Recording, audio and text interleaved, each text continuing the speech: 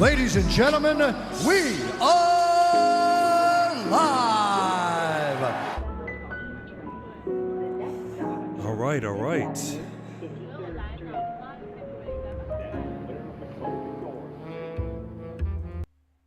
Welcome back to another stream. Okay, so I don't have any clips. Well, I don't have any clips on Twitter to react to, unfortunately, but got a few YouTube videos to react to, of course. And yeah, this stream will be longer, since it's Friday. And my sister, she doesn't have to go to school tomorrow. And what else do I have to say? And that's pretty much. Oh yeah, I will be playing video games for a longer time this time. So I'm playing more Dispatch, and I will have time for college football today, finally, and also might play other games too. We'll see, but that's the plan for today. All right.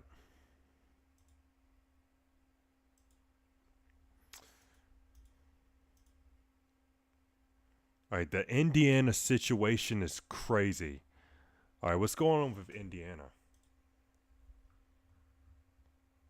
Ladies and gentlemen, boys and girls, hope all of you having a great Thursday. Hope all of you having a great into your week. If not, hope this video can make it a little bit better. And man, oh man, do we have a topic to get into in today's video. It involves, no other than the number one team in the nation, the team that's playing in the national championship. And no, I'm not talking about Miami. I'm talking about the Indiana Hoosiers. You know who the Hoosiers are. No introduction needed if you keep up with college football, even to the slightest. You've seen what they've done this entire season, and we got to clap it up to them.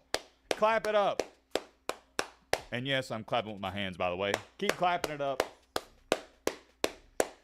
Even if they lose the national championship, it was a heck of a run, and it's been a heck of a season. Congratulations to Indiana, not just the football team, but all the fans, because I think fans are a very important part to every single college team out there. And also, Curt Zanetti, he's done a magnificent job, and I could go on and on and on. You get the point. But I do want to pay my respects to Indiana, give them a lot of credit, because they don't just deserve it. Here's the big difference with it. They've earned it. And I'll continue to give these guys credit even in the reaction video when the national championship's over. A lot of people, including myself, the past couple of years has doubted not just this team, but this program, this culture that Zanetti's trying to build and is building at Indiana. And he's proven me wrong. I'll just come out and say it. I thought the team last year was kind of fraudulent, but looking back on it, no.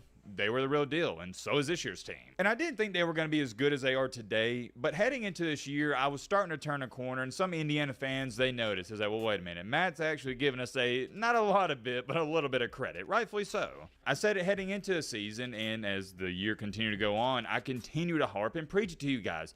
You can no longer look at Vanderbilt and Indiana, great examples, and I put them in there together because they're known as the laughing stock of college football. When you think of Vandy, you go, oh yeah, that's the nerds. They're a baseball school. Occasionally they're good at basketball, but they're not a football school. They suck. They're always year in and year out the worst team in the SEC. And with Indiana, I believe heading into this year, they had the most losses in NCAA history. You especially don't think of Indiana as a football team. What do you associate with that program? Basketball. Well, now the basketball team is mid at best. And when you talk about Indiana, the first thing you're going to bring up until something changes with Curt Zanetti, because I don't see anything changing anytime soon while he's there, is football. This isn't just a football school. This is a really good football school. And let me come out and admit it. Last year, I stated it in multiple videos. Indiana, they're frauds. They don't even have a top 25 win. I thought they were frauds. And what did I say? I mean, yeah, I thought the same way last season. Like, they were just highly ranked, and I had the same criticism as Matt last season. They didn't beat anybody, and then they went on to lose to Notre Dame, and they lost to Ohio State last season. But now this year, they're obviously good. Well, not just good, but elite. I held true to my word. If Indiana can go out here in a second year and replicate the same success they did last year, then I'll start to give them credit, because you can no longer classify it as a fairy tale and fluky run. Anybody can have one random good season. Case an example, TCU, and you see it all the time in March Madness. Well, if you can go out here and have two really good years like Vanderbilt had this year and Indiana has had this year, no, it's not a fluke. You got to put your pride and ego aside. I don't care if you hate Indiana. I don't care if you hate Vanderbilt. And you just got to admit the cold, harsh truth. They're a good program. I know what you're sitting there saying, okay, Matty boy, I get it. But why are you bringing that up? That's a great question, Brad and Chad. I'd love to answer it. Number one, I'd say 50% of college football fans, they didn't think this Indiana football team was going to be that good. They didn't think Indiana was going to make it to their second straight playoff appearance. Number two, I'd say 99.8% of people out here didn't think they were going to be as great and elite as they are now either. I didn't see anyone talking about before this year or heading into a season, oh yeah, Indiana's going to win a national championship. And if you did say it, people would laugh at you. Even if you thought they were going to be good, a fringe playoff team, you didn't think they were going to win the national championship. And you especially didn't think they were going to be steamrolling their competition on the way to it. I mean, come on now. I want you to think about this. Imagine telling someone before the season, yeah, Indiana's going to beat Alabama by 30 and they're going to beat Oregon by 40 in the playoffs. They'd look at you like you're doing some type of drugs. Do you know how insane it is to beat a Power 4 opponent in the playoff by a 30-burger? Yet alone, 2 of them. And it's so funny because a lot of people try to discredit Indiana's stomping over Alabama because what they say, oh, well, yeah, Alabama's got blown out before. Look what Georgia did to them a couple of weeks ago. That Bama team, they weren't that good. Yeah, they won a couple of big-time games, but come on now. Let's see what Indiana does against a real football team in Oregon. And, yeah. And they went on to smash Oregon. Just BTA.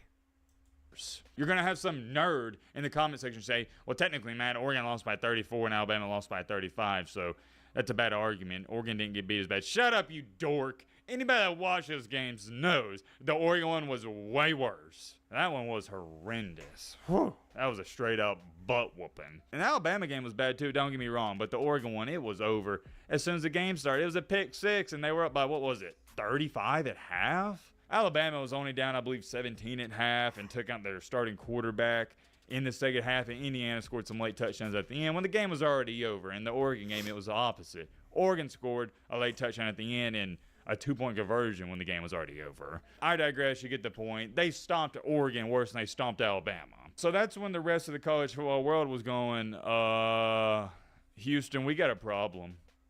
We have no argument. We can't say, well, oh, they beat a not-so-good team. No. Oregon's a really good team. What are we going to say?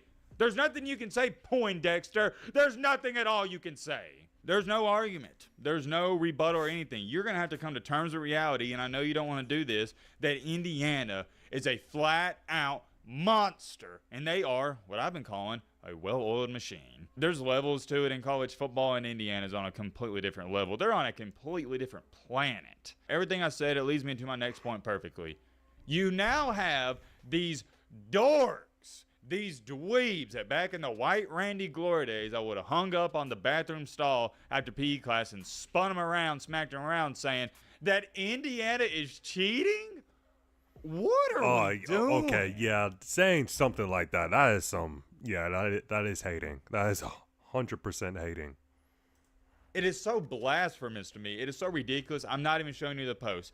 They've been all over Twitter the past 48, 72 hours. You've probably seen it. If you have no idea what I'm talking about, no idea what I'm referring to, people are saying that Indiana is cheating and they have a quote-unquote unfair advantage because their players are way older than the other players, and they're going after all these 22, 23. Yeah, I heard about this critique, but here's the thing. And I've noticed this with Matt. So whenever there's other teams with older players like Vanderbilt, when they had Diego Pavia, he kind of criticizes Diego Pavia for being this older player playing in college football, and criticize Trinidad Chambliss for, or criticize or make fun of Trinidad Chambliss for trying to get another year of eligibility, telling him to, go get a job or enter the NFL draft. Stop. And he says he hates seeing older players, and there's other people are saying that too, but I'm just saying, like, they would say, oh, I hate seeing older players play in college football, but then if you point out that Indiana has older players. If you just say that Indiana has older players, it's hating. I don't understand that. And I think they have maybe one or two 24-year-olds in the transfer portal. I saw something where the average age of an Indiana starter is 23.9 years old. Whoa! So that's older than that's slightly older than the Green Bay Packers starters average age. That's crazy. I didn't even know that. That's wild.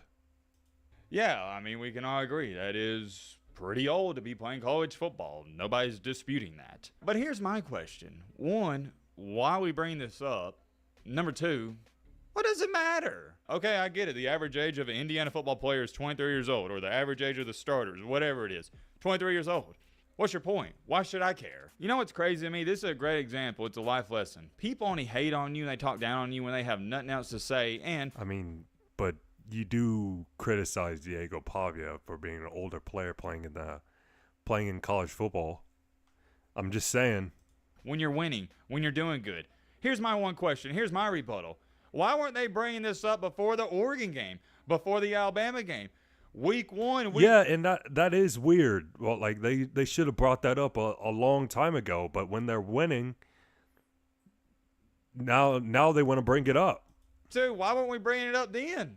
Why? That's my question. You know why? Because Indiana wasn't beating the crap out of teams, and Indiana wasn't a national title contender, and Indiana wasn't in the national championship game. That's why I started out the first couple minutes of this video talking about how people have viewed Indiana heading into this season. This is the definition of a sore loser, and it's a loser mentality. I want you to think about this. I'm going to go over it and explain it to you guys, step by step. The same people that are crying about Indiana being 23 years old, all the players, were the same people saying, oh, they're fraudulent. They can't beat Ohio State. They can't beat Alabama. They can't beat Oregon. They can't win a national championship. It's the same people that were calling them frauds heading into the season. What did Indiana do? They shut up, beat the crap out of everybody, proved them wrong, and now those people are picking a new argument. And it's just a flawed one at that. These losers out there are going, they kind of got me there. I guess I can't call them frauds anymore. Well, what can I say? They just start digging. I mean, who in their free time even found out this information that the average starter... Indiana has a team full of players that should be in the NFL or working a full-time jobs by now. Average age is 23 years old. That's an NFL practice squad team. For Indiana's 23 years old. And here's why it doesn't matter. Because one, let me just get this out there. This isn't cheating, okay? I don't know why people are labeling it as cheating. It's not cheating. That just sounds dumb. Number two, and this is why it is so stupid to me, and I hate I'm even having to get up here and talk about this, but I've had so many people sending it to me, so we just got to get this video done with. Not that I don't want to make the video, but y'all get what I'm trying to say. I feel like I'm losing brain cells even speaking on this. You do understand if you were one of these losers saying, well, Indiana's got 22 and 23-year-olds on their team. That don't seem fair to me. Your favorite team, whoever you go for, let's just say you're an Ohio State fan, you're an Oregon fan, it doesn't matter. You don't like Indiana, your favorite team, your head coach of your favorite team, he could have got the guys that Curt Cinetti got. Like, what are we talking about? It'd be way different if Curt Cinetti created these guys in a lab and he got them shipped over from some other country and he was the only person who had access to these players that are now winning these games for him. But that's not what happened. What has Mendoza been saying in the post-game interviews? Yeah, we're just a bunch of scraps or something along those lines. I'm paraphrasing, a bunch of guys that nobody wanted, and we're just piecing it together. That's what it is. These are a bunch of nobodies, a bunch of 2- and 3-star recruits that had decent seasons at some random schools like Chattanooga State Water Aquarium Community College. And Cinetti's like, I kind of like that guy, even though he doesn't have a bunch of offers. I'm going to get him. You know why? He produces. By the way, different video for a different day. Curt Cinetti doesn't recruit off of stars. He recruits off of production. He doesn't care if you're a 5-star or 1-star. If the 1-star has 75 catches for 1,400 yards and the 5-star has 45 catches for 800 yards, he's going to go after the 1-star. He values production. Yeah, production and whoever fits his system, basically. If you think I'm lying, I'm going to pull out this graphic. Indiana's recruiting ranking in 2025, 53rd, 2024, 60th, 2023, 59th, and 2022, 29th. It's just been getting worse since 2022. You know why it's been getting worse? Because Cincinnati, he uses the portal. That's why he has all these 22 and 23-year-olds. I don't care. There's nothing wrong with it. He's not breaking the rules because everybody could be doing what he's doing. I've never seen anything like it. Indiana has, and I mean this with all due respect, and they've been saying it, not me, Mendoza, a bunch of scraps, a bunch of guys that nobody wanted, and they've pieced together a team. They're now winning games, and the fans of the teams and head coaches that didn't want the guys Indiana's winning with is going, oh, well, that's not fair. They got old players. Buddy, they're winning with players your favorite team's head coach didn't even want. I'm going to go back to this. It's the word of the video. It's a loser mentality. Have you ever noticed, not just in sports, but in life, losers, they always have an excuse as to why they're losing. It's always, oh, woe is me, pity me. They always got some sob story and they think the world's out to get them, but it's not. You're just a loser. Losers always make excuses. Winners never make excuses, and they always take full accountability, even if it's not their fault. Here's what you should say if you want to be a winner in life, but you're probably not going to be if you're one of these people hating on this. You should go, that's a great strategy by Cincinnati, getting older veterans in the portal. My team should do that and keep it pushing. But instead of taking notes out of Curt Cincinnati's playbook and his strategy he's implemented, you're going to go, they're cheaters. And you're not even going to try to give them credit. It's just sad, man. It really is. And look, I know Big Ten fans, probably Indiana fans, they hate my guts, but there's one thing you can't say about me. You can say whatever you want. I'm this, I'm that, but I always give credit when credit is due. I think I'm a very reasonable guy. I call things for how I see it, and this is just black and white to me. Indiana, they're not just a great team. They're not an elite team. This is one of the best college football teams I've ever watched. Indiana's the best team in college football, and it's not particularly close. I guess some people out here, they just have a hard time admitting that stuff, and they refuse to believe it. Here's the crazy part. If they wound up beating Miami, and I'm not making this a prediction video or anything like that, we'll probably do that tomorrow, Saturday, people are still going to come up with excuses. Just remember what I told you in this video. If somebody's coming up with excuses like that, they are losers. Many more things I could say. We're going to end it off here. Let me know your thoughts down below. Yeah, pretty interesting stuff, but I think there's, like I just said earlier, I think there's a little bit of a double standard. You know, we make fun of Diego not me, but dudes make fun of Diego Pavia for being an older player playing college football, saying that, oh, he should try to go to the league or get a job. But when Indiana has a team full of older players and somebody's pointing that out, it's hating. I don't know. That might be stupid to say, but I just noticed that.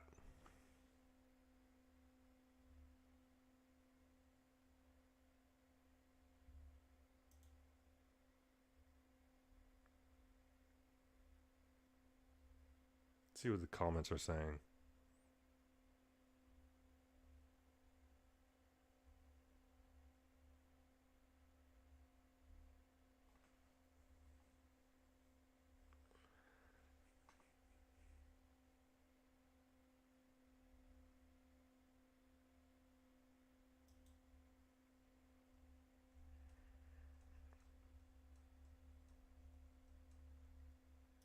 I'm trying to. All right, Texas is creating a super team, and Ole Miss is falling apart. All right, man, let's go. Not to overhype this situation, but there's no sugarcoating it. It is a big blow losing not just one of these guys, but both of them. I'm being dead serious when I say this, and I'm talking to all my Texas fans, so I want your answer in the comment section. Does Texas just have unlimited money or something? The past couple of years, Texas has spent roughly $20 to $25 million on their team. Well, in 2026, it's looking like they're going to spend upwards to 40 or 50 million.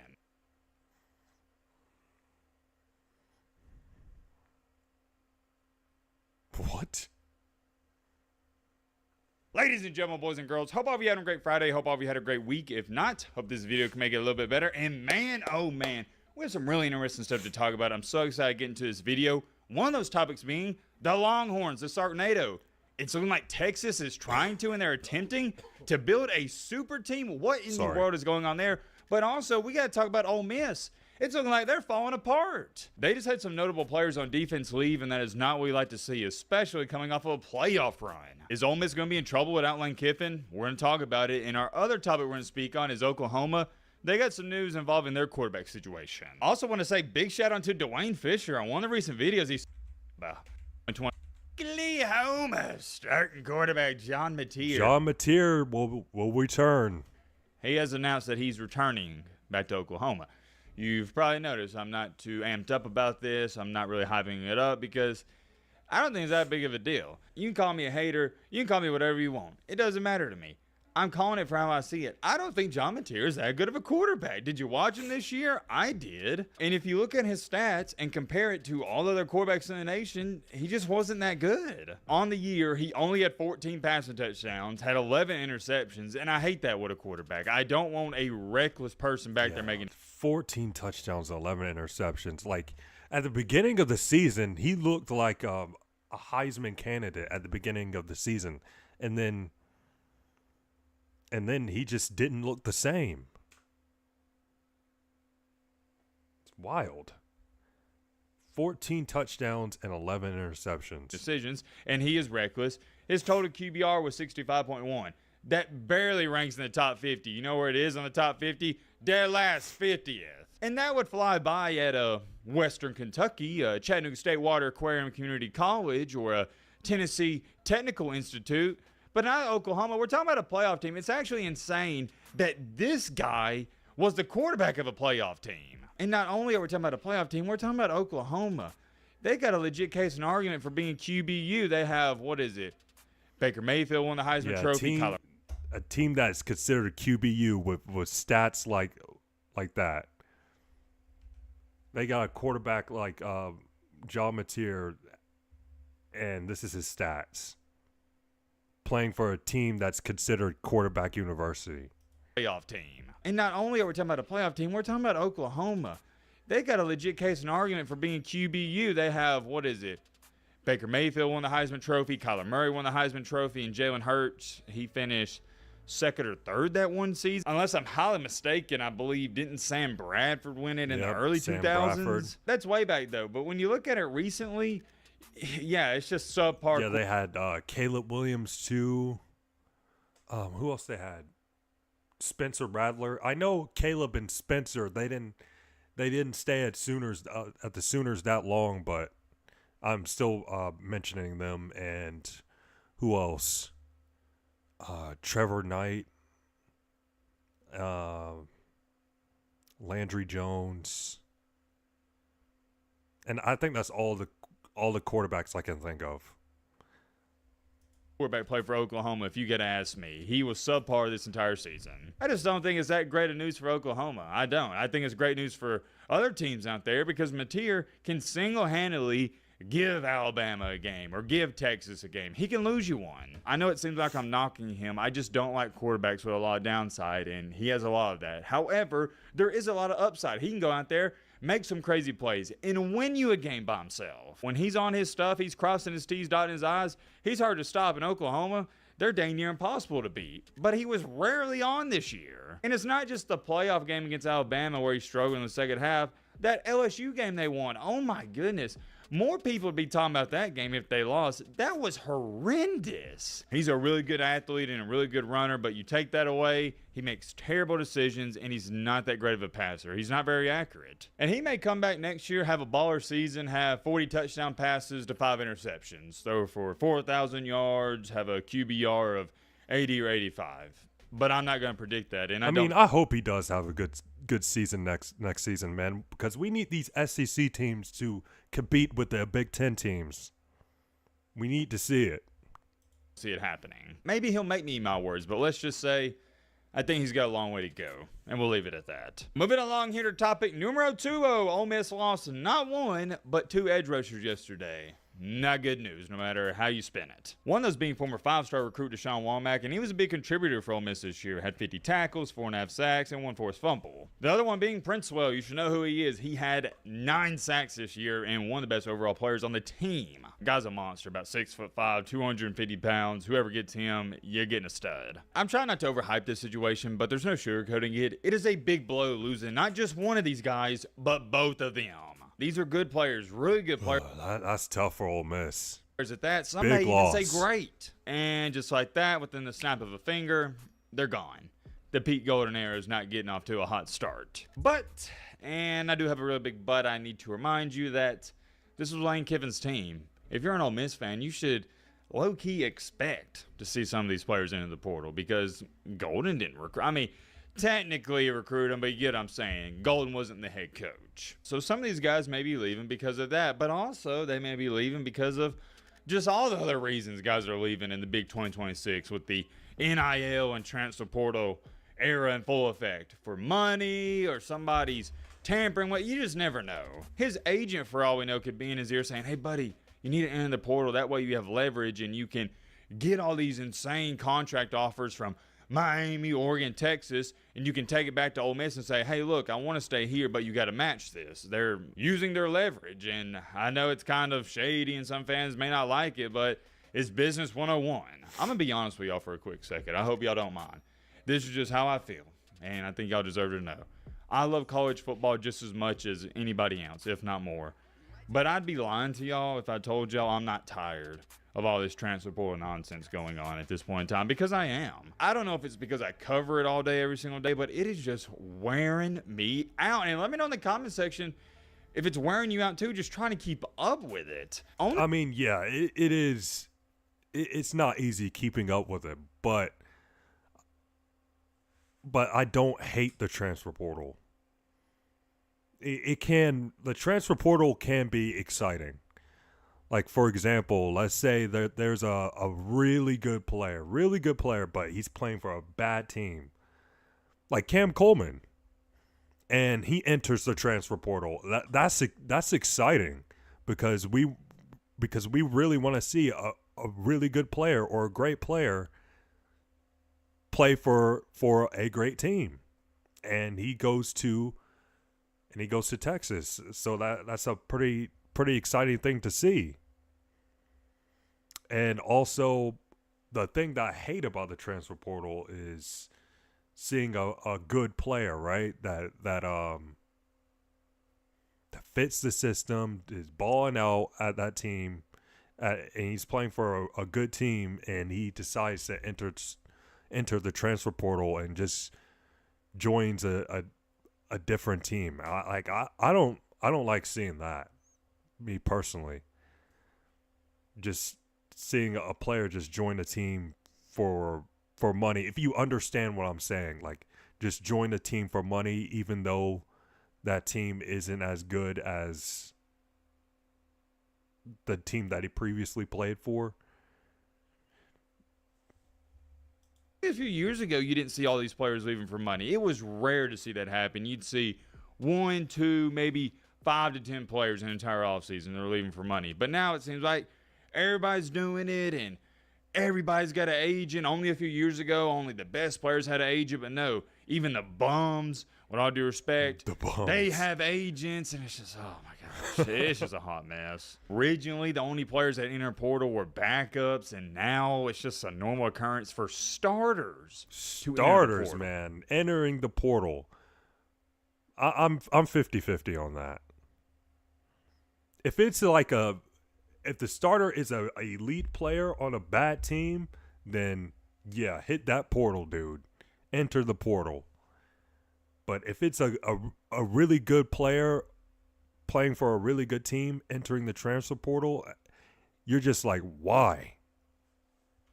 The whole intention of the portal was it was being created so backups could leave, go elsewhere, and get playing time, not starters. And if it seems like I'm ragging on these Ole Miss guys, I'm not. Like I told you, don't hate the play. Obviously for the money, that's why.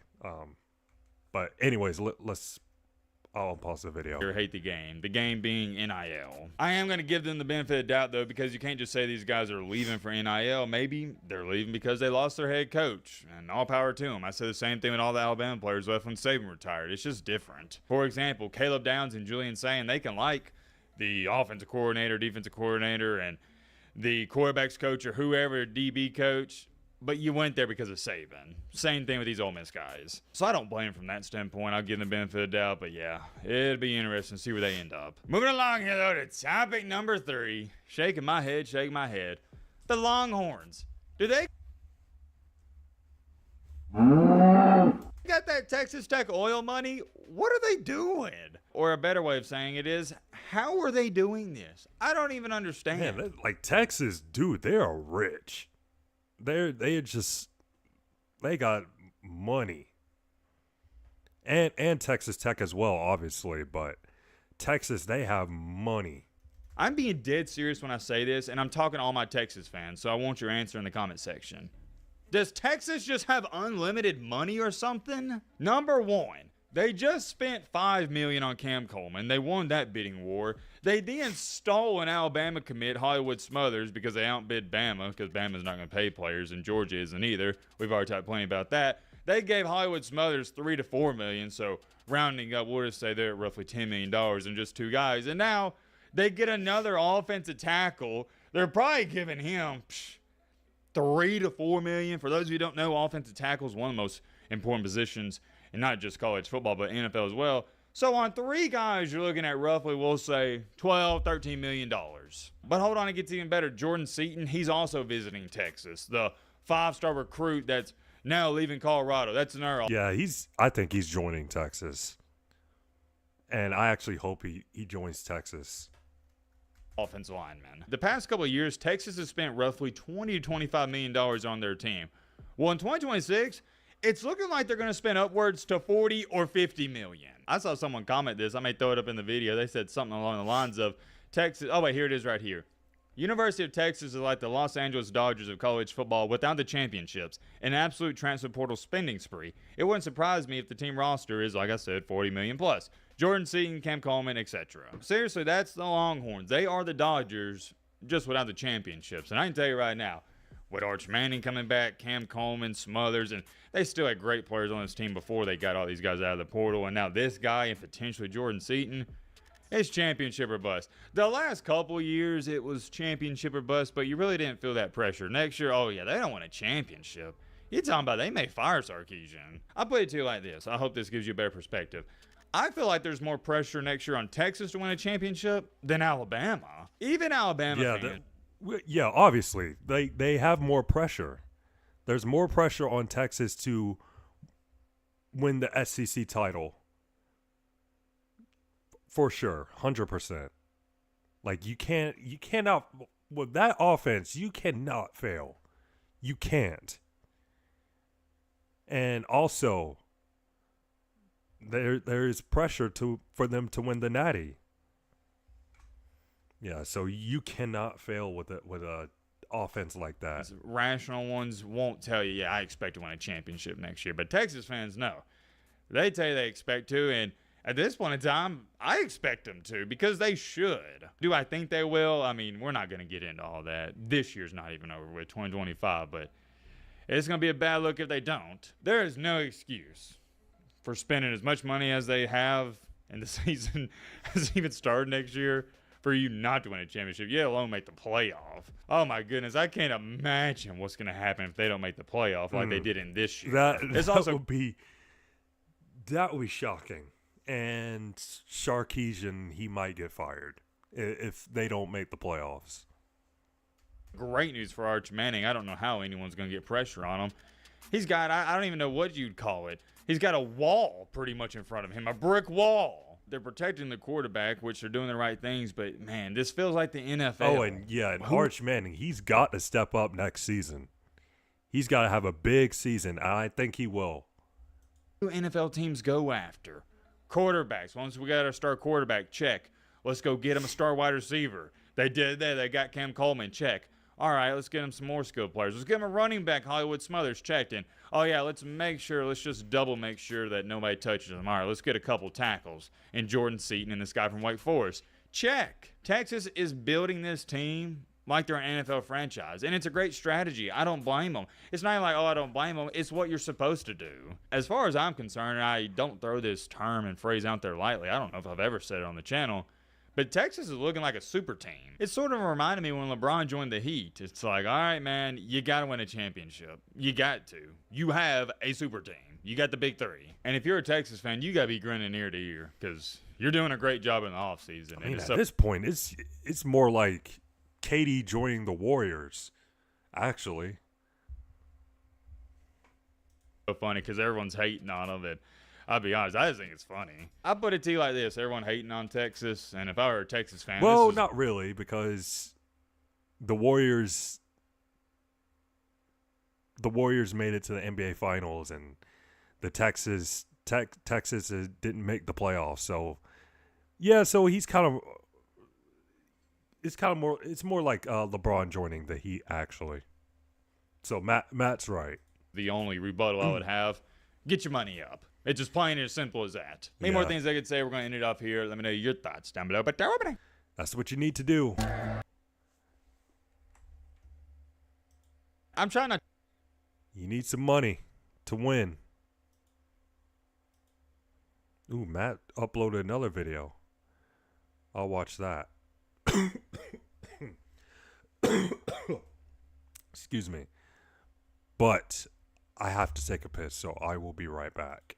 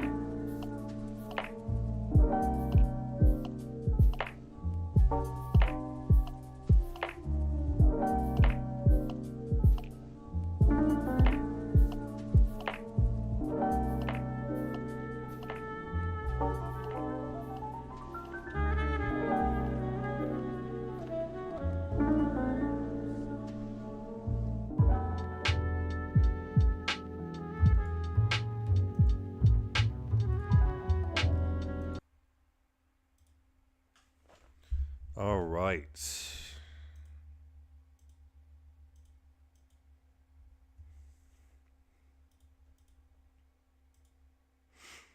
All right, new video. College football has a problem, and I know how to fix it. Let's go. Friday. Hope all of you had a great week. If not, hope this video can make it a little bit better. And man, oh man, we got to talk about a big problem that college football has. And guess what? Your boy Matt has the answer to it. I know how to fix it. And that's what we're going to be talking about in tonight's video. Or whenever you're watching this, it may be uploaded in the afternoon when the sun's up. But you get the point. As we know, there's a lot going on in the college football world. From the playoffs, from the transfer portal to NIL, head coaches. They're getting fired, they're joining new teams, and the list goes on and on and on. And we've covered it all up until this point on the channel. And there's still some stuff lingering around, but the one thing I've been meaning to talk about for weeks, and more so months and years, is this right here. I'm referring to and talking about no other than the transfer portal problem. Now, I know what you're sitting there, Timothy and Bobby. I know what you're sitting there saying.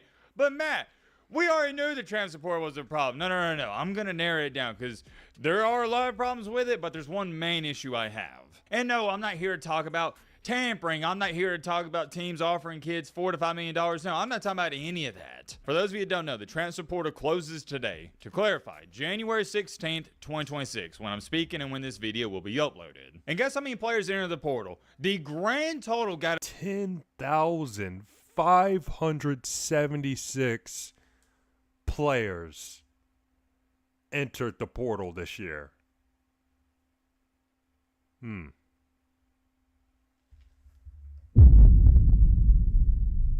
Up to over 10,000. Let me say it again.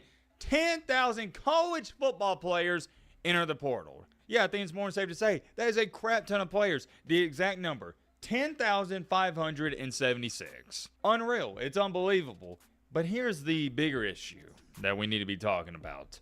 Over 6,000 of those players, really I should round up, nearly 7,000 of them are still actively in the portal and they're looking for a home. Guys, that's more than half of the players that have entered the portal, they haven't found a place to play. And that needs to be talked about more. We always speak on, oh, well, this guy's entering the portal and players are going here, they're going there, but we never talk about the players that enter the portal and they don't find a home. They don't go elsewhere because teams aren't reaching out to them left and right. What do we do on the channel? We just cover the big guys, the notable transfers like a 5-star quarterback in the portal. That is literally more than half.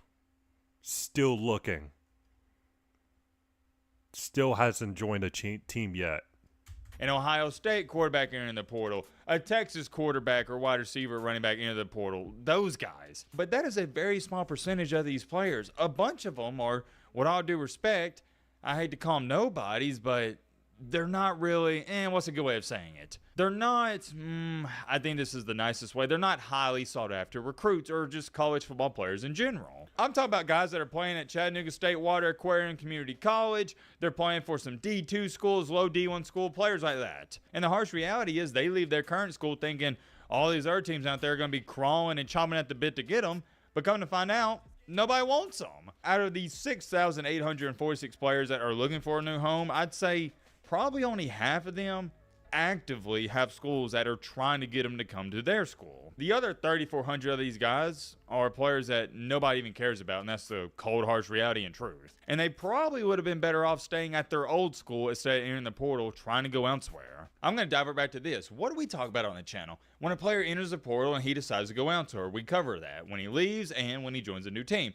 But we don't talk about when a player at a no-name school, we'll just say like Chattanooga State, he enters the portal and nobody recruits him and he's just left out to dry and he's not even going to be playing college football anymore. Because if you play at Chattanooga State, you enter the portal and nobody wants you, well, it's hard to go back to Chattanooga State because that coaching staff's going to go, oh no, you turned your backs on us. We don't even want you to come back now. That happens. Although we don't know the exact number, there aren't just a few or tens. No, there are hundreds of college football players every single year that have been entering the portal. Nobody goes after them, and they don't even get to play football the next season. I know it's cliche and corny, but I gotta say it. These players are finding out that the grass isn't always greener on the other side. You got a lot of people saying stuff like this, and this is a great comment. I bet if you required agents to be actual certified agents, this number would dip by thousands. So many kids are being used as a pawn for a quote-unquote handler payday. It's disgusting. I agree. You see all these random agents representing these college kids. Here's a problem with it. They're not even legit. These are random Joe Schmoes who have conned these young men, and that's what they are. These aren't professional athletes, really. I know you're like, well, man, they're getting paid. They're professional athletes. You know what I mean. These are young guys. These are 18, 19, 20-year-old kids.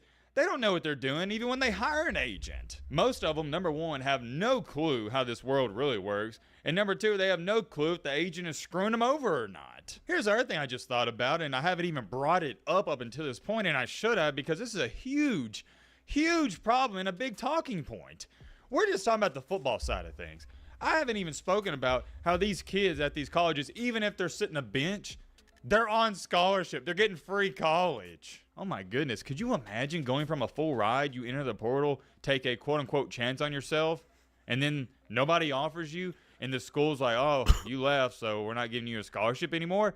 Then you're really screwed. Because at that point in time, you're not even worried about football. You're worried about, well, dang, what am I going to do with the rest of my life? I no longer am going to be getting a degree unless I pay for it. And you wouldn't even have to pay for it if you were just stuck it out at that university in the first place. Oh my gosh, that's a whole nother element to it. And I'm glad I thought about it while I'm making this video. Because we just talk about the college football side of things. We don't talk about the education part of it, where if you are assigned to a school, you're getting a scholarship, even if you're not playing or not. That is a whole nother element to it. But I think you get the point. I'm not going to sit up here for the next 10 minutes and tell you how big of a problem this is. You get it. It's a problem. And it's not a problem for these colleges and universities. Let's get that clear. It's a problem for these young men out there. And I get it. I'm going to go over this again. I know all of you are going to run to the comments and say, Matt, they're getting paid to play. These aren't young men anymore. These are professional athletes. No. You guys like Arch Manning, your quarterback at Ohio State, Alabama, Georgia, wherever. Yeah, they're getting paid a little money. But a vast majority of these 6,846 players that are still in the portal, they're not getting paid anything, and they won't get paid anything. They are young and dumb. They have no idea what they're doing. And I remember being 18, 19, 20 years old. You don't even know what you want to eat tomorrow. I mean, you change your mind up all the time. I don't feel bad for the 23, 24, 25-year-olds, because that's close to when your frontal lobe as a male, it starts to fully develop. But the younger cats out there, 18, 19, 20, I do feel bad for, because they're dumb. They don't know any better, and they're getting misguided. So how do we fix this? That's a great question, Timothy and Bobby. Great question. I'm about to answer it. I'm going to break it down step by step. We're going to start with true freshmen. Let me say this again, and I'm going to continue to clarify. True freshmen first, not a redshirt freshman, true freshman. If you don't know the difference, I will explain it. A true freshman is somebody who, in their most recent year, was in high school. You get to, we'll just say for this video, you go to Alabama, and you're not redshirting. It's your first year there, you're a true freshman. A redshirt freshman is somebody who has been at a college or university for 2 years. That's the difference. We'll say it one more time. I know it can be confusing for some people. A redshirt freshman has been at Alabama for 2 years. A true freshman has been there for 1 year. Here would be my rule for true freshmen. You cannot enter the transfer portal after just 1 year out of college. If you're a true freshman, clarifying again, you have to be there for 2 years. Or if you want to transfer, you have to sit 1 year. So let's say hypothetically for the sake of this video, White Randy, he signs to Alabama coming out of high school. Doesn't play a lot as a true freshman. He's like, you know what, I don't like it here. Well, you can leave. You can enter the portal. That's fine. But you're going to sit one season. So if you want to transfer from Alabama to, we'll say, Georgia, you can go to Georgia, take classes, but you're going to be sitting the following season. I think that's fair, especially for the younger guys, because they don't need to just be allowed to up and leave as soon as they get to college without any repercussions. For redshirt freshmen and the remaining players, whether you're a sophomore, junior, senior, here would be my rule. Everyone after their true freshman year gets one, not two, not three, not four, not five. You get one free transfer. That's it. And I don't care if you're a super senior medical redshirt 34-year-old and you've had six season-ending injuries. No, you don't get multiple transfers. You get one free transfer. I don't care if you're pulling a TJ Finley. You don't get multiple. One and only one. And I'm not saying you're not allowed to transfer again, but here is my repercussion for it. After your one free transfer, you have to sit out 1 season, but you can do it multiple times. Let me explain. So let's say White Randy, he goes to Alabama. He redshirts his freshman year. He plays a little bit the next year, and then he plays as a sophomore, and he's like, you know what? Things aren't working out. I want to enter the portal. That's fine. You get the one free transfer. You don't have to see it. White Randy, he transfers to Georgia, and now at this point in time, he's a redshirt junior. Goes to Georgia, come to find out, Kirby Smart lied to him. He's not playing that much, or for whatever reason, he just wants to leave Georgia. Well, that's fine. You can leave, but you have to sit out a year. I think that's fair because, look, you got the one free transfer from Alabama. Okay. Things didn't go your way there, and we, or whoever it is, I guess you'll just say the NCAA, we're giving you the benefit of the doubt. But you want to leave an Earth School in Georgia? No, man. You're not really learning any life lessons there. You got to sit down a season. Well, it's okay. You can go, but you're sitting out. So White Randy leaves Georgia. He transfers to Chattanooga State because he's like, oh, yeah, Chattanooga State, I'll be guaranteed to start. I'll be the star player there. We're going to be sitting out that year, and then you can finish your career as a senior or whatever you'd be, a junior, senior. You get the point. You're just sitting out. But even after that, we'll throw in another hypothetical. It doesn't work out at Chattanooga State. Let's say White Randy wants to transfer to sorry and sucky Nebraska. That's fine. You can do it. But you got to sit out another season. Now, I know what all you're sitting there saying, and it is a good rebuttal. Well, Matt, that's then going to create all these 25, 20. Yeah, that's what I was about to say. Like, you hate to see older players playing college football. Then that would mean 24, 25-year-old players playing in college football games. So, but let's hear him explain. 6, 27, 28-year-olds in college football that you have told us you're not a fan of. And yes, you are 100% right. But here's my counter argument to that. If a guy's playing college football as a 25, 26, 27-year-old, he's probably not that good in the first place. Secondly, I much rather these young men learn something by sitting out than just being able to play year after year after year with no repercussions, and they can just do whatever they want and they don't learn anything. I didn't come up with this. I don't know who said it. Maybe it's a quote from a famous coach, but I saw it somewhere and I was like, you know what? That's pretty good. You know what the best teacher is?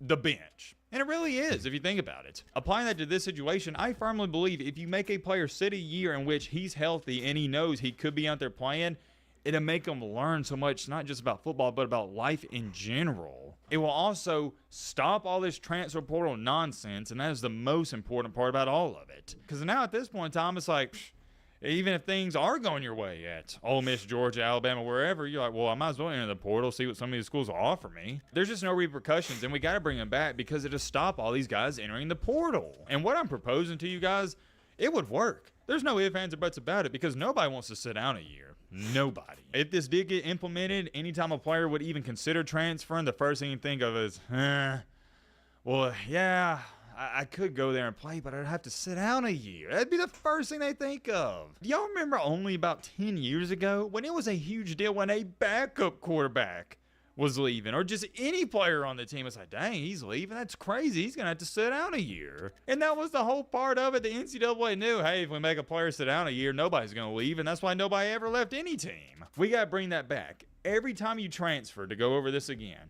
after your one free transfer, which I think is fair, you're sitting out one season. That is how we fix this. I'm telling you, somebody needs to take this idea and run with it. Meanwhile, Yeah, and that would 100% slow down the, like just lower all, you see what I'm saying? Like just stop people from entering the transfer portal. Not a lot of people would enter the transfer portal if something like that happens. Because like he said, nobody wants to sit down a year. They don't want to do that.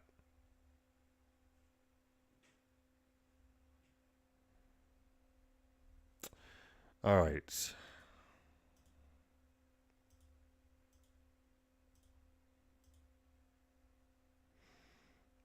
All right, what's next?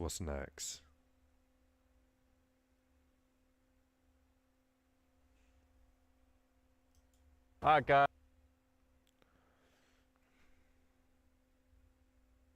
Bears fans versus Packers fans. All right, let's go. Guys, we're back in Chicago right now. We got back to Minnesota off the big road trip and went right back to Chicago. We took a little mini road trip yesterday, got down here. I am taking my friends to a Packers game. This is my boy Jojo, if you don't already know. Say me.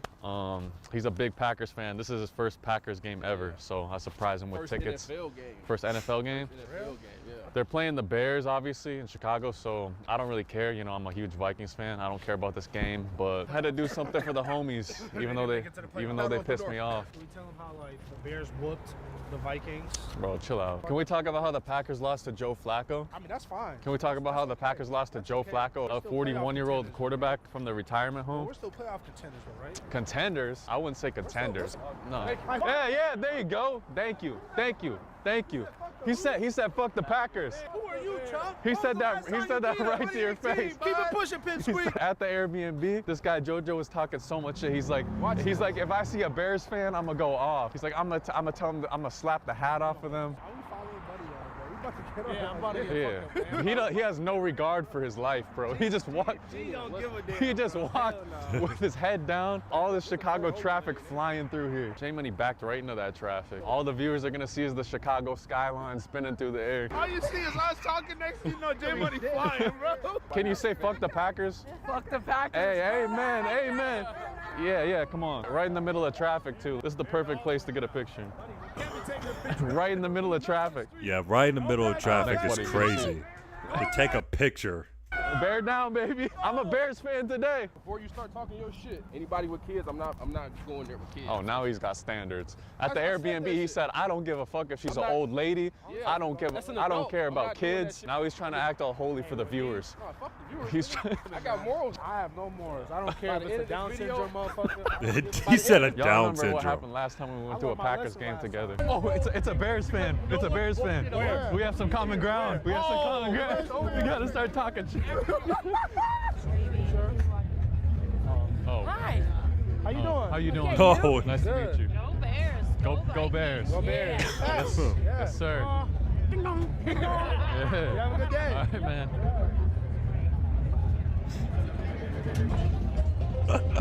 Bro, see? Last time I had to hold it back. You know what's? Fuck that, bro. You gotta let them have it. I let him have it, bro. I'm lighting him up. Don't hold him back this time. Bro, that's fucked up. Look at that dude's shorts. Holy shit. He might as well be wearing underwear out here. That shit was riding up into his ass crack. I think I saw a nut poke out of that shit. Let me hear your hard count. They're gonna jump. They're gonna jump. They're gonna jump. Ready? Green 19! They didn't jump, bro. That shit was weak as Oh, hell. they're not Green jumping. 19! Hey, can't. Dude, I want to do this in public. I'm not gonna lie. I would love to do this in public with my friends. Do a hard count. Can. Let me hear yours. Blue 52! He does the made up shit. He doesn't even do a real hard count. Blue 52 is an actual Who the count. fuck says Blue 52? That's from Blue Blue Mountain 52? State. Let's go, baby! Hey. Let's go, baby! Go back, go, baby! Go back, go, baby! Nah, fuck the Packers, bro. Go back, go! Yeah, we're trying to find it right now. We called an Uber. You got an accent, bro? Yeah, we're from Australia. You're from Oh, Australia? You Aussies. flew all the way here for this? All the way from Australia, man. That's wild. Damn, that's dedication right there. That's a long ass flight. Do y'all be having like kangaroos and shit out there for real? Or is, really? Yeah, there are a few of them. Do they actually like box and shit? Yeah, some of the red ones they have back do. Really? Yeah. I've always wanted to box a kangaroo. They'll shred you to bits. They got big claws and everything. For real? Yeah. Bro, look at that dog, bro. Hey, Yeah. What's up? look at the nutsack hanging off of that thing. Damn, this is a big ass dog. What type of dog is it? It's a great day. A Great Dane? That's crazy. Do you ever have sex with it? Well, oh my, Do you ever have sex? why? Why would you say that? With it? Shocking. No? I had to He ask. said no shockingly. Why say shockingly? He protects you though, no? That's good. This is our driver. Ooh. That's our driver. What's his name? Go Ted. For now. Fuck up, bro. Oh, it's some barbecue. This is Goten in 50 So it's years. a unk. You got me so fucked up. That's been in 50 years right there. Where? Bro, It's you, a barbecue unk. bro. Ding dong. Ding dong. That's the new handshake We got today. some- We got trouble. Shit. Bears are gonna be down bad. Yeah. I think Green Bay's gonna go home crying. You think so? Amen. Everybody can have dreams, bro. Ding dong. Got the ding dong. Baby. Good luck, guys. Ding dong. Ding dong. Ding dong.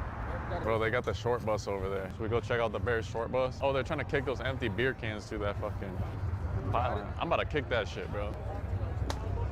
God damn. This is the game-winning field goal. Watch this. Go ahead. He's gonna miss it. Hey! accuracy, bro. I got that fucking Will Riker accuracy. 1000% all time. I was about to start roasting them, but no, I can't. They're being too nice. I was gonna say it makes sense why Chicago fans have a short bus over here. What up? What up, dog? Can I have a beer, bro, please? Yeah, of course. I'm a Brett Favre fan, you know, even though I'm not a Packers fan. Oh, thank you.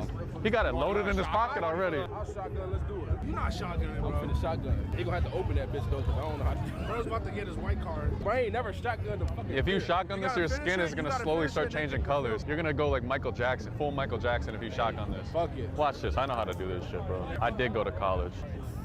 Oh. 3, 2, 1, go. Oh shit. Oh shit. Damn. This motherfucker's better than I thought. He's a frat boy at heart. Woo! You gotta kick the Yeah, you field gotta goal. kick the field goal. Why'd you crumple it up? Now with I these- mean, I wouldn't do that with beer, but maybe with soda or a can of sparkling water. But I just wouldn't do it with a beer because I don't drink alcohol. not with these, gang. Hell no. Hell no. Oh, you Hell crap. no. Bro didn't even get it off the ground. I got a question for you though. Yes, sir. Do all Bears fans ride around on a short bus, or is that just you guys? It's just y'all? Wow. I mean, it's I was- where I belong. Sorry. Yeah, I was gonna say it Look makes around, sense, they you got know. Andrew. My buddy and his dad have been season ticket holders since the 80s. Oh yeah. His son and myself and 2 of our buddies have been doing this for the last like 10 years. That's what's up, man.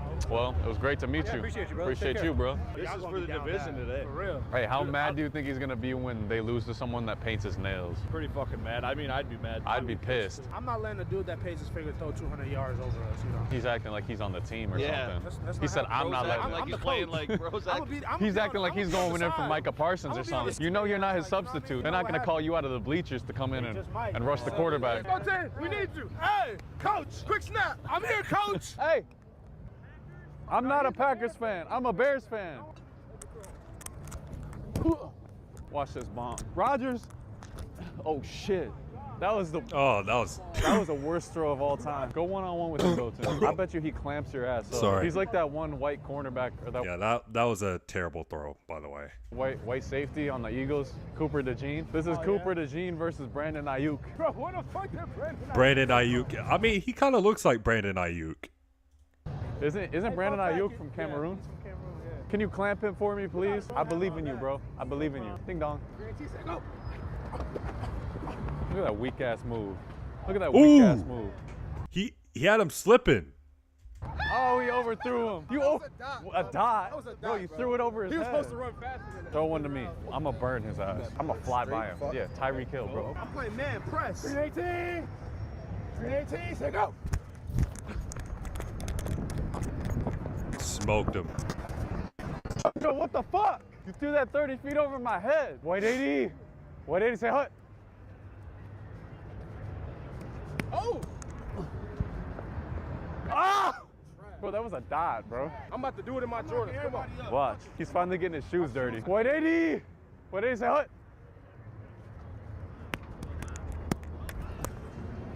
Dot. Bro, why do you Nobody- stop running? This is JoJo running his route. Nobody's catching the ball. Watch this shit. Say go. Ah, that's all. I would have picked that too. If that throw was on him, Ready, say go. bear down. Bro, what is up with you overthrowing everyone? He's a Bears fan. Fuck it. Just overthrowing everybody. You jumping off sides and shit. Nah, I'm not. I'm still outside. Offside. I'm still outside. 5-yard penalty. Oh, Ooh. Oh, I thought he picked it off. what the? What was that throw? I burned his ass, bro. You underthrew it. I heard his Jordan scuffing on the ground, him sliding like an ice rink, bro. Look, he scuffed his J's and everything. Oh, he messed So up his fucked Jordans. Bro, Fuck. I missed the ball. Oh shit. Finally. that's him. Green 19. It's a hut.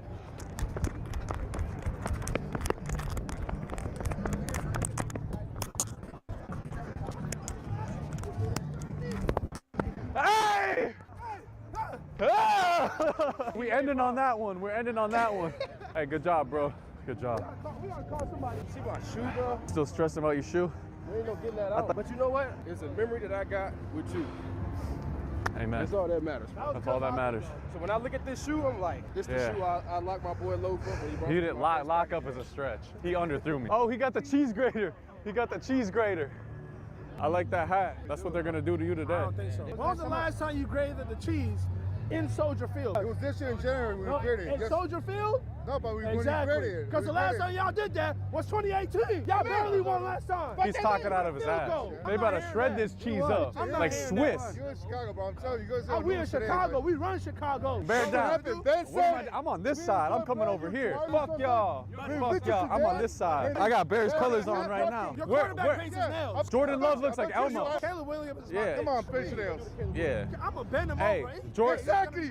Motherfucker. Bend him over. Yeah, that's how you know he's a Packers fan. I own Caleb Williams. We own Soldier Field. It's some gay shit. We own He the might be Bears. on the team.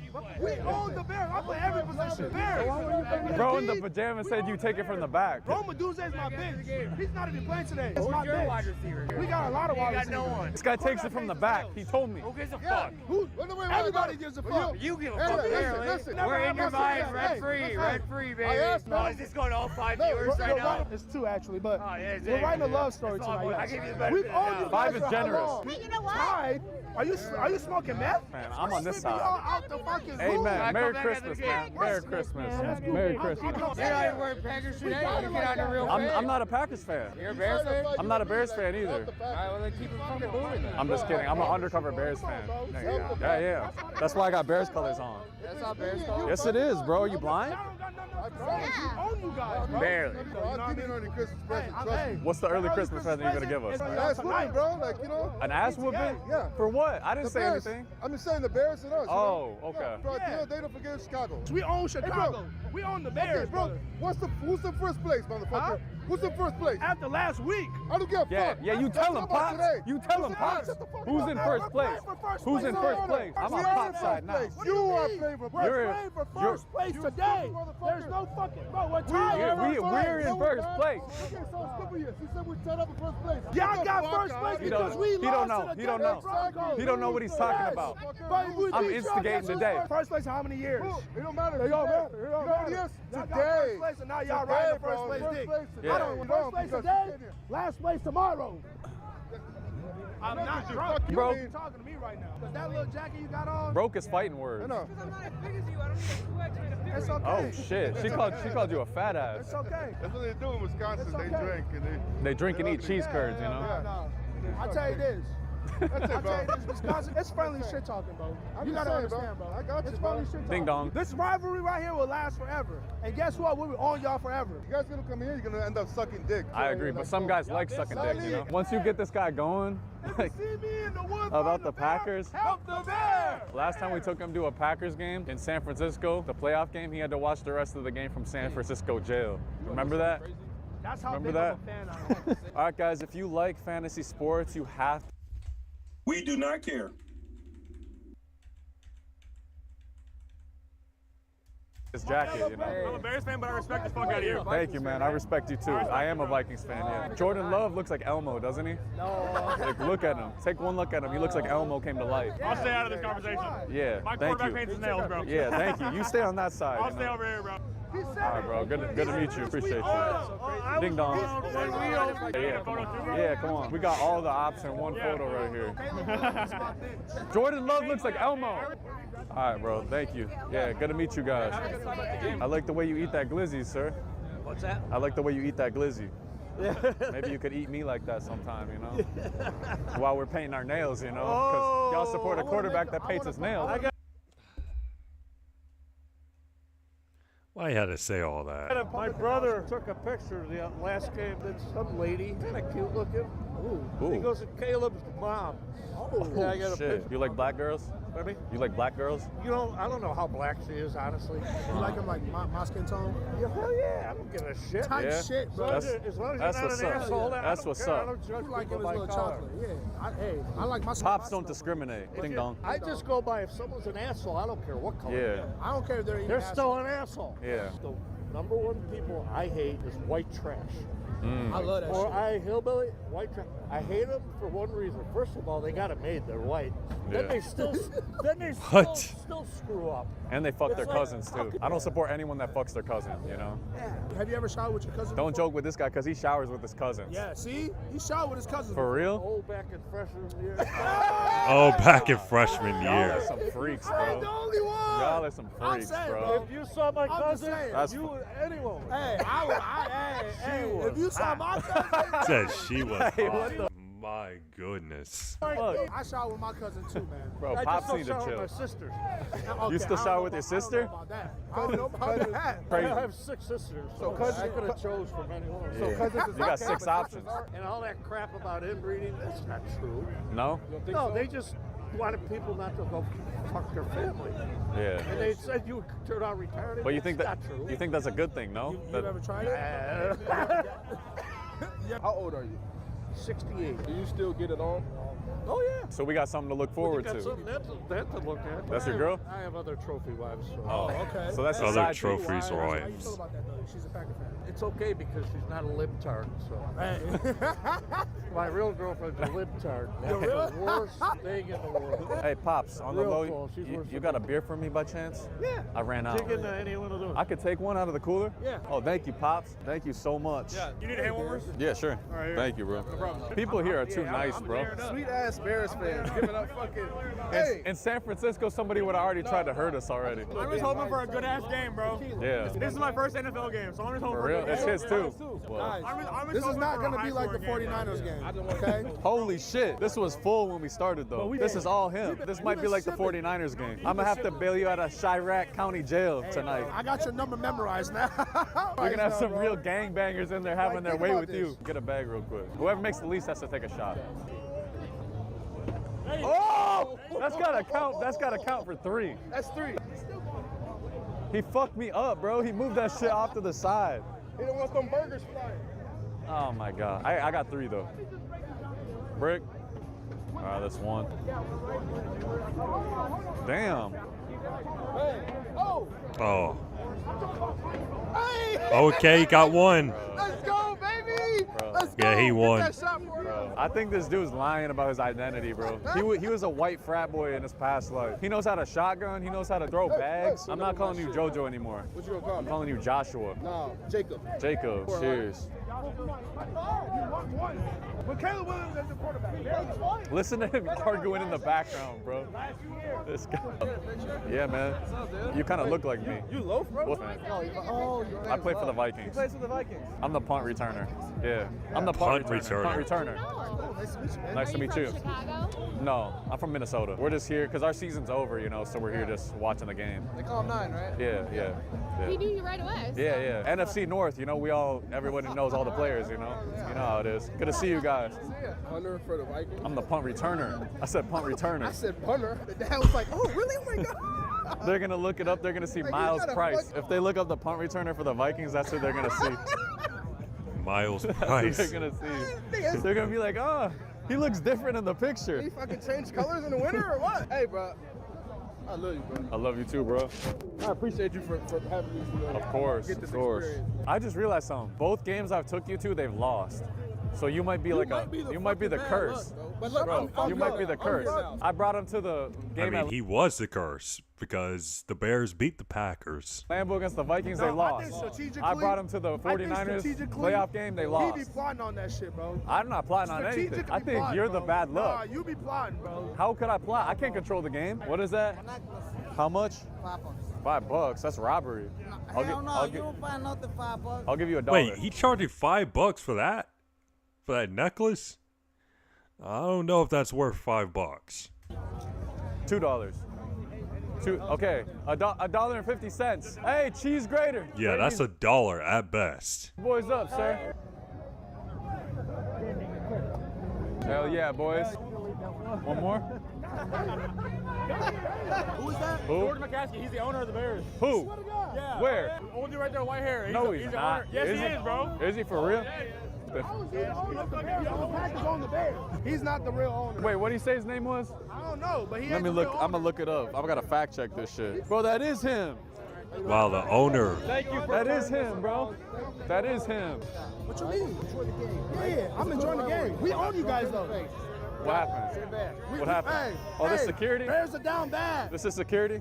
Yeah, Oh, that's what's up. Let's be for real, guys. Who really owns the Bears? We do. We do. We own the Bears. No, you don't. We own the Bears. Let's go on vacation in Green Bay. Yeah, nobody. I'm on your guys' side. What up? What up? Yeah. Hell yeah. Good to meet you, bro. I'm not with them. Oh, thank you, sir. I appreciate you. What up? funny as hell, bro. Thank you, bro. I appreciate you. Hell yeah, dog. You saw Buddy choke the shit out of me? Nah. He literally was like, Security? no, the owner. owner? That nigga. Bro. Wait, the owner choked him? Oh. Yeah, he did. Yeah, he grabbed him by the neck. He did. How much for the tea? They're 25. I'll give you $5. She said give you I'll give you $5. $6. I'm from Cleveland, Ohio, man. Come too far, Cleveland. baby. 25 is robbery, though. I'm gonna call the cops on you. I'll call them. I've been to jail before. I'm just kidding. Hey, Santa, I got a question. Did you get my note? Can I get some methamphetamine for Christmas? A win is a win. You're right. Please? I don't know, you Bears fan or Packers fan? I'm whatever you need me to be. I've been a good boy. I don't know why. Every time I see his face, he looks like Elmo. He kind of looks like you a little bit. You kind of look like Elmo, too. Don't ever say my Pookie Bear look like He's him. an ugly-ass dude, though. Jordan Love? He looks like Elmo. Bro, don't disrespect Jordan Look Love at like him, that, bro. He's pretty as hell. No, he's not. I have my Whoa. way with him. How long have you Of course. What are we talking about here? You would. 20 years. Yes, sir. That shit's gotta smell horrible. Have you washed it?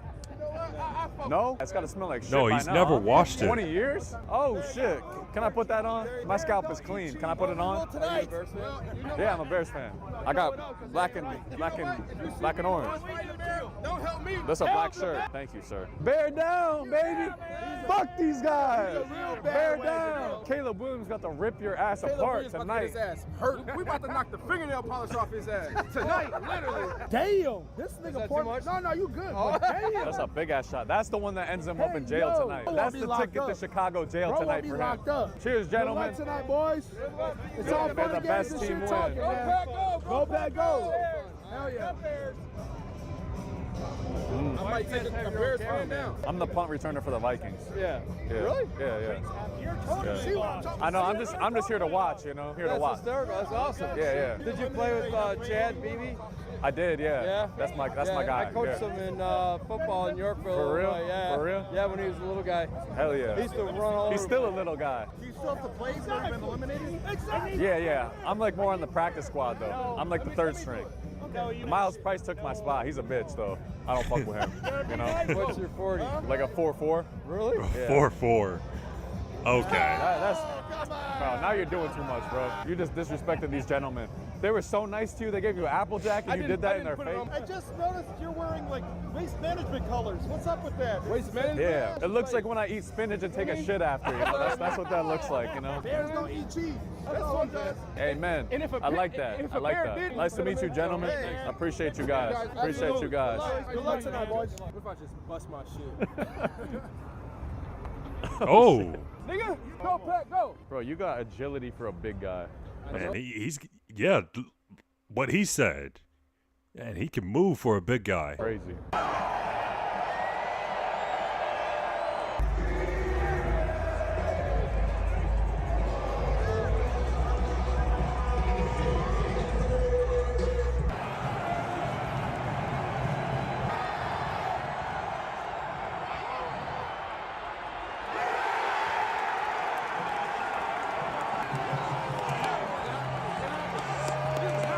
Turnover on down.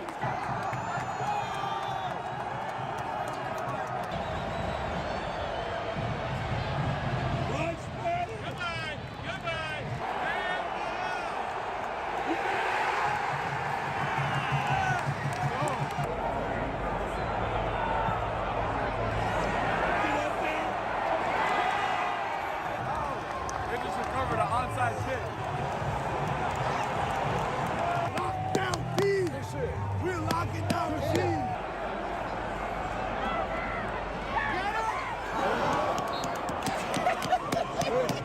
They got one play left. this is the overtime win. The Bears overtime win right here.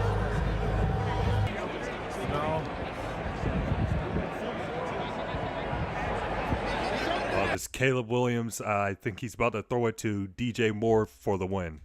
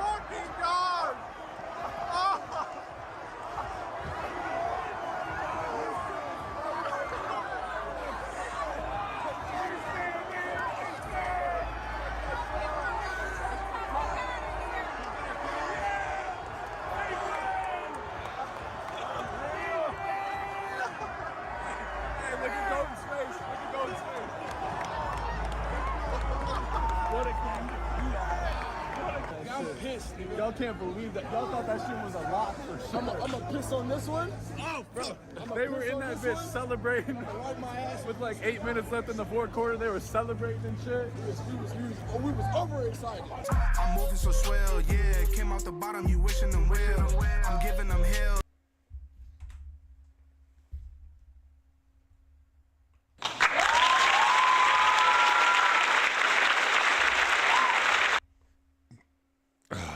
Excuse me. Okay. Now let's move on to UFC.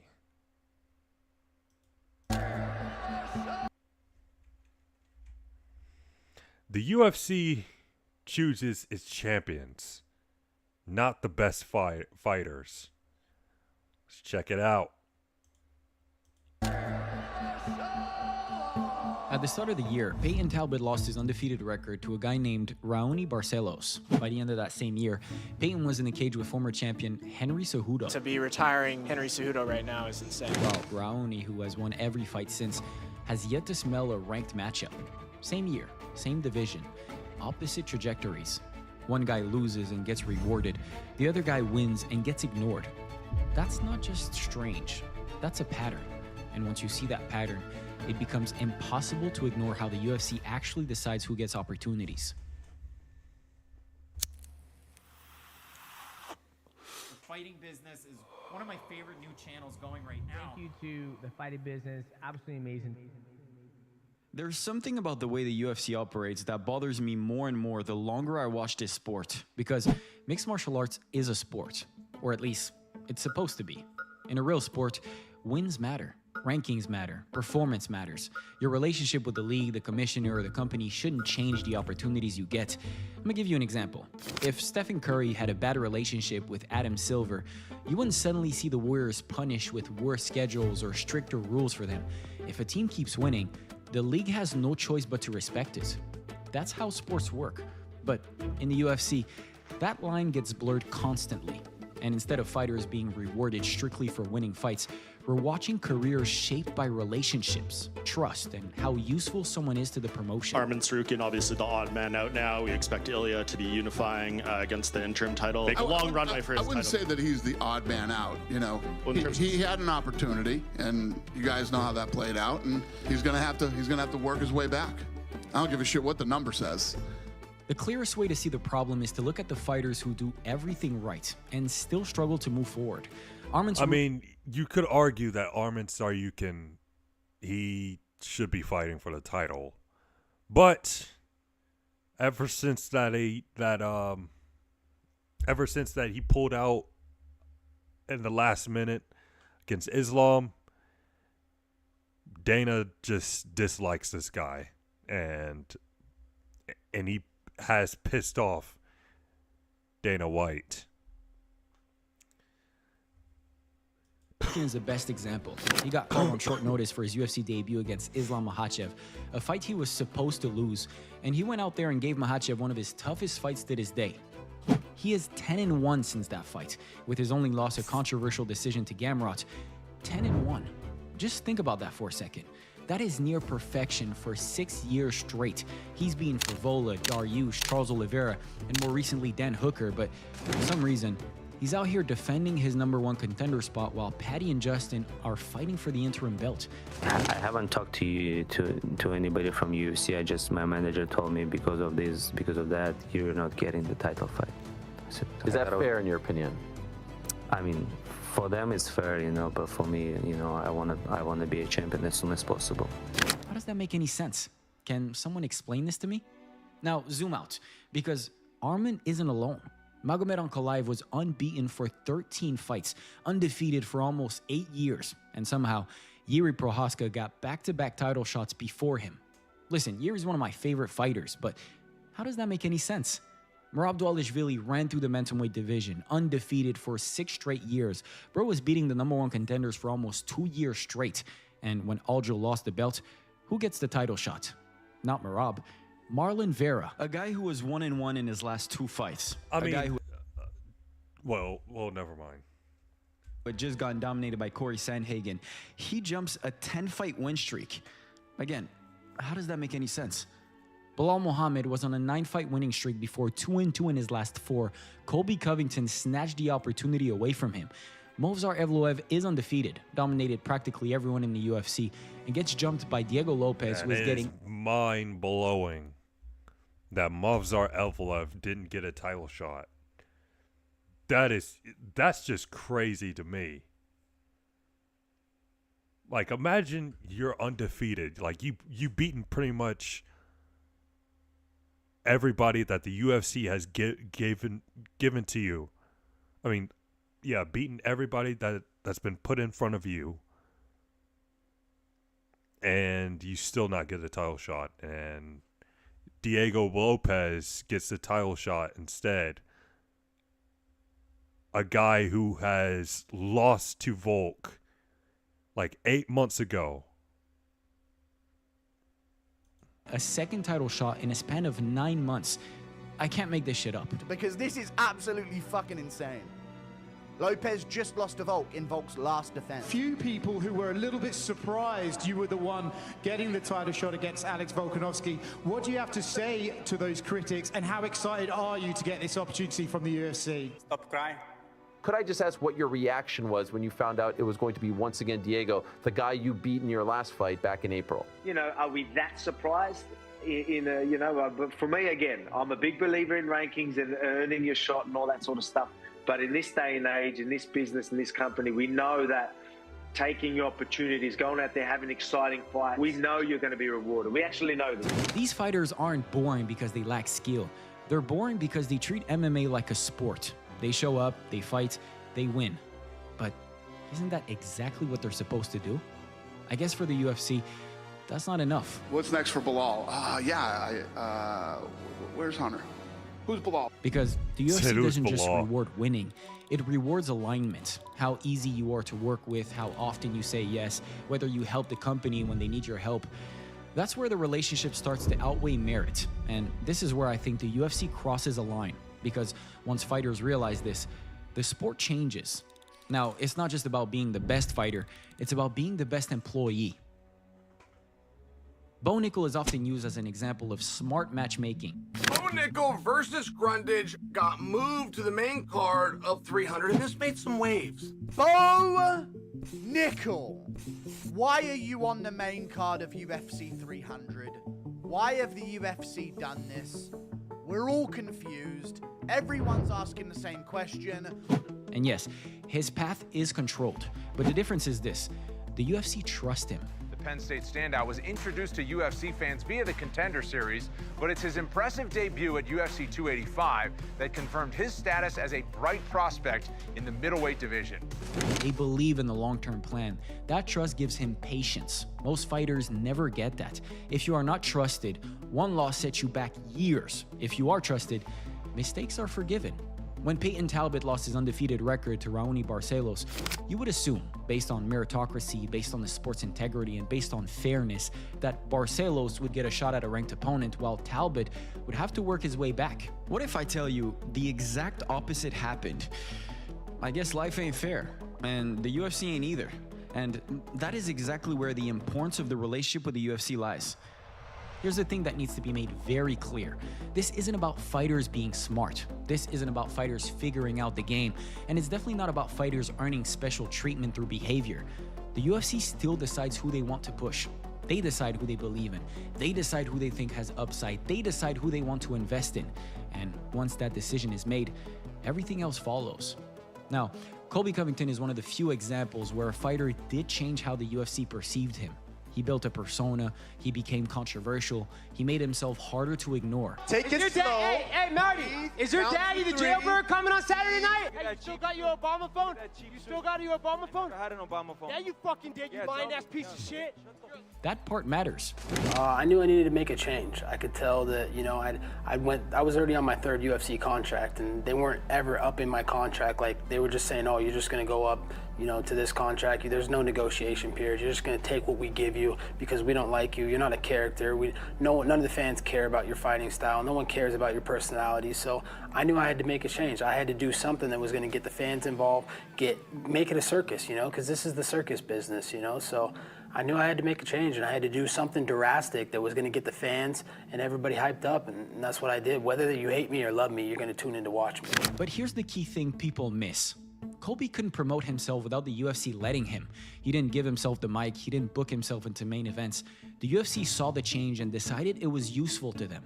And that's the difference. Because plenty of fighters have tried to build personalities. Plenty have tried to be controversial. Plenty have tried to force attention. I think people are going to tune in and just watch a really good show. Shut the Who's this guy? No disrespect, but who's this guy? up, Ego. No one's talking to you. Traffickers, fouls, piss.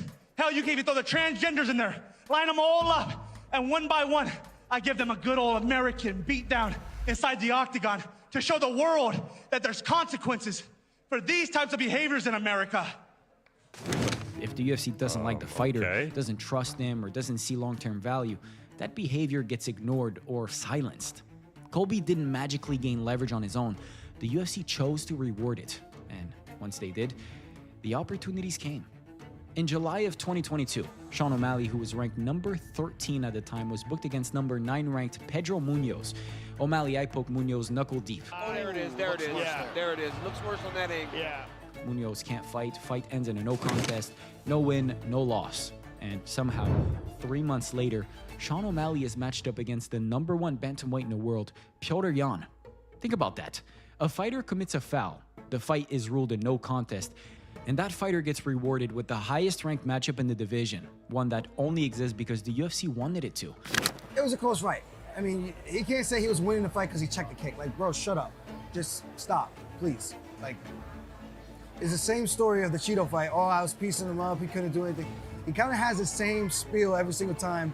The fight doesn't seem to go his way, kind of. And I'm not saying it may have some merit, but at the same time, it's like, bro, settle down a little bit.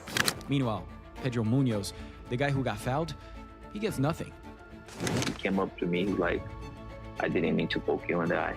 I say, I know you didn't mean to poke me in the eye. I say, we can run this back anytime. And he said, you're a legend. I mean, they could have had the rematch. Thank you. I say, and then I told his coach, the guy that has the orange hair, I don't know his name.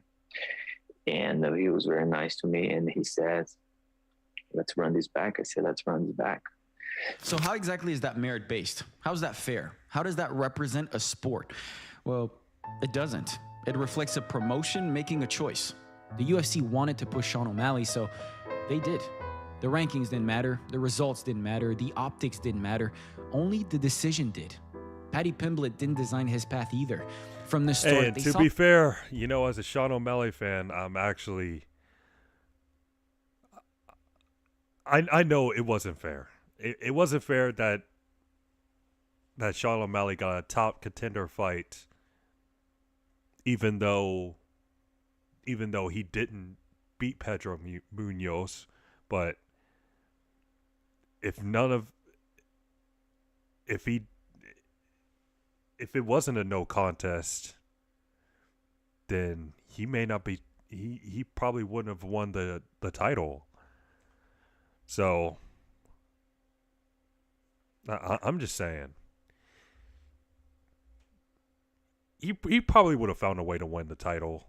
Well, he probably could have won the title anyway, but yeah, it would probably take him a little longer to get the title shot. Someone they liked working with, someone they believed in, someone they wanted to protect. So the matchups reflected that. After one of the most controversial wins in recent UFC history to Jared Gordon. I saw you, by the way, roll your eyes when Patty won. Shouldn't have won. I thought it was a close decision. I thought Jared won. I thought Jared Gordon won that fight. You would expect the UFC to give Patty a higher risk matchup, a fight that proves he belongs and earns him the respect back from the fans. That's what a real sport would do, at least. In a sport that values integrity, a controversial result should slow momentum, not boost it. But the UFC didn't slow anything down. They gave Patty Tony Ferguson. At that point, Tony was absolutely washed. 6 straight losses, no realistic chance to win. One of the safest fights you could make. A legend with nothing left. A name that built your resume. A name that was synonymous with danger at one point, but had no threat left in him. This is exactly the type of matchup that the UFC gives to fighter they want to push, fighters they want to protect, fighters they want to uplift, but even casual fans can see through it, and I hope you do. Now, fast forwards 2 fights later, and Patty is headlining UFC 324 against Justin Gaethje for an interim title. Meanwhile, Charles Oliveira and Max Holloway both beat Justin Gaethje, and they're fighting for the whatever belt. And Arman Tsarukyan beat Charles Oliveira and defended his #1 ranked position against Dan Hooker, and he's on the outside looking in. So, what exactly is the message here? Winning matters until the UFC decides it doesn't. After that, it's about preference, about trust, about who they want to work with. And that's not how a sport should function. Because when the promotion controls opportunity based on feelings instead of results, fighters stop thinking like athletes. They start thinking like employees. And that's when competition gets watered down. Now listen, I kind of understand why the UFC are doing this. They want more people watching their shows, and trust me, I get it. I'm not watching a Bilal fight on the edge of my seat either, but I'm not saying all this just to be Mr. Fair Guy or scream for equality. I'm actually saying this for the long-term credibility of the sport. The UFC is a sport. They want to be treated as such, and they've always made that pretty clear. I'll give you an example. In the United States, there's nothing bigger than the NFL. I don't really like going live to the events. I'm not a big football fan live, and then I love the NBA. NBA is kind of boring on television. Yeah. So the UFC. Yeah, I mean, Dana isn't lying. The NBA hasn't been very entertaining lately. Has both. They have ranking systems, analytics, data, commentators, and champions ruling their sport who are viewed as the best mixed martial artists in the world. Well, if you want to keep this credibility, you must structure the system entirely on meritocracy. Whoever wins gets the opportunity. That's it. And you know what? That is exactly how we answer the question, who is the best fighter in the world? Yeah. John Jones. And if that question is what you actually care about, then I already tried to answer it. I broke down the absolute best of the UFC in 2025 across 8 different categories. Yeah, it's pretty obvious. UFC is, yeah, like he said, it's becoming more more like the WWE instead of a actual sport.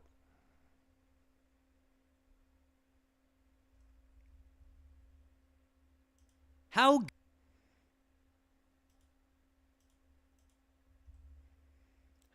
good is Paddy Pimblett? Let's go. Good is Paddy Pimblett, actually. We are rapidly approaching the first event of the year, and we're truly about to see Paddy Pimblett possibly fight for the belt if he can get past Justin Gaethje. And yeah, many people are none too pleased, including myself, about how quickly Paddy's being thrown into the title picture and spotlight in general. Additionally, this dude has been talking crazy about Dan Hooker, and he's been splashing around, making a lot of noise recently. Crazy. That beef has just been became absolutely personal, obviously. Like, saying Dan Hooker couldn't grapple a rapist off of his mom. Like, why would you think about that? And then Hooker responds with, "Ain't said crap when we were face to face. I thought we were mates, but you're not a very good mate, are you? Rest in peace." And then says, "Rest in peace, Ricky," which is Patty's best friend, who offed himself. So much so, people have been trashing Paddy Pimblett, his skills, his career, and calling his resume into question. So I wanted to see for myself, is Paddy as bad and as far away from championship material as everyone has been saying, or is he weirdly underrated now that everyone is trashing on him? Has all the noise and all the hate blinded us from seeing how good Paddy is objectively and has prevented us from measuring his skill level? Is his resume as bad as people make it out to be, or is it weirdly hiding how good he actually is? So in today's video, let's find out how good Paddy Pimblett actually is. Starting off Paddy's career, he would have an explosive start to the UFC with his debut against Luigi Vendramini. And I remember during this time, this clip was everywhere on social media. And his debut on YouTube has 11 million views, the most I've seen on any debut and one of the most I've seen on any UFC fight, period. He was coming in already super hyped because he, of course, had his Scouse accent, his Scouse bowl cut, and a really fun fighting style. But it was a messy start for Paddy. He took a giant left hook and then got taken down, but Paddy would quickly recover and make the adjustments in the same round, eventually caught Luigi with a giant right hand and a couple follow-ups afterwards to knock him out for good.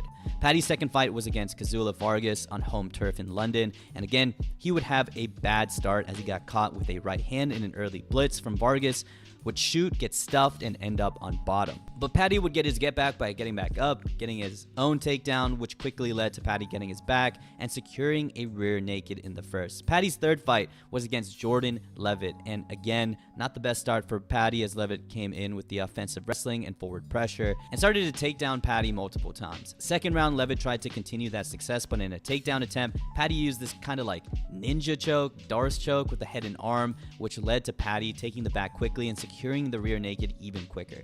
Paddy's first 3 fights showed a lot. It showed that he was really exciting, as advertised. He had very elite jiu-jitsu, could use said jiu-jitsu to find the back and get finishes early, and in his back pocket, he still had explosive power and potential in the striking department.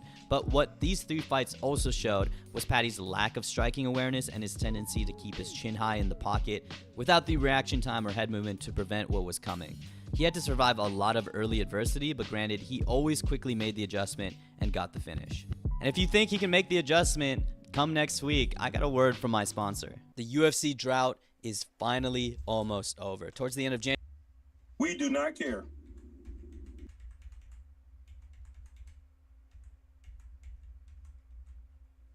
Jared Gordon in a very infamous and controversial matchup. Jared Gordon, a lightweight veteran, was a solid step up in competition for Paddy, but Paddy was still expected to win here. And again, Paddy was off to a bad start as Jared Gordon caught him with an early big left hook coming in and didn't learn his lesson a couple seconds after as he got caught again with the same left hook coming in again, which looked to hurt Paddy and sent him on the back foot. And that was basically the story of the first round, with Gordon catching Paddy with big counters while he tried to come in and blitz. The first round ended with Paddy's takedown attempt getting stuffed and him on the bottom after this scramble, with Gordon landing a big right hand on the ground. Easily round 1 for Jared Gordon. Gordon came out to round 2 with a lot of forward pressure and both guys landing. Eventually, Gordon got into this takedown attempt to which Paddy obliged to try to get the submission. That didn't work, which led to Gordon getting control again in the clinch, and on the break he landed big, which put Paddy back on the cage. Paddy would get out and land some bombs on the break and end the round very strong. Much better for Paddy and super close round to score, but I still think I would give it to Gordon because he landed the bigger shots throughout the round, even though Paddy closed the round well. Gordon went straight to the wrestling in the opening of round 3. Nothing really happened in this last round, with mostly Gordon pushing Paddy to the cage. With a brief moment, they broke and Gordon getting a big left hook here. He finally gets the takedown in the last minute of the fight, which leads to a scramble and Paddy getting the back, but it was too little too late. Not much strikes in this round. It was mostly Gordon controlling Paddy on the cage, but in my opinion, of the big strikes landed in this round, I thought it came from Gordon. So for scoring this round by damage, I think it goes to Jared Gordon. So all in all, there is a solid case Jared Gordon won this fight by all 3 rounds, with maybe the second round going to Paddy Pimblett. And when I was watching this live on pay-per-view, I remember thinking it wasn't a question of who won, it was a question of whether or not this was a clean sweep by Jared Gordon. But I guess we were all wrong, as the judges would read out a unanimous decision for Paddy Pimblett with all judges going 29-28. This shit did not make sense. What was crazy was that not only did one judge give Paddy the first round, 2 judges gave Paddy Pimblett the first round, when Jared Gordon clearly landed the bigger shots. Second round, no one gave Gordon, which is insane because Paddy really did only good in the last 30 seconds of this round. And then the third, which I thought was a pretty clear Gordon round, still one judge gave it to Paddy Pimblett. And I remember the community lighting up and starting to hate Paddy. And what was worse was that Paddy added fuel to the fire as he said that shit wasn't even close. Paddy Pimblett hate was at an all-time high, and it really... There's being confident, and then there's delusional. Man is losing fans in a record-breaking fashion. Literally, the whole MMA community thinks he lost. Dana's golden boy might have to turn heel. We all know O'Malley was putting on a show, but Paddy is genuinely delusional. Regardless of the decision, Paddy's attitudes towards criticism and negativity is all wrong. He's so arrogant these days. Showed that Paddy skill-wise was still not good enough to be amongst the ranked fighters. But it didn't matter. He had way too much Dana White privilege, which would eventually lead to the biggest name of his career thus far, Tony Ferguson. Granted, an extremely washed 39-year-old on a 6-fight losing streak, currently on a 3-fight getting finished streak, Tony Ferguson. They started off striking with Paddy landing cleaner shots, but Tony landing a couple as well and hanging in there early. Though eventually Paddy did break through with the giant right hand and was landing bombs towards the end of the round and dropped Tony bad, leading to even bigger shots in the mounted position. Tony somehow survived and got into the second round, but it went straight to the ground again, and more ground and pound for Paddy until the end of the round. The third was interesting because Paddy was super gassed in the beginning of it. Like, he kind of got pushed on this takedown and couldn't immediately get back up.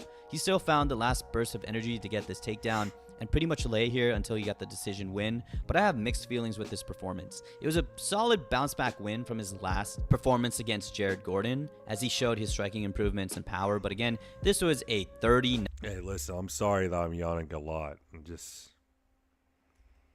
I wouldn't consider myself tired, but... Well, it's kind of stupid for me to say, but because I've been yawning a lot, but... I'm not ending yet. 9-year-old super washed Tony Ferguson, and he still got gassed in the beginning of the third, and some may say should have finished Tony Ferguson. Paddy's next fight was also super weird. It was against Bobby Green, or should I say King Green, who was also 37 at this point, but not as washed as Tony, as he was coming off of a war and win against Jim Miller, and before getting knocked out by Jalen Turner, he KO'd Grant Dawson and submitted Tony Ferguson. But despite these solid wins... I mean, this fight kind of surprised me a little bit, because I thought Bobby Green was going to go out there and just possibly, outstrike Paddy Pimblett, but he'll explain what happened next.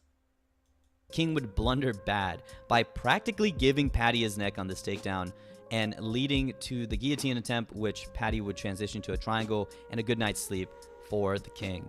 Don't really know what to say about this fight in terms of Paddy's improvement and skill set, just because Green practically gave Paddy the win, and again, he was 37 at this point, so it's kind of hard to gauge how good Paddy has improved up until this point. But here's where we would see some massive improvements, as his next fight would be against Michael Chandler. Okay, granted, Michael Chandler was 38 years old, but still, it's Michael Chandler. He's fought the absolute best at 155, and he's still dangerous no matter how old. And Michael Chandler started strong like he usually does, with a lot of forward pressure and a shot in the middle of the round by picking up Paddy and putting him down. Chandler controls him from here and lands solid ground and pound before Paddy eventually gets up and landed well towards the end. Second round though, Paddy started to find his groove and land from distance well, and in classic Michael Chandler fashion, he does get the takedown here but jumps the back way too early and way too high, allowing Paddy to reverse the position and control Michael Chandler the rest of the round. Round 3, Patty was in complete control, cutting Michael Chandler early with this huge knee and getting it back by picking up Michael Chandler the same way and putting him down and into the ground. Gigantic improvements throughout for Patty here, showing that he got better everywhere he was lacking. So with this entire resume laid out, just how good is Paddy Pimblett actually? He's okay. He has extremely elite jiu-jitsu, probably the best back taker in the division, second to Charles, and actively looks for finishes. But though his striking and wrestling has improved, I still don't think it's elite, and he typically gets bullied and out-wrestled a lot. Because of that, I think Arman and Benoit Saint-Denis are really bad matchups for him. It sucks because it's kind of hard to tell how good Paddy actually is. It's a small sample size. He's only fought 7 times in the UFC, and his last 3 opponents were around 38, 39. But it seems to me he's about the skill level of a bottom 10 ranked lightweight. And man, he should be fighting these bottom 10 lightweight fighters. Any of these fights are bangers. Benoit Saint-Denis and Fiziev would have been great fights for Paddy to show how well he stacks up against his contemporaries, and fights against Hooker and Gamrot would have shown how good he is against old guard lightweights that aren't completely washed. But instead, we're possibly getting him leapfrogged past Max, Charles, and Arman, who I would think would beat the bricks out of Paddy right now. So is he championship material? Hell no. Is he okay and gives some problems to some of the top guys? Yeah. But anyways, what do you guys think about Paddy Pimblett? How good do you think he is? How well is he? So basically, he's just all right. He's all right. But good video. He's just all right.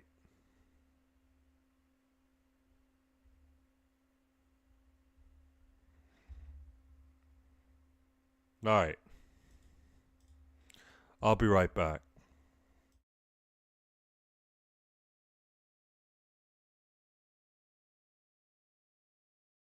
What is he gonna do against Justin Gaethje? And if he does beat Justin,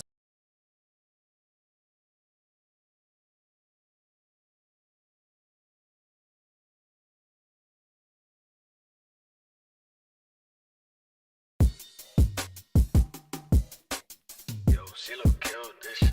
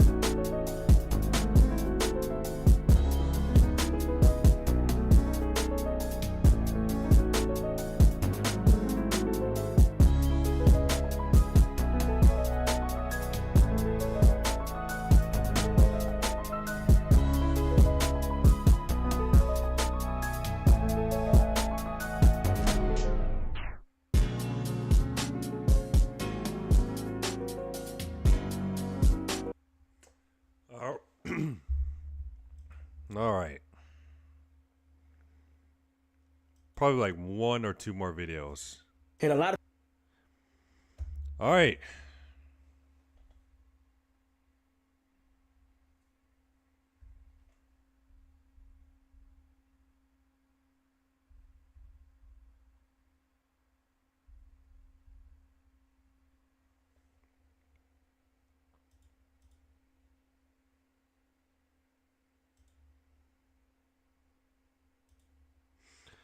Okay, so everyone hates the new Kai Cenat. A lot of people show me love, but at the same time, Why are people hating on Kai? Let's see.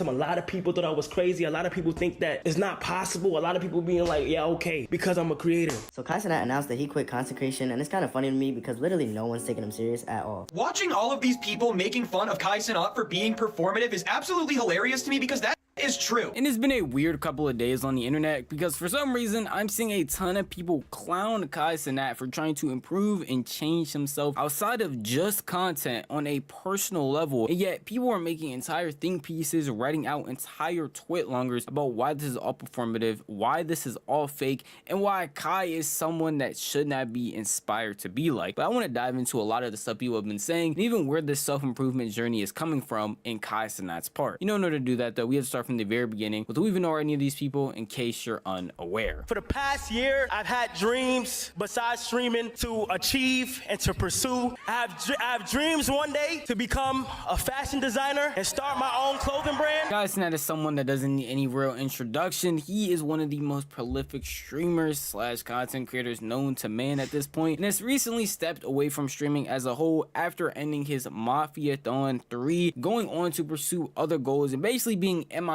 from the internet, except from little blips here and there like you saw from the Streamer Awards clip. And most recently he has returned to the internet in some way in the form of these new YouTube videos that he has been putting out, showing the different sides of his life, basically humanizing himself and just showing him in a more vulnerable light when he is trying to improve his reading skill and stumbles over words, showing him looking it up, trying to figure out what the word actually is.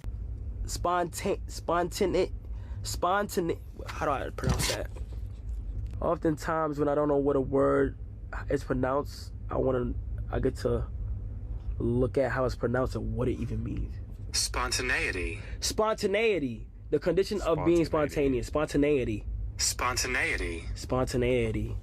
Normal people seeing this are probably going to think, hey, Kai's just going out of his way to improve himself outside of streaming. I mean, he recently hit 1 million subs, has done collaborations that people only dream of, and has done events like Streaming University that, again, people wish they would be able to do. And stepping away from streaming, and not in a permanent way, but in a way to improve yourself personally in ways like reading, which is something that people have clowned on Kai Cenat for 100 times over. You can search up any clip of Kai trying to read on stream, and there will be a bunch of people saying L reader, a bunch of people saying he needs to go back to school, and now he's out here on the internet proving to people that he is trying to improve himself in that manner, and we have people apparently making think pieces about why that's bad and why it's not even real. Watching all of these people making fun of Kai Cenat for being performative is absolutely hilarious to me because that shit is true. This dude made a whole post saying that he was quitting the internet, quitting content creation, quitting streaming, and leaving it all behind to focus on his mental health. And listen, we all know that dude was not quitting content creation or streaming or any of that shit for good, but the dude couldn't even get off the internet for 24 hours before making a whole YouTube channel called like Kai's Mind or some shit, where he just records himself reading into a camera and singing Frank Ocean. I will never shame somebody for reading and trying to focus on themselves and their mental health, but why the f does Kai Cenat have to record all of this and post it on the internet? Like, it is so obvious that he is doing this as a performance. This is 100% performative. It's all for show. I didn't even make a video about Kai Cenat quitting. Man, this is just unbelievable. It's hard to believe. Like, you can get hate for whatever you do. Like, this just shows you can't please anybody. You can't please everybody. And also, you're going to get criticized no matter what you do. Because I knew that he was never going to actually quit content creation. And oh my goodness, was I correct, because Kai Cenat is making more content than I've ever seen in my entire life after saying he was quitting social media. I have a very strong feeling that this whole Kai Cenat quitting the internet situation is just for him to boost his name and brand in any which way he possibly can. Think about it. Him doing this whole performative arc and quitting the internet mental health arc is getting him so much attention and notoriety right now. Why not just keep doing this? Why not just keep making more money, getting more views? I don't know how you motherfuckers are unable to see through this bullshit, but it is so easy to see right through this bullshit.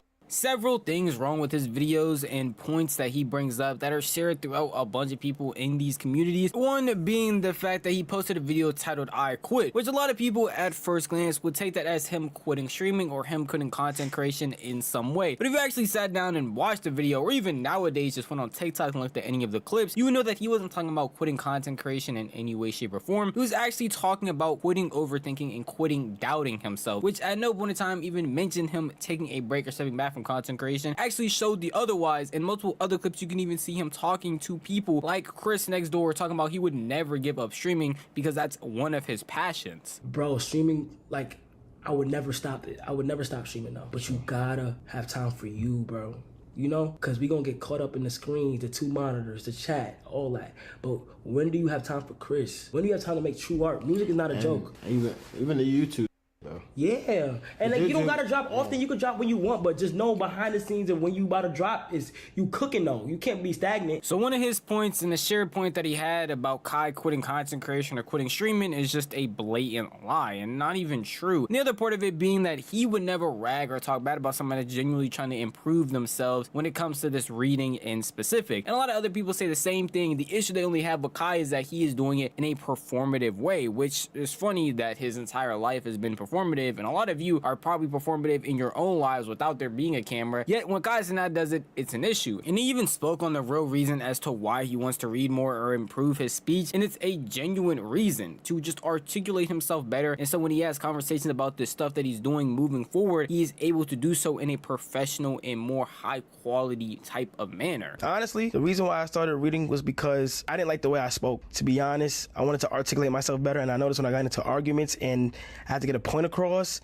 people were not taking me serious at all at serious moments, and I would have anxiety build up, and then I would start over my words and I not know what happened. So hopefully me reading, and I also have been writing as well, helps improve the way I articulate myself. Also, another reason why I want to read more, because I feel like as I am making my venture into clothing, I feel like when people have to ask me questions about the garments that I end up releasing, I should be able to articulate myself perfectly and explain what is going on and my thought process behind. That's just so ridiculous. He's getting hate for that. Yeah, dudes like calling him stupid, and I mean, look. I mean, I get what they're saying, but come on, man. Like, why just hate on somebody for trying to improve himself? Like, that's a loser thing to do. Like, just make fun of somebody for trying to improve himself. That's just that's just loser activity.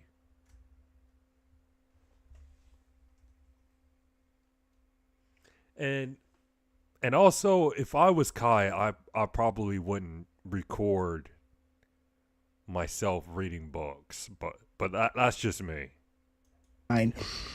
Each garment and the inspiration. So yeah, that's really why. I don't know if it's gonna work. If it works, it works. If it doesn't, it doesn't. I genuinely can't find a reason as to why people would be upset about this, especially since I can tell the people that are mainly talking about this issue are doing any type of research, and even at the bare minimum aren't even opening up TikTok, because when these clips were surfacing, they were all over the internet, TikTok, Twitter, on his YouTube channel, and nobody wants to take the time out of their day to even understand why he wants to go on a self-improvement journey. They just see him reading clips of him stuttering over words, and they're immediately going to the worst conclusion possible, and it doesn't make any real sense as to why. Genuinely, a lot more people claim they want authenticity on the internet, yet when somebody is giving you that in a raw form of them not only improving themselves but also explaining why they want to change themselves, even their ways are going about changing it. And the crazy thing is, it's nothing new when it comes to content creators. At least DDG, somebody who was a prominent YouTuber, made a transition into rapping and talked about how he relates to Kai Cenat. Very relatable. I know I go through the same. I ain't gonna give y'all a little spiel. I talk about this every day, man. Like, I really be wanting to just focus on music, but it's just so hard to step away from something that you're so used to. But I've been making content for 10 years, bro. My whole family life changed off content. It's like, it's hard, it's difficult. So, you know, very inspiring. A lot of this hating is just showing me the new wave of the internet, which is ironic to say as someone who makes a living off hating on people. But as I like to always say when I'm making a defense video, I like hating on stuff that makes sense. I am in real time watching somebody just happen to document their life and how they are planning on changing it and improving it in several ways, and yet seeing a bunch of people point and laugh at him as if he is doing some of the worst acts in the entire world. And all he's doing is recording himself stuttering over words and learning how to make a clothing brand. People on the internet genuinely need to find better things to do. Again, pretty ironic coming from me, but I know half the people hating on Kai about not being able to read or not being able to do X, Y, and Z, probably the same people that aren't able to do those things as well, are just hopping on a bandwagon of hating him because they see it's what a bunch of other people are doing. But at the end of the day, that is just how I feel. If you want to tell me how you feel, the best place to know would be the comment section down below, because the video is unfortunately over. But if you did enjoy this video, maybe just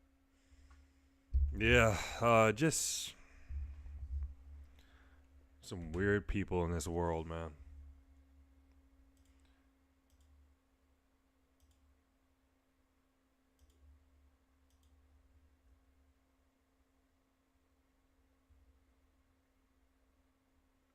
Weird people in this world. All right. Think it's time. Think it's time to play some games.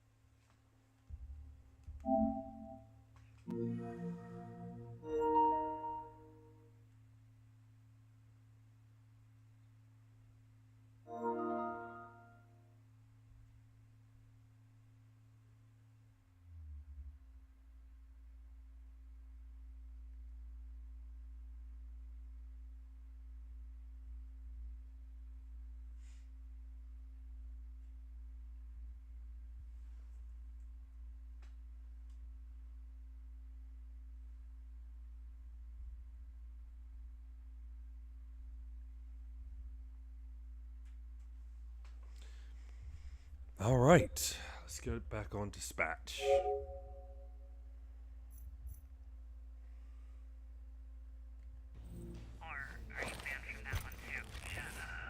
Good week, everybody. See you all on Monday. Nah, it wasn't a good week. I was doing terrible.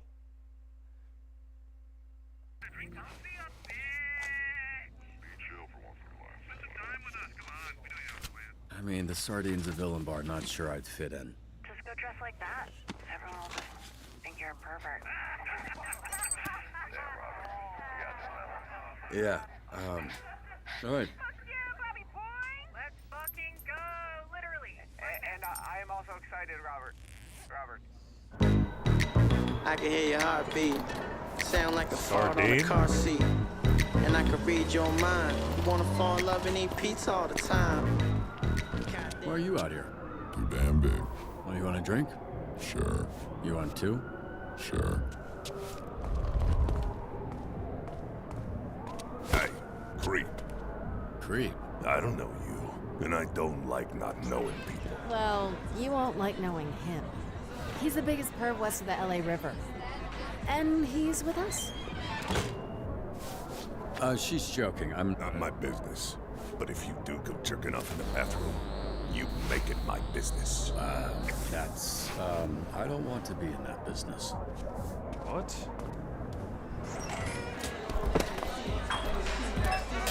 Mean people.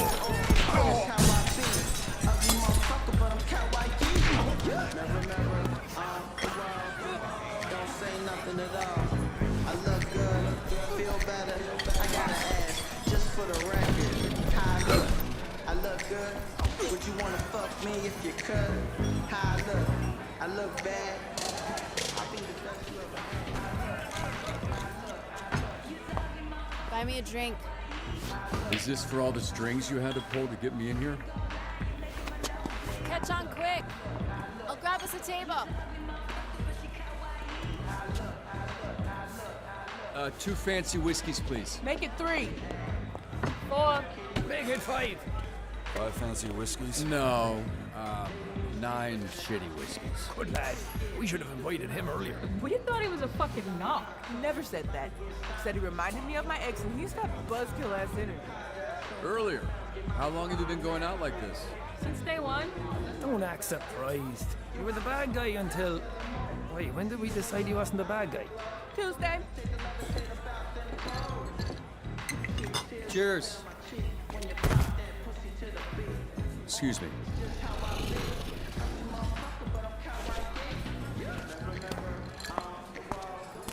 Excuse me, sir. When you have a moment, Take one of these. to what do I owe this? You, sir? You're good. Have fun. Dude, be honest. Am I going to make a fool of myself if I sing Whitney Houston? Are you Whitney Houston? What? Then yeah, you will. Ah, is it right? Drink for you. Wait, it's kind of hard for me, but I know it was probably a by the books, bottom line kind of decision, but thanks.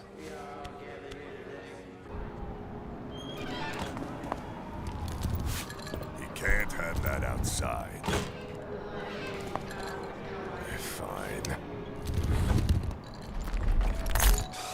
He just ate the entire cup. What?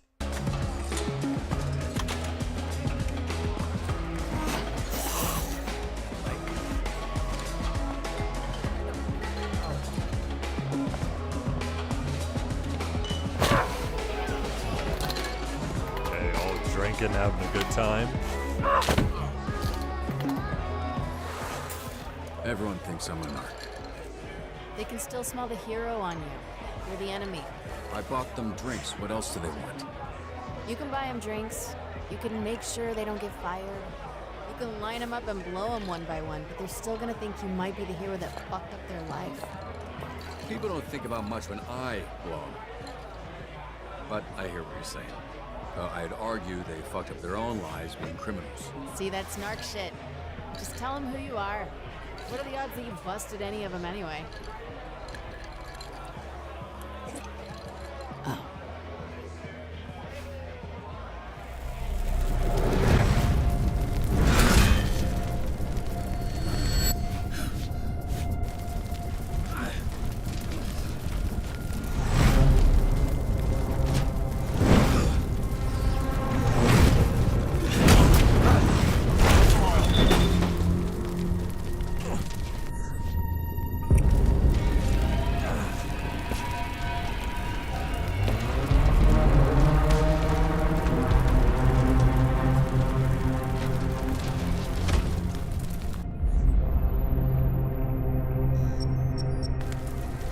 Come on, you out of gas?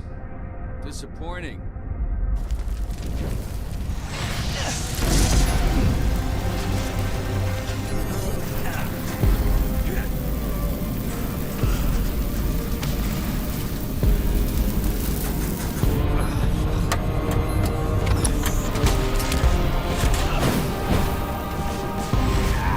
That didn't work.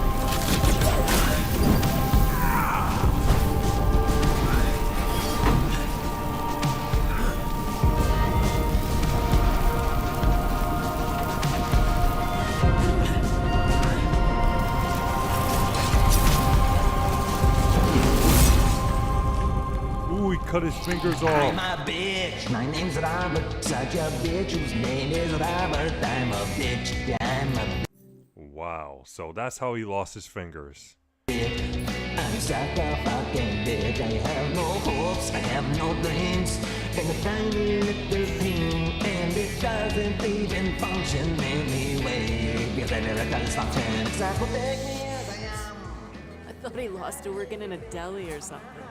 There was this incident in crypto where he was fucking with me, and I kinda...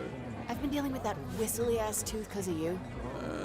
Well, it was self-inflicted, but I'm not sure he'll see it that way. So you can see why I'm worried about getting incinerated. We all pay for who we used to be. Sooner you get it over with, sooner we get a fresh start. You heard me when I said incinerated, right? Who let a loser-ass bitch of a hero into our supervillain bar? Why is everyone... Do I look like a bitch? Don't answer that. Fuck. Is he big? He's got big guy voice. Some parts of him are big. All right, from now on, team drinks are exclusively at Chili's. Are you lost or something, bitch? Or you trying to get fucked up?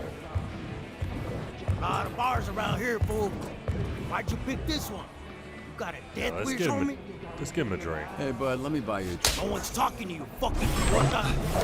I see they finally gave you some arms that can reach your dick. There's some people that want to talk to you, if it's a bitch.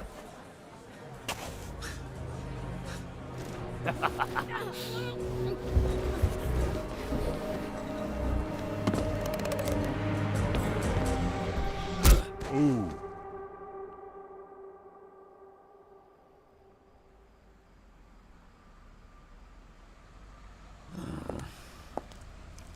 Here, try this. Thanks.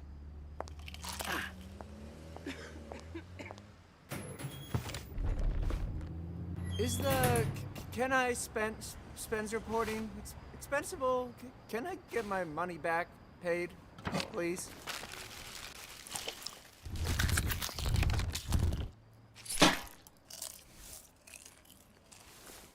I ordered 3 triple crunch tacos.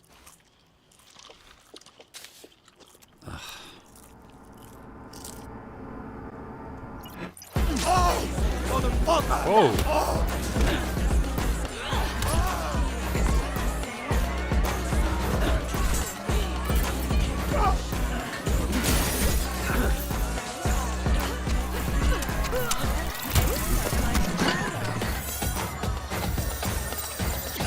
She temporarily blinded me! What you mean temporarily? Bitch, you blind forever. No, I didn't order that. I ordered 3 Three tacos. triple crunch tacos, yeah, you've muttered it 50 times. Just eat that. It's the same shit anyway.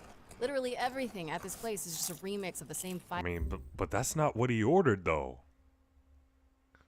Man, give him his tacos. Ingredients. Hot sauce? You drunk or concussed? I'd go with both. Or do some friendly fire.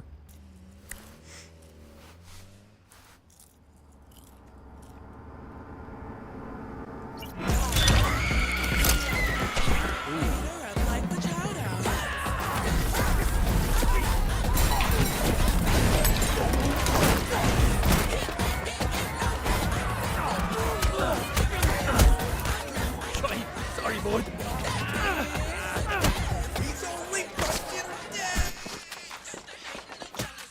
You wash your hands after touching all them filthy nutsacks? Thought he seemed salty. Ooh, there she is. Thanks, babes. Sauce it up for me and everything. Think you're looking for these.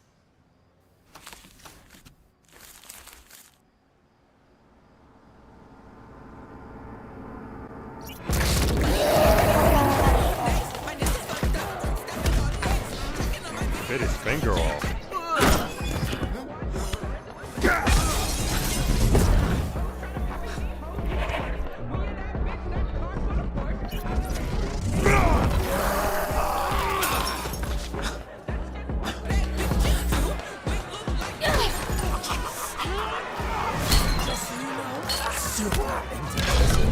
Love this!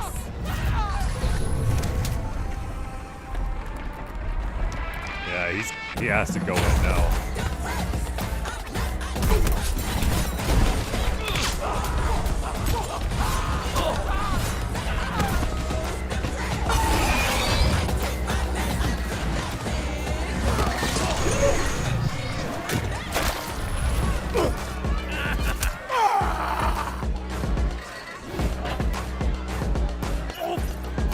We're gonna pull his arms off? Oh.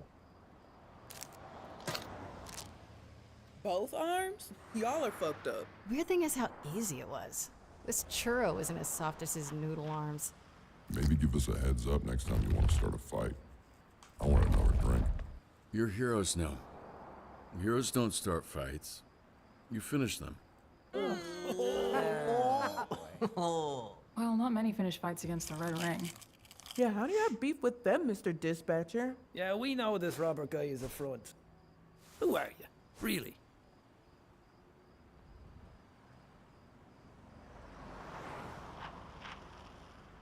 You're right. Why not? It's a front. This guy, Robert, is a mask. He's not real. He's the guy who sits behind his desk, biding his time, dreaming of the day he gets back in the fight. Probably made the wrong decision. I haven't told you who I was because I'm kind of starting to like you all, and I'm not sure you're gonna like the real me. But the difference between this team getting by and this team being great is trust. So you should get to know the real me. I'm Mecha Man. No fucking way. Can't be. Could be. That's like a real superhero. It is you. You little shit.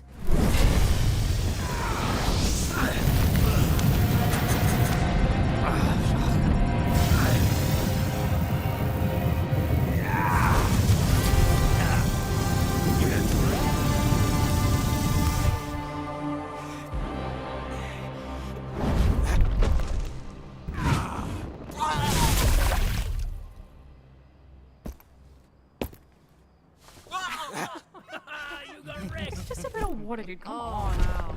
Fuck you. Fuck all of you fucking fuckers. What a fucking loser. Thanks. You saved my life. Yup. Thanks for the drink. So, I shouldn't have said it. I expected to be burnt to a crisp by now, and I didn't plan any of this next part. Anybody else got something to say? My name's Courtney. Nice to meet you, Courtney. Herm.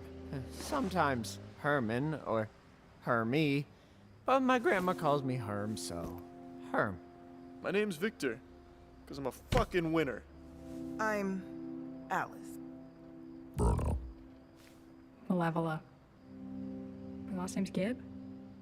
My name's Colin. So, what now? Orgy time? Right. Make a fuego sauce and ass play sounds like a great combo. Good point. Anybody had another packet of that stuff?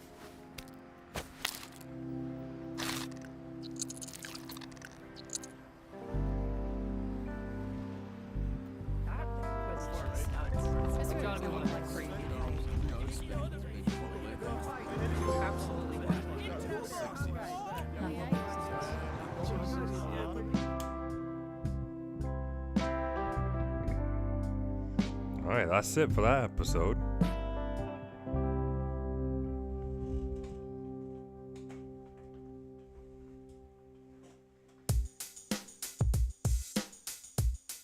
Oh. Sounds like hip hop, but it's not, because then the white guitar come in, the white blue guitar. Oh, 80% of players It's said, like Run DMC. said, You know, they came through a wall, but this is a different song. told them I that. hate the world today. So You're you so and good to 80% me. of players I know told what them I to can see. change. I can change. I try to tell you, but you look at me like maybe I'm an angel underneath. Innocent and sweet, like sweet and sour song.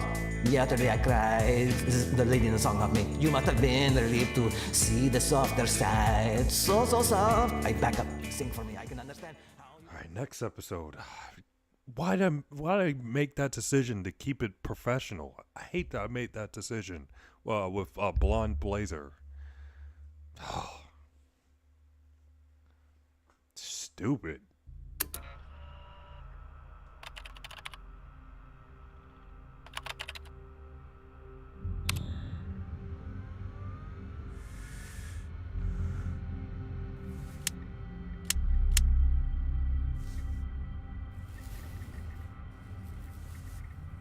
Hey everybody, I appreciate you coming to see this. Your support means a lot. More than a lot. It means 936 American dollars. Cash, lad. We're only here because these broke asses want proof before they pay. That actually makes way more sense. Can't believe you actually hung out with these fuckers. You jealous, old man? Of what? Let me guess. You get into a bar fight? I'm right. That's what criminals do at bars. They ruin everybody's fun. Fact. If you're gonna make me stand next to a criminal, you could at least hurry this shit up. If you're gonna make me stand next to Benjamin fucking Button, you could at least change his diaper. You're the only one here that's full of shit. You missed Flambe trying to kill me after I revealed my identity. I saved his life. His whole ass life. Now he owes me a whole ass life. Or even though, because I paid for your tacos. Right, I forgot. Because I would easily exchange your life for the double crunch kind. Okay, protocol test 19, ready to commence. We good when you good, Mecca Man. Engaging protopols. Now.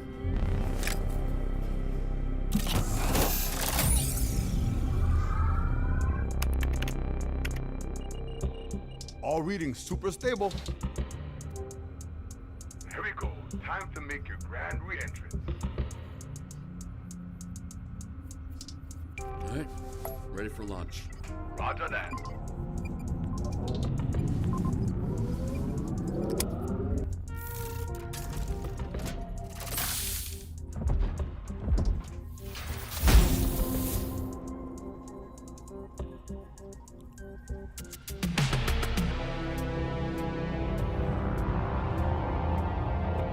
See there? Is that confirmation enough for you cheap-ass bitches? Pay me my money. Fucking hell. Told y'all, it's so obvious he don't have superpowers. It's a fucking waste of time. If he was gonna lie about being a hero, why would he pick Mecha Man? Reminder, the mic is still open. Not bad, right? Looks better than the original. The smoke is a little overkill. I thought the same too, but I think the purple is a nice touch. What smoke? Shut it down!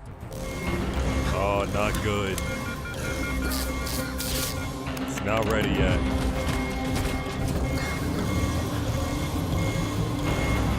Help him, Roy! Get him out! Shit! It's locked down. Oh, fuck, I'm on it.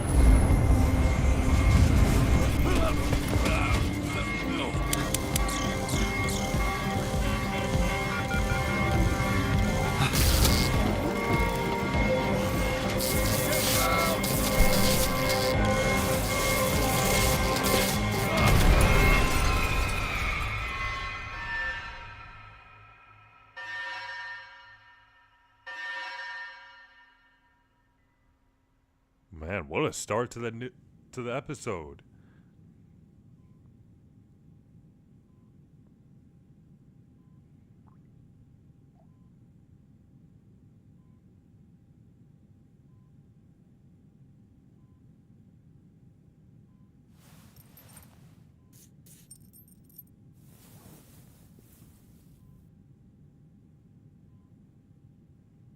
Welcome back. How long was I out? About 14, 15 hours, I think. You okay, Royd? Why do you look worse than me? It's over, brother. I cannot recreate the astral pulse. Too much power, too small a size. No pulse mean I can't make the man Mecha. I'm not good enough, bro. Fail you, I fail everybody. Almost bring down the whole team. Almost get you, almost get everybody blowed up. Hey, listen. You might not believe in yourself right now, but I believe in you, Royd. It's not a little league game, brother. This real life. Royd, you did your best. I can't ask for anything else. Thank you.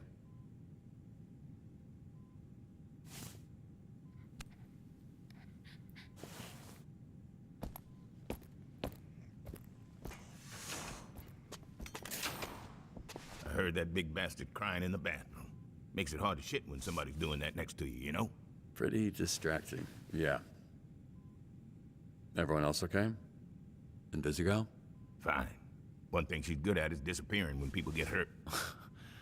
What's your deal with her? You give everyone shit, but it always seems extra with Vizzy. She's a liability. And one of us needs to be objective when it's clear something's going on between the two of you. Don't think I don't see it.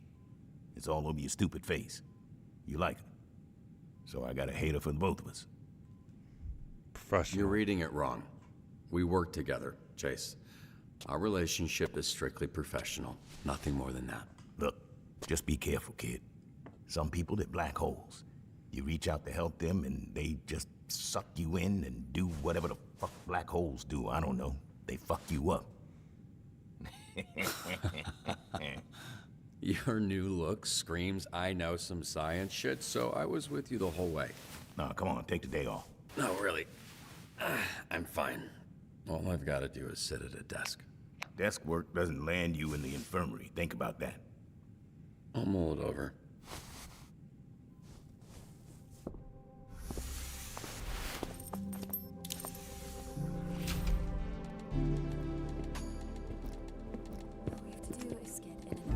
Stick to the plan. If they're red ring or enhanced, proceed with caution. Oh, one sec. What are you doing up? Turns out, I'm completely fine. Just sort of time traveled several hours into the future where I feel pretty rested. Oh, cool, yeah. That happens to me every night. Wish I could say the same. How's the ship going? Good? Yeah, challenging. Made worse by all the enhanced villains we're dealing with lately. I have a whole new appreciation for you.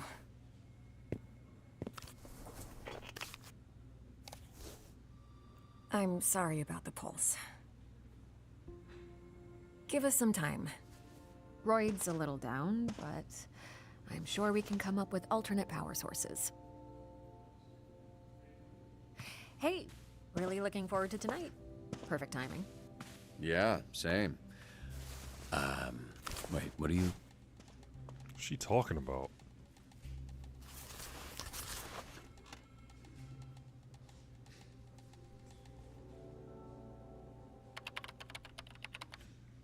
So, Alright, I'm back no to the dispatch grind. dude, but I don't know if sending him a level at his sub at Sunday school was the move.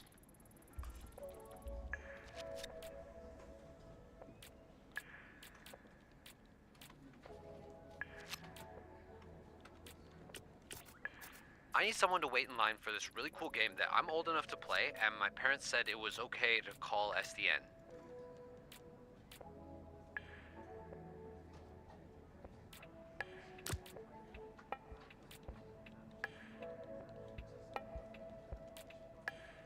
No roommate. I'll make some. I need to pop on down to the store. Can someone watch my sweet kitty Hobbs while I'm out? He's fussy I today. won't have enough people. Alright, what'd I fucking miss? Holy shit, man, you're okay? Yeah, I was so fucking scared, dude. Guess Mecha Man's a bit sturdier than we thought. Damn, boy, you ate mad shit. We got your present. Did you see it? I did. Thank you. That was very nice. Well, we were remiss. I mean, we missed you. Glad you're back, Robbie. Things were almost too boring around here.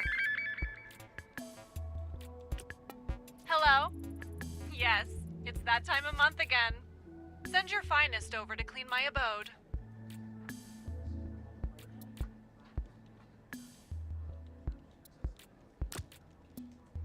I got a coupon for a free mani at Denise's, but fair warning, Denise is a snitch, so don't tell her nothing.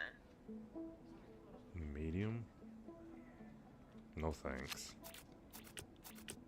Did Blazer hold down the fort okay? She did the best she could. Must be a bit rusty. She's been away from the I'm desk not too doing long. that stuff. I don't like doing that. Well, it's not. I just make it look easy. Shit, Robert. You're actually cool. He's not. He's just been gone all day, so it seems like he is.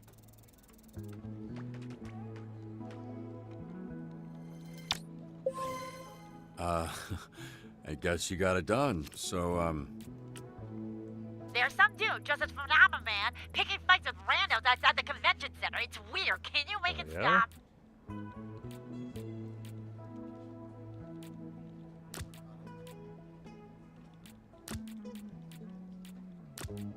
Flambe is still out sick. Sick of your shit, maybe. But yeah, I haven't heard anything from him since last night. Funny. I thought he was gonna catch me on the way in. Fuck me up in the parking lot. Yeah, I thought so too.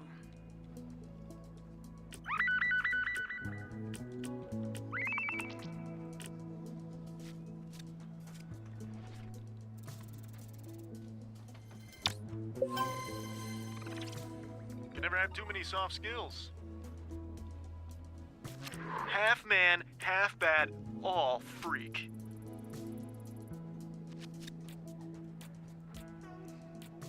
Hey, girl. Mind the horns? Ma'am. Okay, you have to stop calling me that.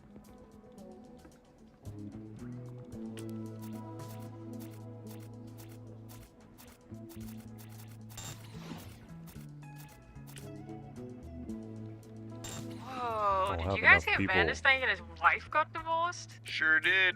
My entire portfolio is fucked. I knew the vibes were off this morning, but I couldn't tell if it was divorce vibes or shitty commute traffic vibes. Hey, maybe she's not going to hell after all.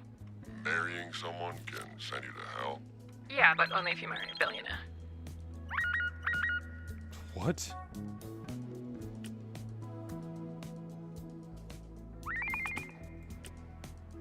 Mr. Vanderstank is requesting assistance. His line of delivery bots appear to have gained sentience and are attacking the city. I like those numbers. Oh, sure. Bobby, buddy, you made an excellent choice. The only right choice, I'd say. The faction of light needs your help to overtake the faction of darkness. Preferably before 8 when the park closes. What the fuck is a LARP? It stands for live action role play, but it's not a sex thing. Okay, it's like people dressing up and playing pretend type shit. Still sounds like a sex thing. Robbery downtown. Suspect is in pursuit, but we need SDN to defrost the bank.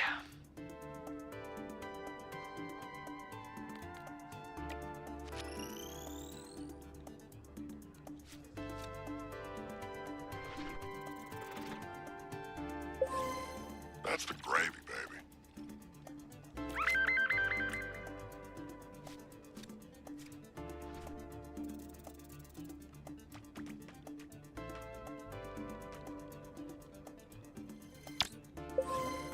Whoa, that was great. All right. Time to freak some fuckers out.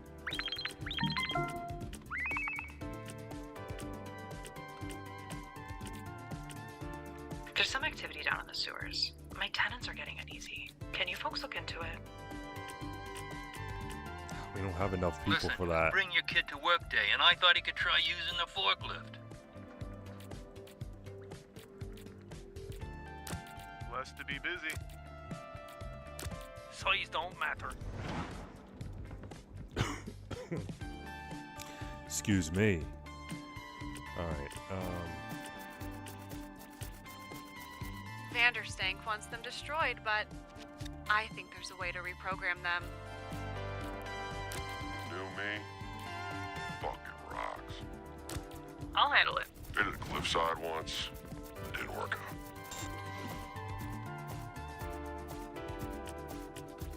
Yo, who got the snacks? I thought you said you had it. No, that was me.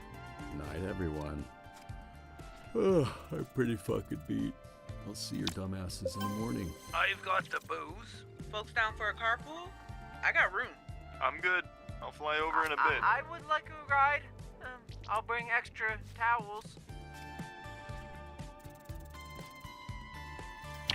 Oh no. Yeah, I'm just like off my game today.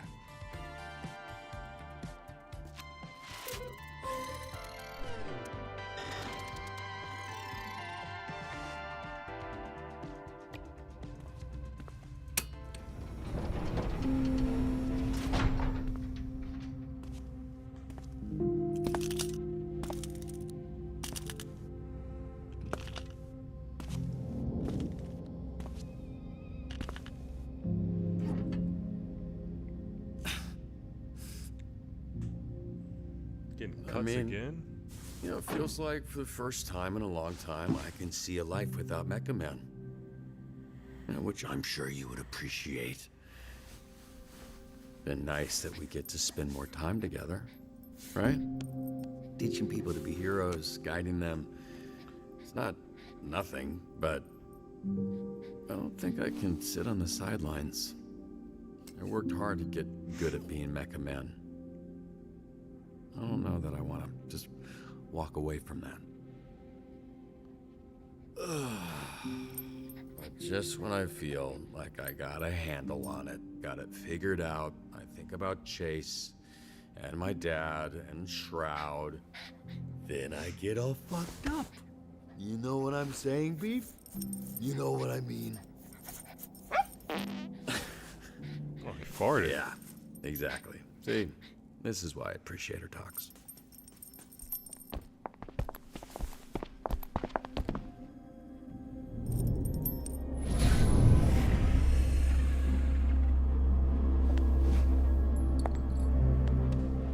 Are you decent? Definitely a house that needs some warmth. Yeah, I told him that the last time I came. Somehow it looked worse. What is this? What's happening? Brother, we came to save the day. Or the nights. We've come to save the night. That rubs out, by the way. You just have to put a little muscle into it. Do you know where you'd want to hang this? Why are you holding a lamp? I think he's only considered where he'd hang himself. That corner seems fine. It's a housewarming gift for your housewarming party, Robert. I told people to bring a lamp or something. Wait, people? More people are coming here? To my home. Look, I'm not really in a party mood right now. Know what it looks like to me with Yeah, I you didn't, tidy I didn't whities. even invite these guys. This is your family photo area? Kind of morbid. Which I'm kind of into. Is that my work computer? We figured it out, brother. The man can be Mecha again. After your little premature Jack explosion, I had this feeling like I'd seen it before. Then Vizzy asked me to get the energy reading we got this morning and cross-reference with recent calls. Wait. It's not destroyed? Nope. And a bunch of B-grade villains have been trying to unlock its power only to end up blowing their asses off like you did. Then they sell it on the next sucker and the same shit. It's passed hands at least 4 times that we've tracked. How does Shroud not know this? Yeah, probably think like us. Think it was destroyed. But he's a smart fucker, and he gonna figure it out soon enough. That's why we get to it first. Which is why we're having a party? The Z-Teamers know every low-level supervillain in 3 counties. We track its location. They'll know who has it. Then we kick in some doors, knock some heads, snatch that shit back, and you'll be pulsing or whatever in no time. And you sure that this will work? I've had about as much heartbreak as I can take today. No clue. It's not like you got anything better to do. You make a compelling argument. So, one of the last pings that we got was from a boat over here in Marina del Rey. Which is? Oh, Yachty territory. Why, she's here first. You know much about those guys? Old money crew of ascot-wearing cokeheads. Skylar Arcadia runs it now. 3 generations that family's been trying to finger me. What are they accusing you of? You're cute. We're gonna ask you some questions about a piece of tech they moved. But first, Rob gotta put on pants. Aw, what? But then I can't do this. Yep, right on that. What? Man, bro's getting essayed right out here. Bro's getting essayed.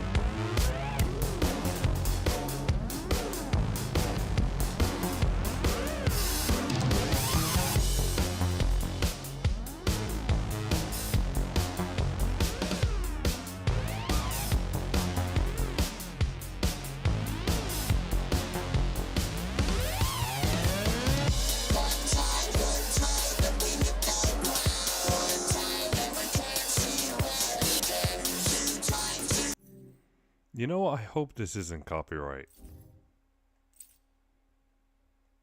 Whatever.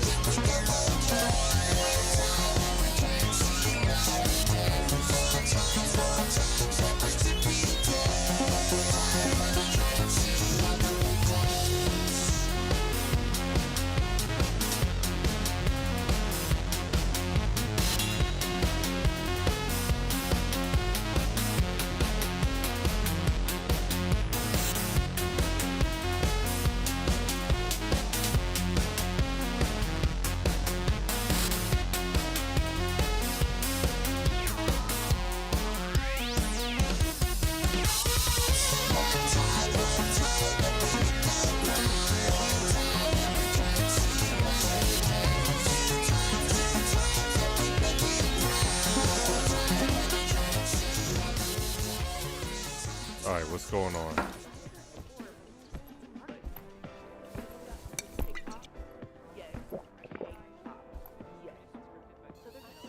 You do understand how projectors work, right? Felt more dramatic. And bare walls are a sign of depression. Why is it always a warehouse by the docks? It's where stuff comes in and stuff goes out. Not a rocket scientist, are ya? No, that was my dad. What kind of security are you dealing with? That's where it gets tricky. Shit. That's more than shit. You need a fucking army. I'll go. Can't shoot what you can't see. Look, this is really great work, but doing this tonight is out of the question. Hitting a secure location like this is something they would handle downtown. Are you kidding? There's enough firepower in this room to take down a fucking kaiju. Bunch of drunk-ass Z-teamers, please. Y'all wouldn't make it past the front door. No one's asking you to do a goddamn thing, okay? Hey, no need for that. We take the day to plan it with downtown and hit the warehouse tomorrow night. Tomorrow night? This thing's not gonna sit still for that long. If we don't grab it, someone else will. This is incredible, Viz, but Blazer's right. We make a plan. No need to rush this. There's no guarantee it'll be there tomorrow. We need to go now. She said no. You understand that word, or has it got too many fucking syllables for you? Why don't you go walk your ass around a mall, Grandpa? Heroes are talking. You are no fucking hero. Whoa, hey! She named you Invisigal, you named yourself Invisibitch, and you had it fucking right. Chase, you're drunk. You need to stop talking. You want to get people hurt, get people fucking killed, then you need to go back to the team where you belong. Hey, everybody just calm down. This is crazy. She thinks she's like you, but she's not. Robert doesn't need to keep going out there with no powers, putting his life on the line to make up for assholes like you. He doesn't need to be Mecha Man to be a hero. You playing them, you playing yourself. You think you're invisible, but I fucking see you. You don't know anything about me. I know you're a liar, criminal. I know you're fucking Hey, dangerous. what's up? What else do I need to know? There. Now I know you're a coward. Oh my god. Oh, he got hit. Oh my god. Busy, wait. Thanks for the follow. That was a nice uppercut. That bitch sent his ass airborne. How are you not dead? Chase, are you alright? That's enough for tonight. I'm sorry this turned into whatever just happened. Anyone who utters one word about what happened tonight fucking answers to me. Got it?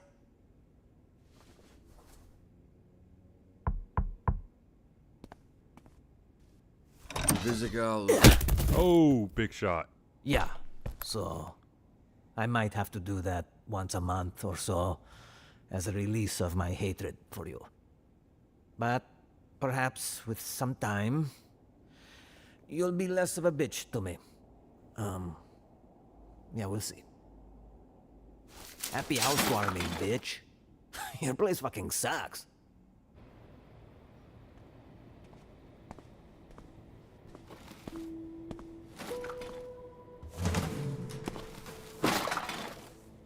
And which mission you are completing on Dispatch today?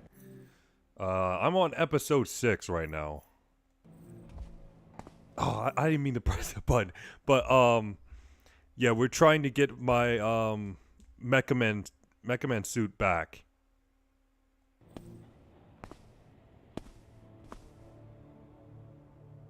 Sir, you can't park there. That's the red zone. Thought you went home. Came back to apologize. All these goddamn apartments look the same. That guy watching us from the balcony walked into his house thinking it was yours. Sorry about that. Fuck you! Hey, he said he was sorry. Well, fuck you too! Okay, let's just... The stream's great. Oh, thank you.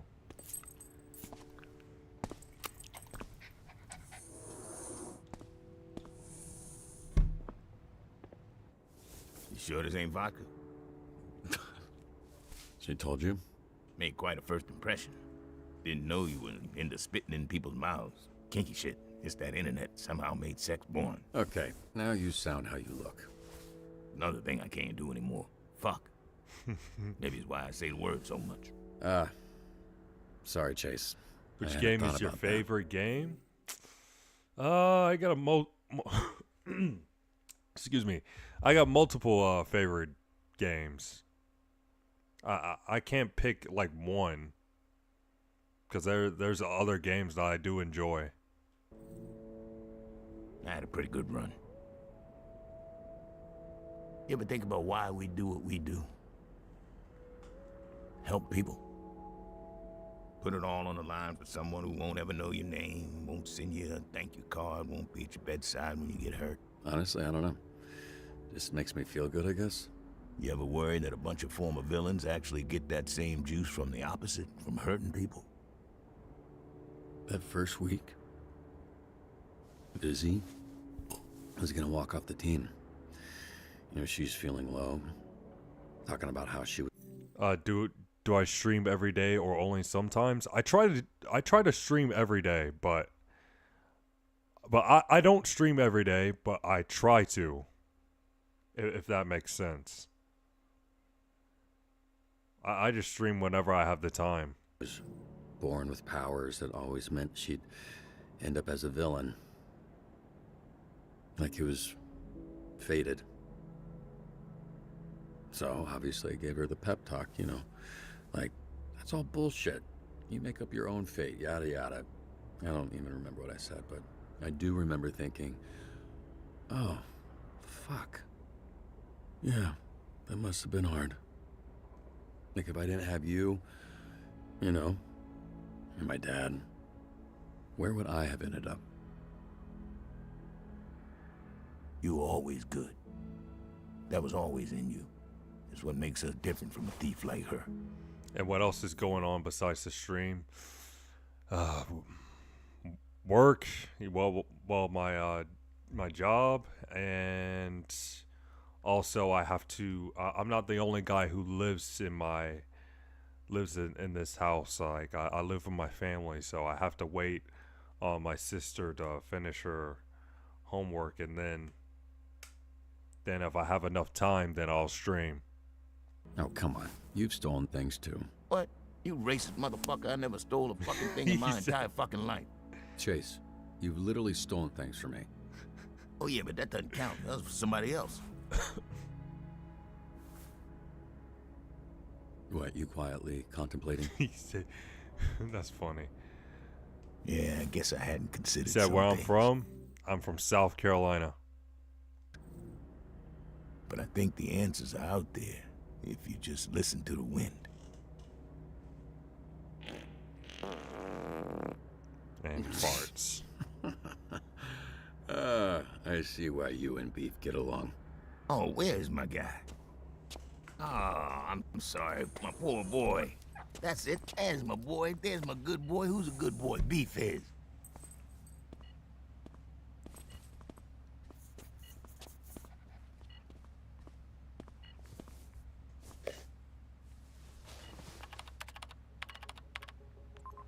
Is there a mic on this? Hey! Hey, can you hear me? The fuck are you doing? Oh, not much. Just looking for your stupid-ass pulse that's somewhere on this big-ass boat. Someone must have dropped their pin in the supervillain. Oh, you said you're from West Virginia? Okay. With dipshits. The news is they don't know where it is either. You know who's not good, Beefy boy? You're a West Virginia mountaineer, I'm assuming? Who's a real pain? Fizzy. Get out of there now. Look, you're disappointed, I'm disappointed. I'm sure Chase will have some shit to talk, but I'm here. And this is our last chance to get Okay, maybe if I can hack into the system, I can trace the energy signal. Check the manifest. Something would be great. Yeah, let's start with something. Oh, I'm doing this crap again. Oh my gosh. Like, I don't understand why I'm so bad at this.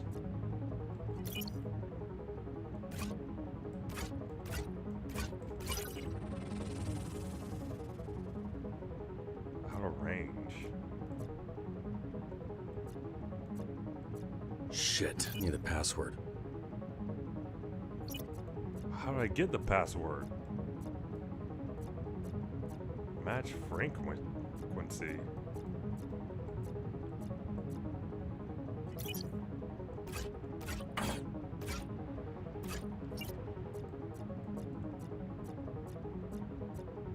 How am I supposed to do this?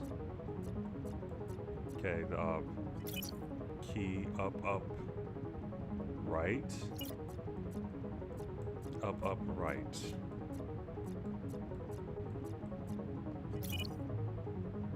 Up, right. There we go.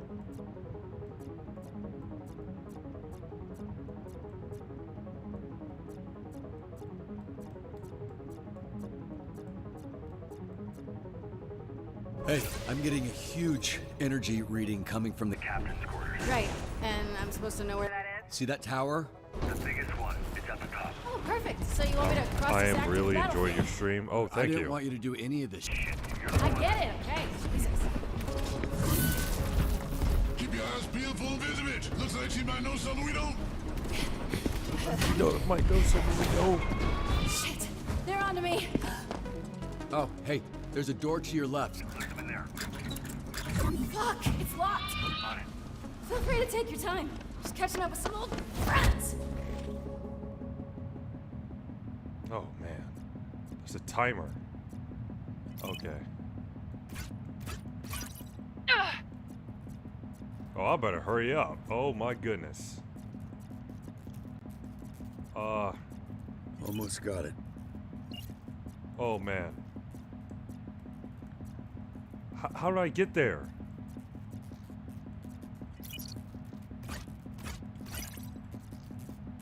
I think I can use this. Hurry up! Trying. And what you said? And what have you thought about your channel? What do you mean?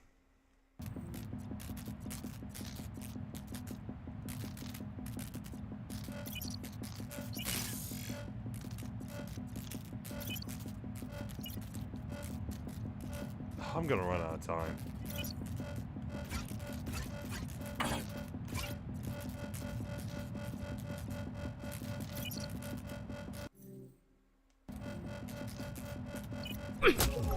Fuck this. Robert, you're taking too long. What the fuck?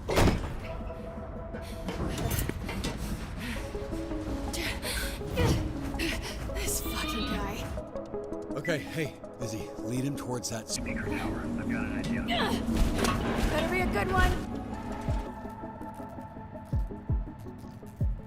Follow me, Featherdick. I got something real cool to show you. How am I supposed to get to lighting?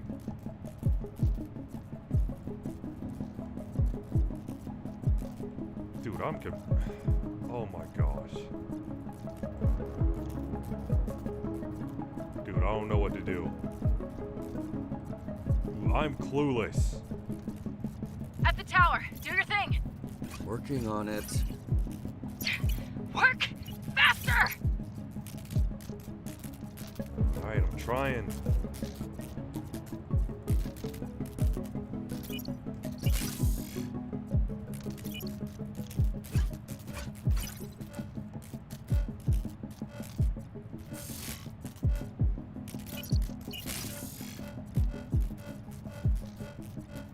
I'm gonna run out of time again.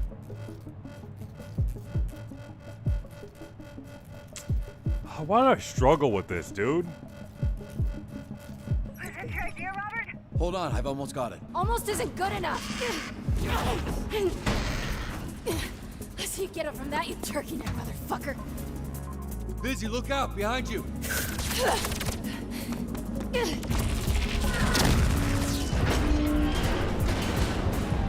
Fuck me. How am I supposed Oh, to you said I can help you improve your channel? What, you about to sell me something?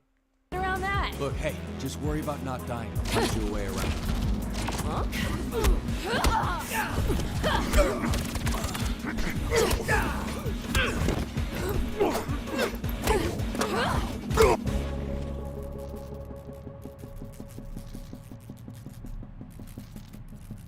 God, why does the crane have the hardest controls? Don't you mess with me. Me just passing through. Right, left. Right, Fuck right, me, left. they're minding me. No!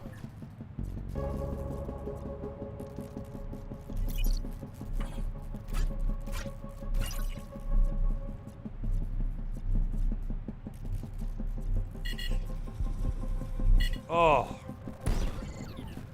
Why do I struggle with this?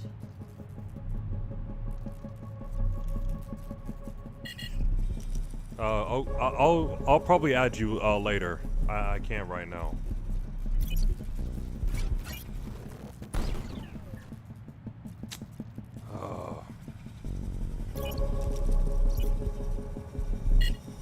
Terrible. Fuck all this. It's taking way too long. Getting close, Vizzy, I swear. Yeah, well, I'm still way the fuck down here, so not Close enough.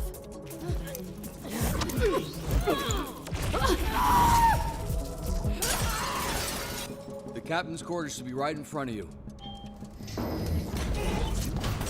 Tell us where the pulse is, Invisibitch, before we go full Pompeii on your ass. Full Pompeii on my ass? What kind of threat is that? You gonna give me diarrhea? Wait, no. That was predictable.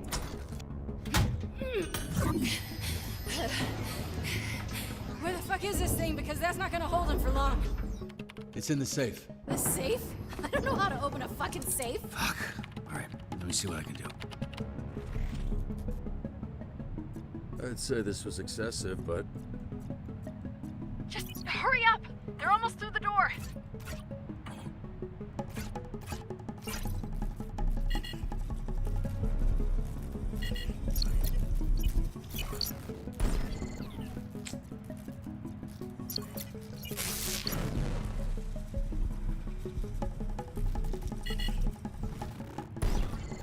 This is a joke.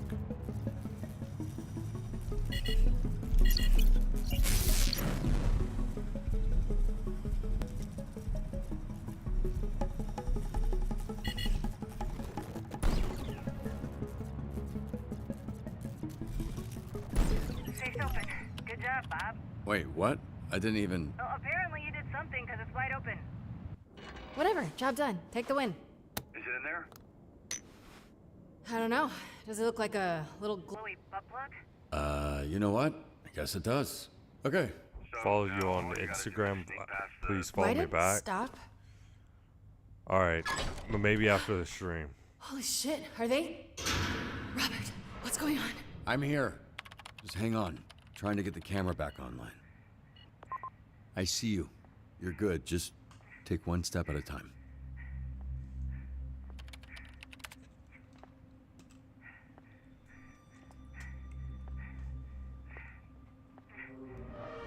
Visigal, stop!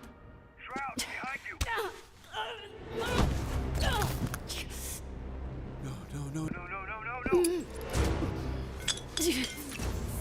Hey, Busy, stay calm. Your inhaler is... A few feet in front of you, okay? You gotta get to it.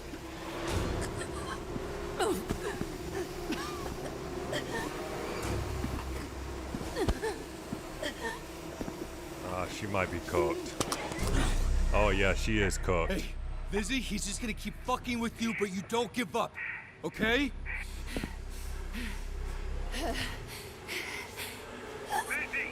Busy, you gotta fight. Please. Busy, hey, listen to me. You get up. Get up! Keep up. No!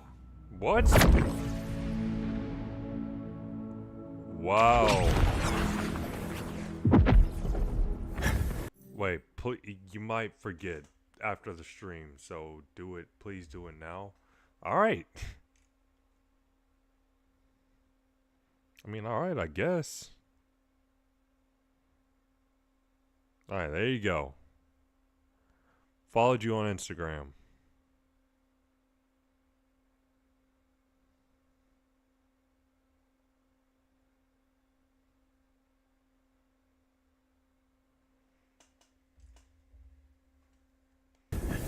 All right, I guess Chase is about to sacrifice himself. Okay, yeah, you're good.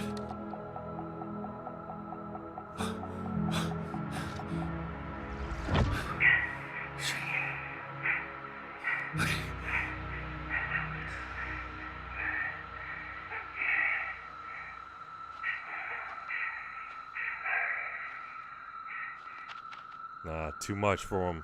Can't run. Yeah, you're welcome, I guess. Hey, wake up. No, don't fucking do this, please. Please, Chase. Please. Wow. What an end to the episode. Yep, Chase is pretty much dead.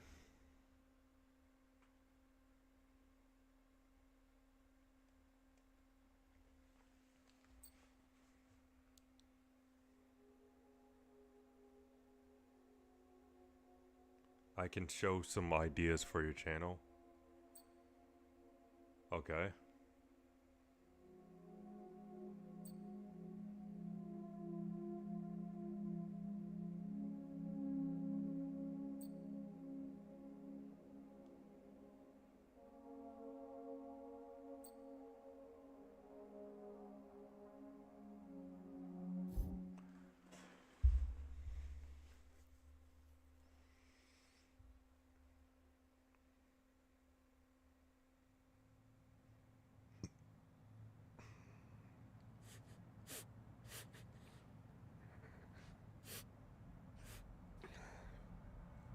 I'm too old to be crying. Fuck off. No, you're not. I cry all the time. Really? When? When I was your age, I cried for weeks when the Raiders left LA. 2003. Yeah, it's totally the fucking same as my dad never being home. Whoa, motherfucker. Language. And it was the same. My pops had season tickets growing up. Seats sucked, but I just liked being there with them. So, yeah, when they moved, I was crying like a little bitch, too. Are you saying I'm crying like a bitch? Yes, bitch. That's exactly what I'm saying. What do you want from the store? Your dad gave me $100 and I gotta break the shit anyway. So a young Chase, huh? Pays you? To be around your crying bitch ass? Fuck yeah, he pays me. Now, come on, whatever you want. Just make it less than $20, because I'm not trying to go broke every time you get lonely. Twinkies. Can I get a Twinkie? Hey, because you're crying, you can have two. They come in 2-packs. No shit, kid. I was joking. Keep up.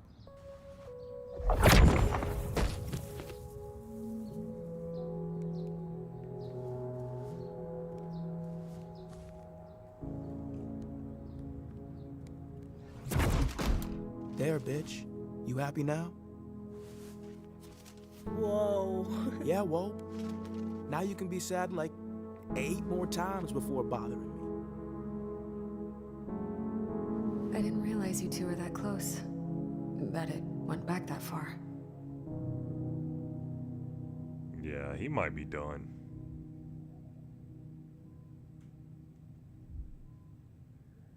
He was like a big brother to me. I didn't appreciate it enough. I'm sorry. Chase would only babysit nights when Dad had to deal with something big. Working late, he called it. It was fine being alone, but I'd still ask to have him watch me because I could guilt trip him into buying me shit.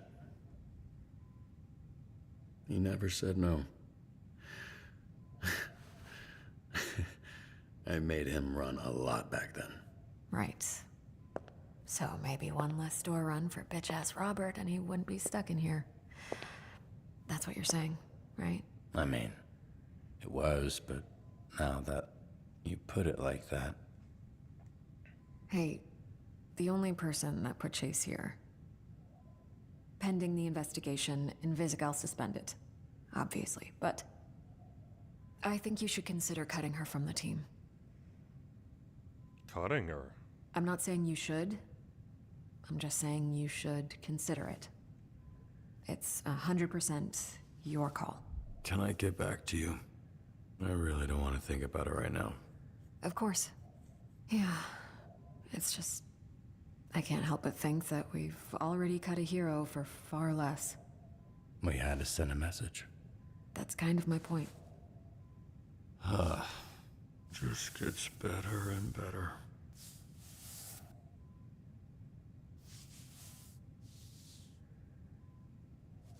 Vending machine? Whatever I want. He's so fucking proud of the man you've become. He told me that.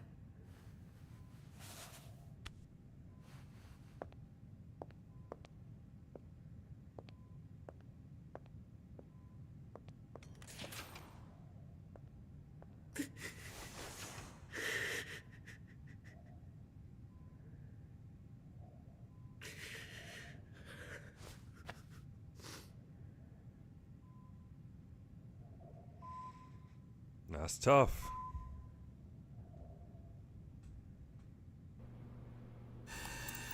Yeah, gotta get the Twinkies.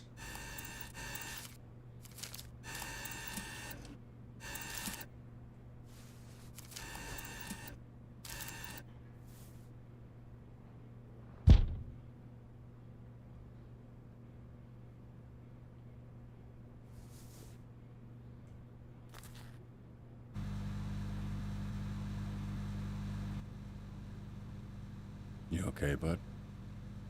It's just... I'm just mad. Yeah. I'm a little mad too. I can't. It's not fair. Invisigal was the one who... And then Chase shouldn't have...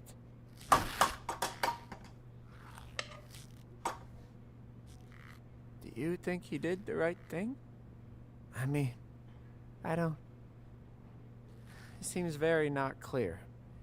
Or unclear. You know, Waterboy, I wish I had an answer for you. I just... In this case, I really don't know.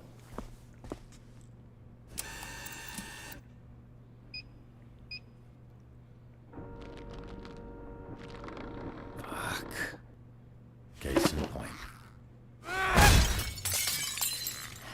Alright, now you don't have to do all that. Feel better? Kinda. I'll clean it up.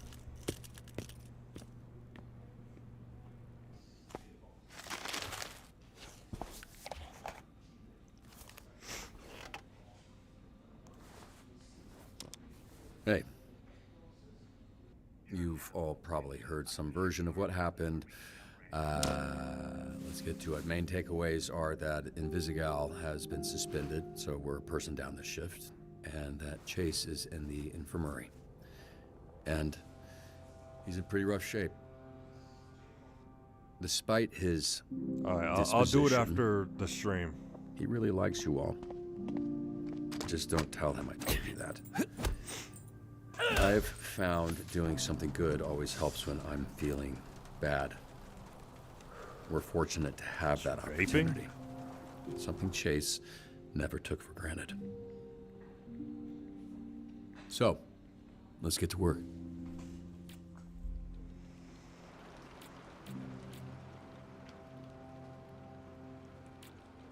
Alright, back to work, back to the grind. Hey, we've got a fuck ton of beached whales off the coast. Could really use some help getting them back in the ocean.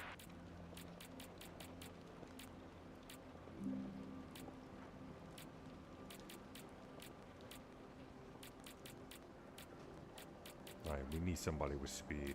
Him. I'll do what I can. Boom. Boom. Oh, yeah, sure.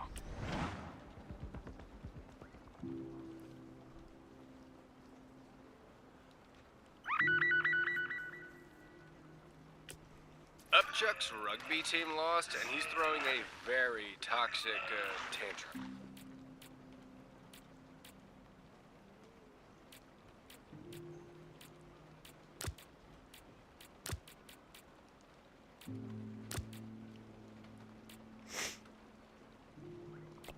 Oh, shite.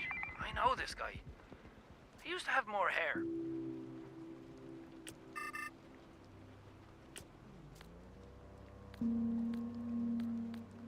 Right. Definitely don't mention that part, but, can you go talk to him? Yeah, happy to. What if he ever got around to adopting that dog?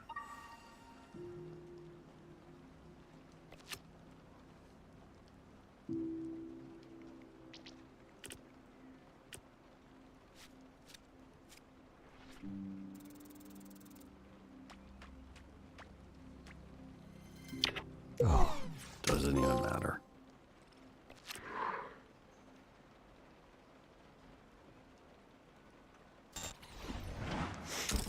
Golem? Oh, Yeah, Golem's Golem- shit-face. I think he's about to piss mud on the high school. Yeah, you know, I Golem saw got him injured. pulling over a beer truck earlier. I did think that was weird. Come on, buddy. Spit it out. A lot of vomiting this shift. Golem, I get it. I want to get shit-faced right now more than anything, but we've got a job to do, and I need all of you to just hang in there until the end of the shift. After that, you can do whatever the fuck you want. Cool? Can someone please go get Golem before he does more property damage?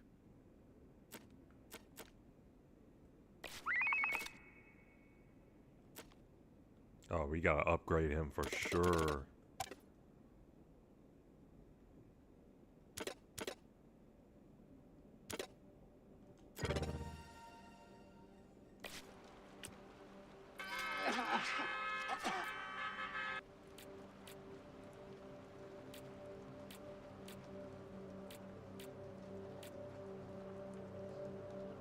Sure.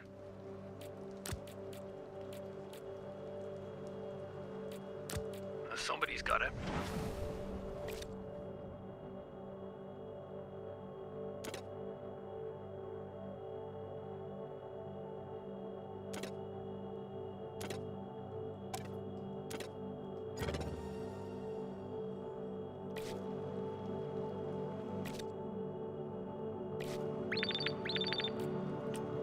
Okay, so we've got a super down here who controls bugs. Apparently they have beef with one of our farmers using pesticides. It's getting real biblical down here.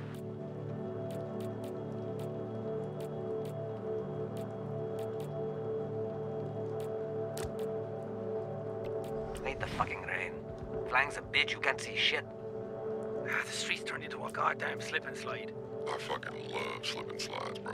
I haven't seen it come down this bad in a while. I like it. Feels right for today. Fucking cool it, emo boy.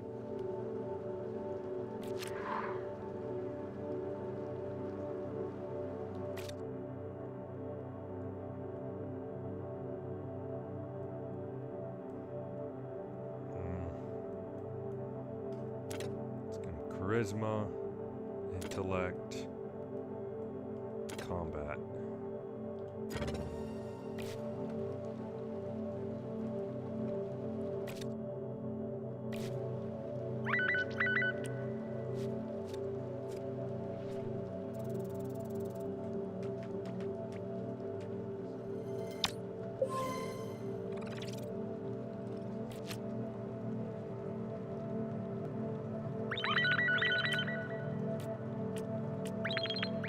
Hey.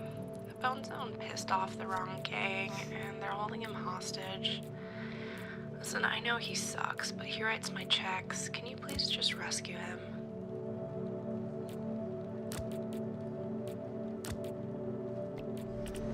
Hi, just calling to confirm one of your Z-Team heroes for our interview this afternoon to discuss the Phoenix program. Hello? Is this thing working? Sorry.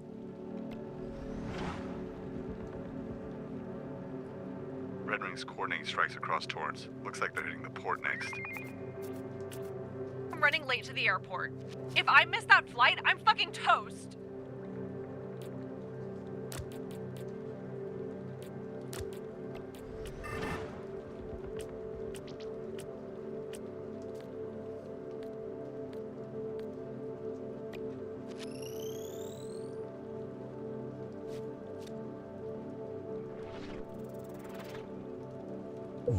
Ah, whatever. Figures.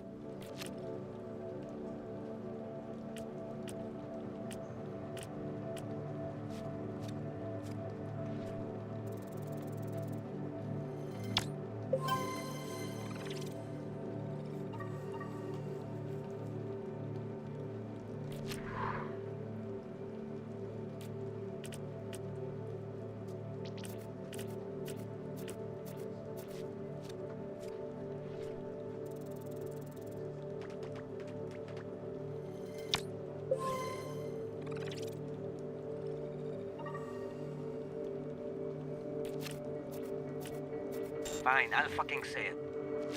What if Chase dies? If you don't shut your mouth. What are you on about, lad? Holy shit, man. That's dark. That's, why? Even not talking about it won't make it go away, okay? Crazy thing to say from Flambe. If he Yeah, dies, that's messed up. he'll be taken care of. That I can promise. How do you know? I just did. Trust me. Girl, what the fuck even are you? This fucking rain is flooding our neighborhood. We need this water gone. I'm gone.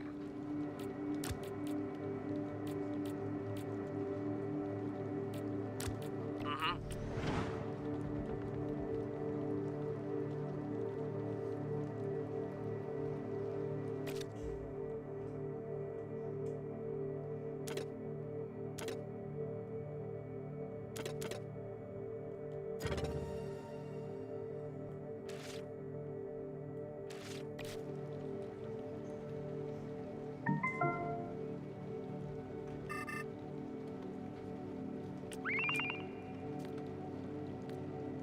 Waterboy, think you can handle this?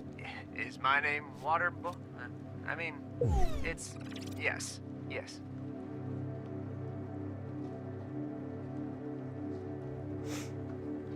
out of control.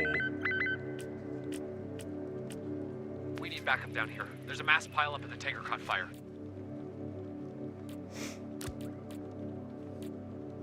If there's no one else. I'm down.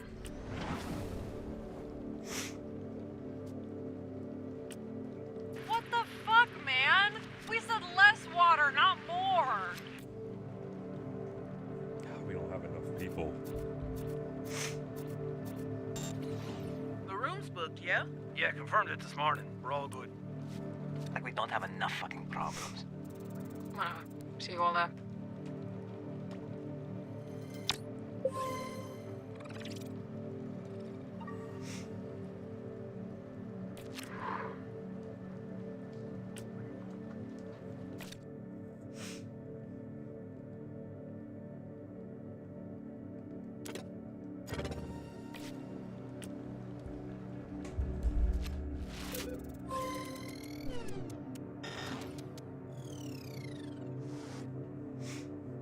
Okay, team.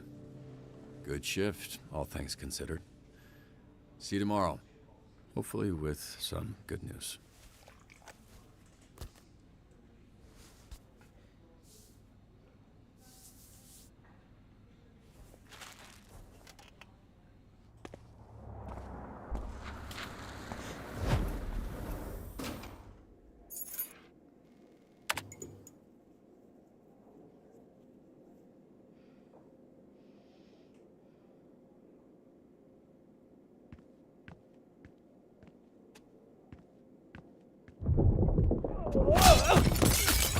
Whoa.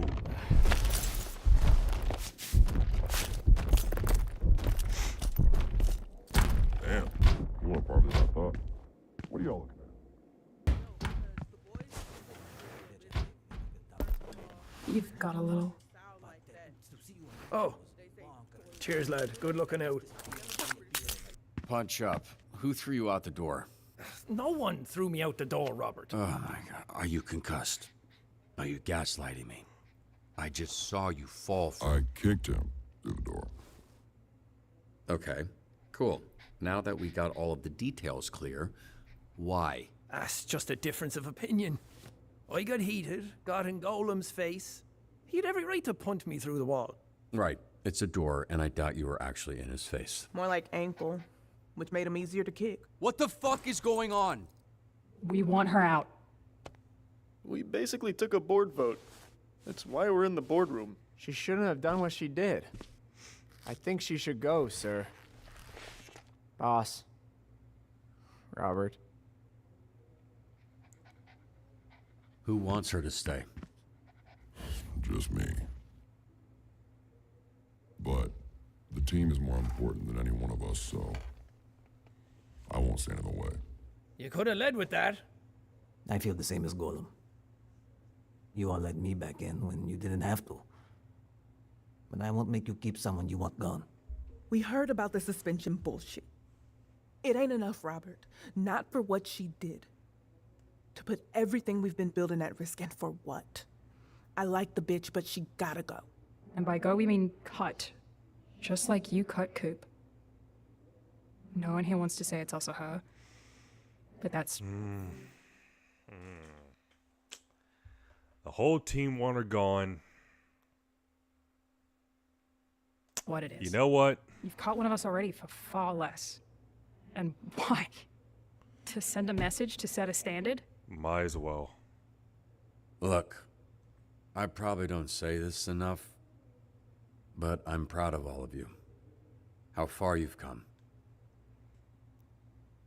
A few months ago, you wouldn't have been in a room like this discussing the needs of the Z team, and if you did, there'd be a lot more than one broken door.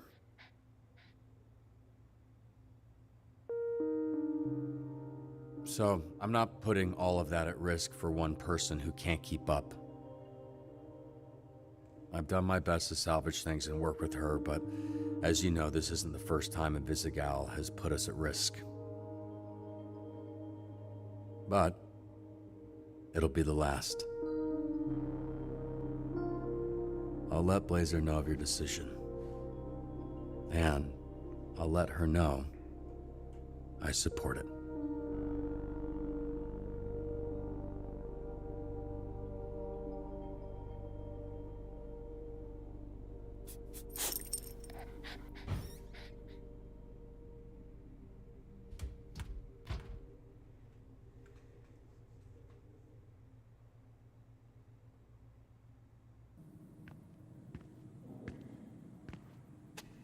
Vizzy? Sorry, I can come back. Why? First time we met, you were in your underwear. Fitting, right? Last time you see me, that I'd be in mine? I heard everything. You don't have to double fire me, okay? I'm going. Look, this is something the Z team decided, not me. They took it to a vote. I tried my best. Really. And I think I tried the most with you. But it wasn't enough. I wasn't enough. Yeah, you had to go. Which is why this is on me. Okay, I failed you. And I hope one day you can forgive me for letting you down. They're right. I don't deserve anyone's forgiveness. Anyone's help, anyone's love. Because I can never repay it. Nothing I do will ever make up for what I've already done to you. I'd hoped getting the Astral Pulse back would help, but I couldn't even do that. Vizzy, you don't owe anyone anything, okay? Least of all me. I was there that night. What are you saying? I never ran with Cruz. Always did my own thing, but my asthma was getting worse, and they had an augment that could increase my lung capacity. Only catch is I'd have to work for them, paying down for years.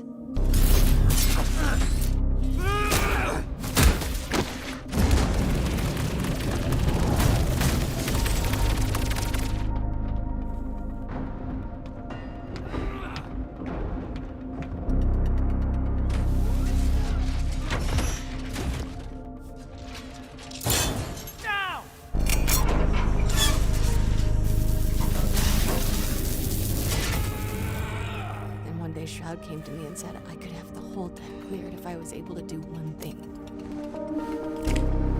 Place a bomb on the back of Mecha Man undetected. What?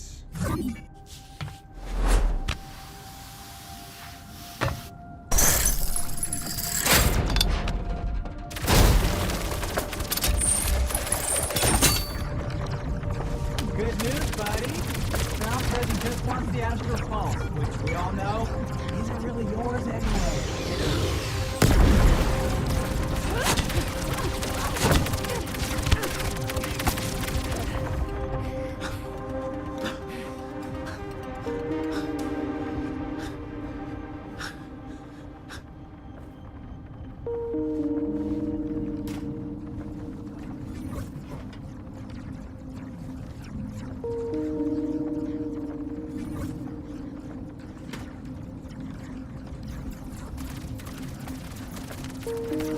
I quit the moment I placed it. I walked out before it even blew. My augments conveniently stopped working. So I signed up for the Phoenix program the next day. Which gave me the chance to fuck your life up twice. You gonna say something? I mean, I don't even know what to feel right now. So, yeah, might need a minute, or several minutes, hours, days. Weeks, years. Yeah, I understand. It's not that, it's just a lot. A whole fucking lot. All I wanted from this was for people to look at me the same way that you look at Blazer. Even if it was just once, you know? Instead, they've always seen me how you see me right now. And what way is that? Like I'm incapable of good.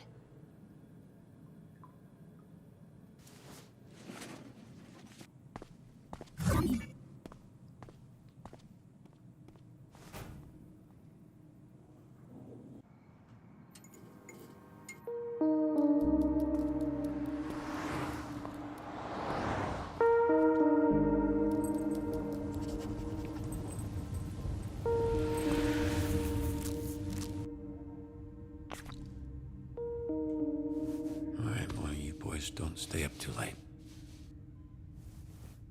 Letting the dog stay? Chase?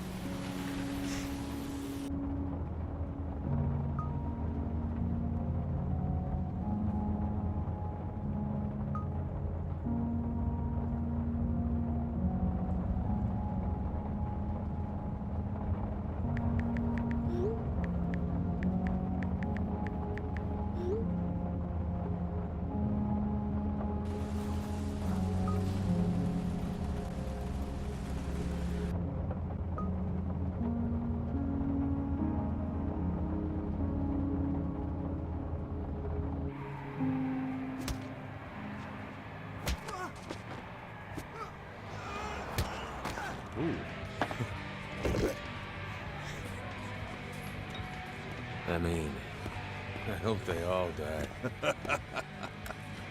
I'm serious. Any dumbass walking into a trap that fucking stupid should have the plug pulled right now. Just pillows over faces. Oh man, have you seen what the poison does to their faces?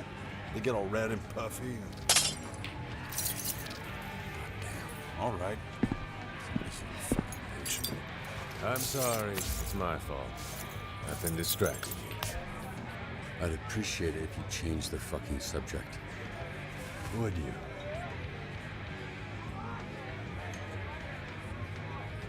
Ah, fuck. I know what's going on. Kid probably lost someone there. That's why he's been staring at that shit all night. Get him a drink on me.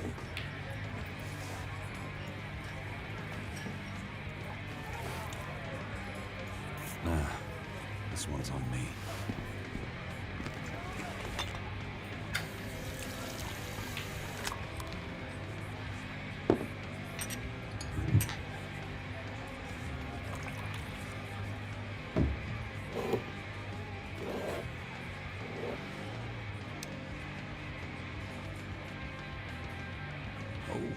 Oh my.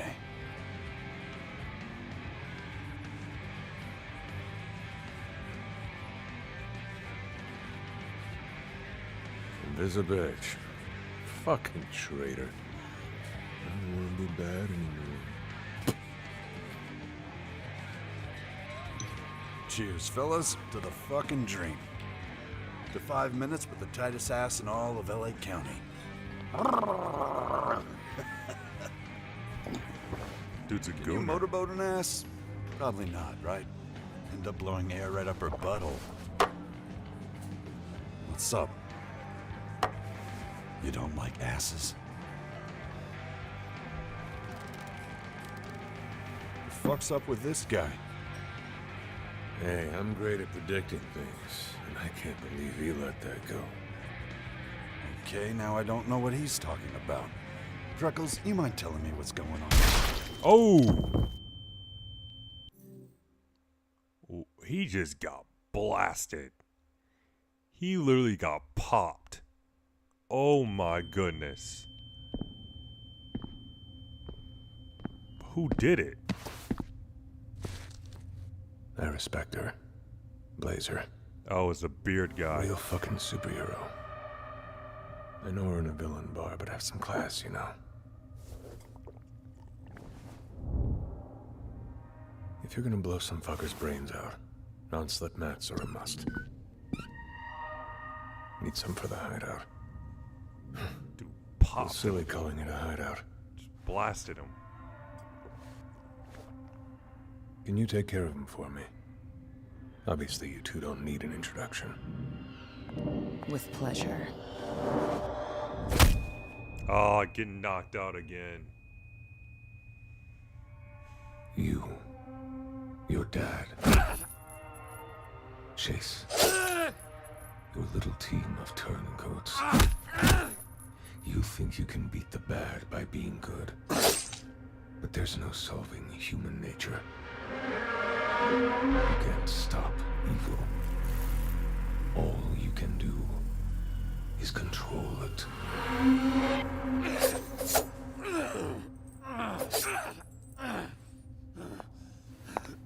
I believe him, boss. If he had something to say, he would have said it by now. I thought you wanted revenge. This was your father's gun. Kept it in his locker, fully loaded. 6 shots. He couldn't have predicted I'd use it to kill him. The first bullet grazed his shoulder. I hadn't adjusted to the adrenaline spike. The second hit his upper chest. The third burst his heart. He was lying on the floor, eyes full of fear, when I put the fourth through his face.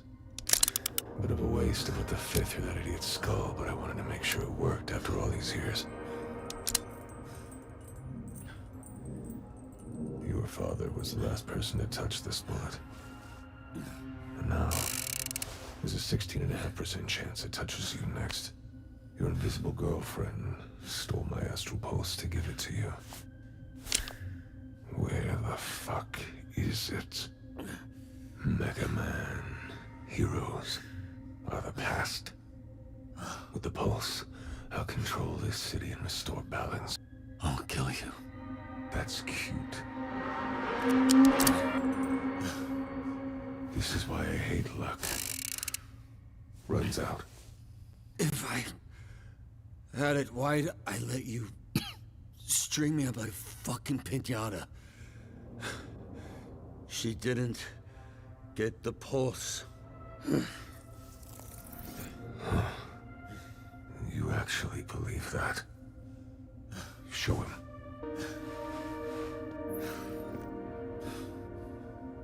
Invisibitch has the pulse. That I know. What I don't know is why she didn't give it to you. She played you too. Here I am thinking she's working with you, but she's fucking us both. She didn't take it for you. She took it for herself. Wow. It's okay. She fooled me too.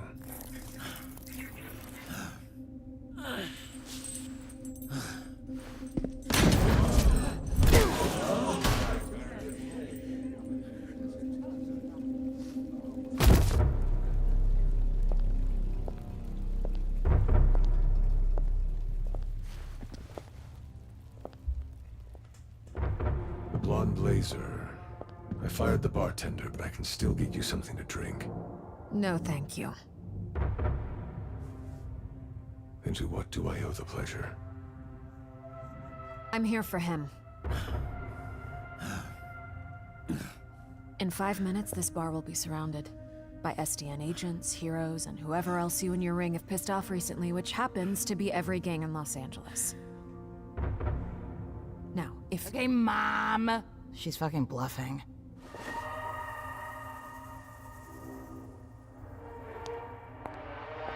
Sorry about that. If they weren't shit, you wouldn't have cut them. You were saying? I can see I'm outnumbered. That eventually I would fall. But by my read, I'm taking a lot of you with me. So all of you can leave now. Or half of you can die here.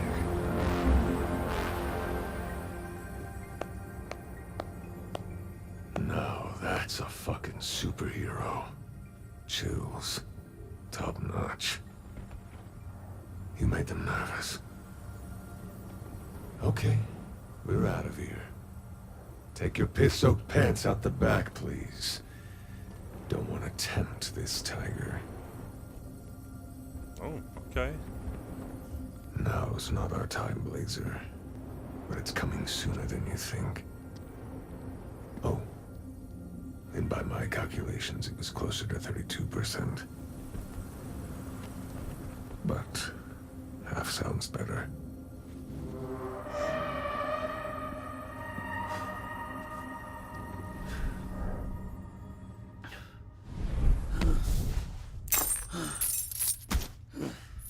You saved me.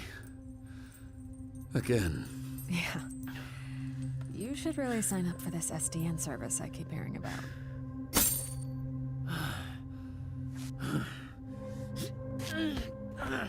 Don't worry. I've got you.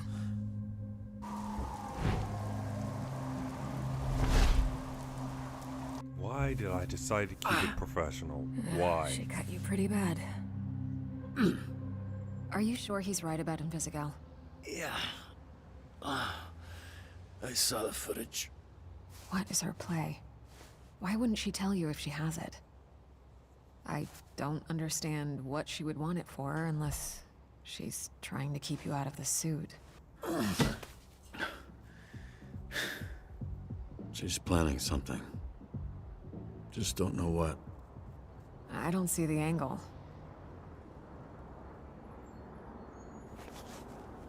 You're probably right.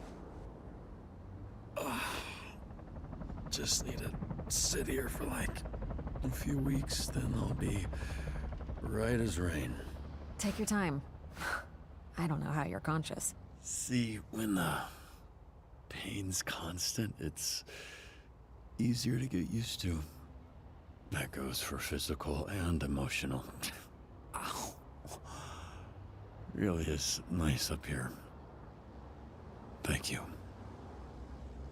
Don't remember if I've thanked you before, but... About 50 times. You were muttering it the whole flight.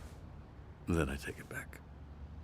You should know I was going to take you to the actual Hollywood sign. Not as sturdy as you.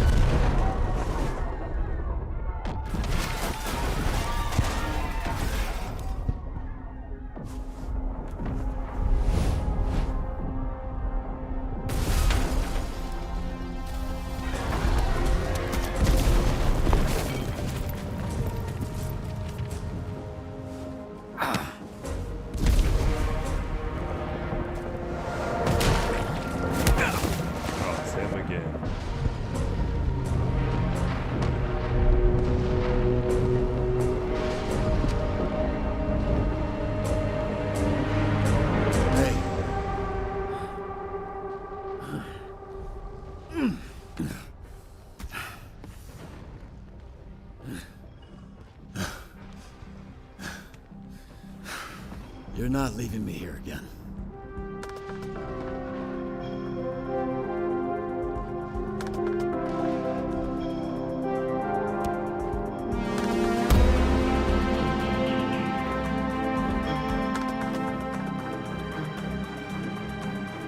All right.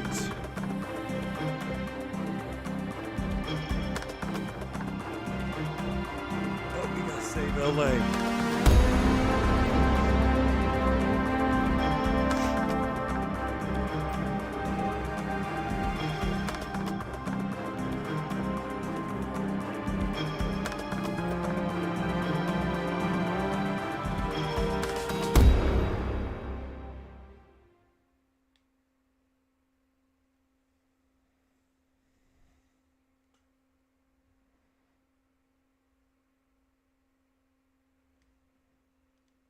Alright, sorry. I gotta take a piss. I'll be right back.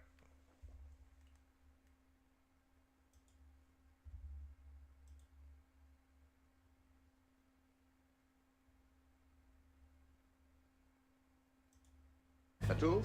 Tattoo, please. 有限どこにいるの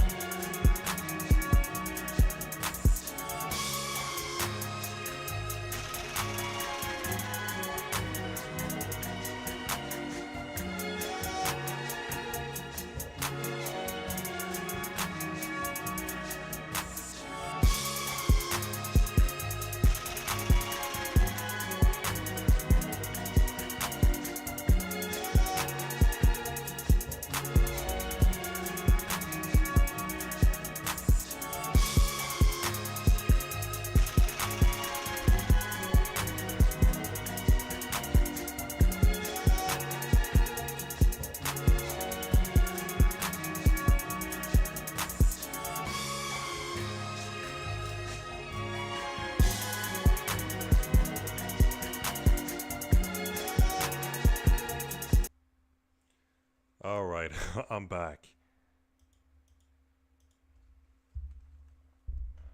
Alright.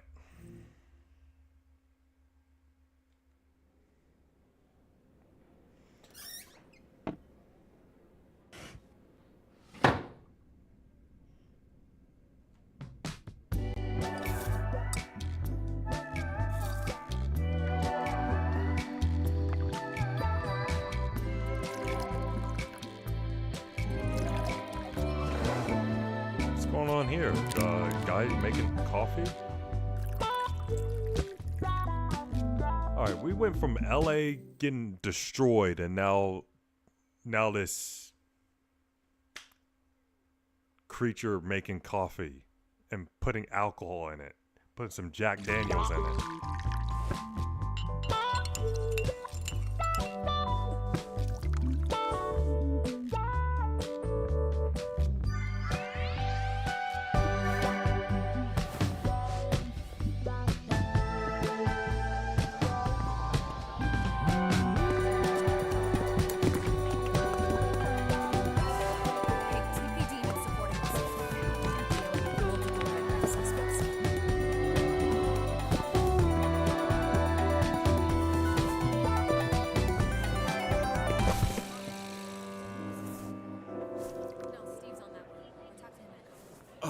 Thank you. That's your lifesaver.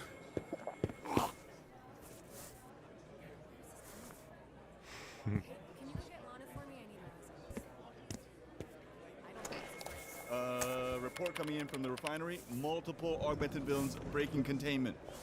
Dispatch all available heroes in the area. Boss, we don't have any heroes in the area. Can you handle things here? We're overrun out there, and I just think I need to get out into the field for us to have a shot. Yeah, just promise that you come back, okay? I got enough trauma. I promise. Oh, shit. The tablet. Keep an eye on the feed.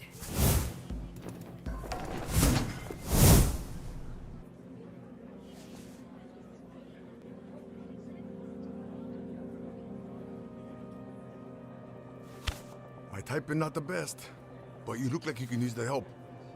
We can use whatever you can give.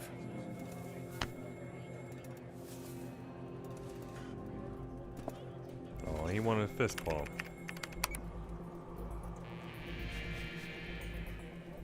Oh, shit. Is this it? What you mean is this it? Bitch, you know what time it is. Sorry. I didn't mean it like that. Thanks for getting out of bed, or whatever you were up to. Yeah, I think I'll need to fall asleep. Working overtime. Are you gonna finish your sentence, big man? Huh? No. Shit, I thought I did. Look, we're shorthanded. We should have the rest of the team trickling in, so we'll have to make do for now. Lucky for us, we got the best 3 heroes on the roster. We all know you'd say the same shit about whoever was here. We all know, then there's no reason to point it out. Look alive. We just gotta hold it down till the cavalry arrives. Okay, but just so y'all know, I don't know if I'm making memories right now. Alright, here we go. Jumping Jesus! Red Ring swarming all over the fucking city!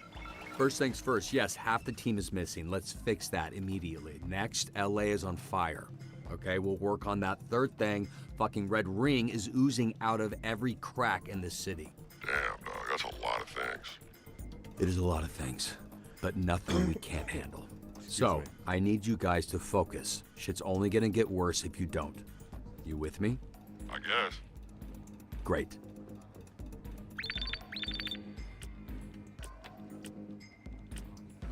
Red Ring just released an experiment from containment. It's a, big thing with claws. Not in Torrance.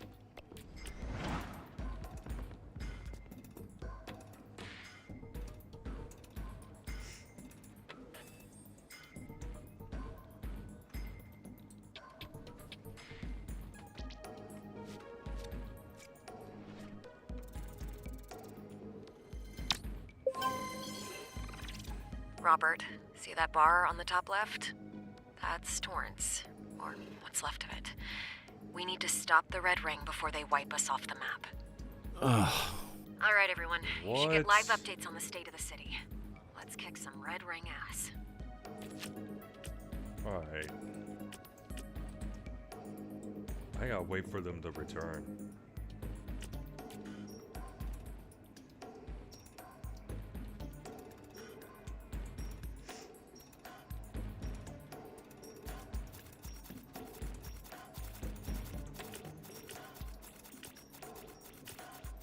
Isn't that what we pay SDN for?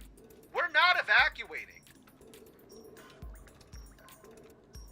Still on my feet. Missed it. Wait, someone's tracker's freaking out?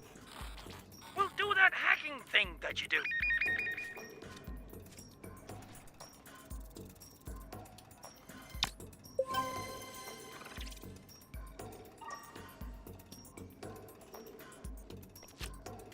Hold on, this team. I crap just need to again. narrow down the tracker's location. Hi.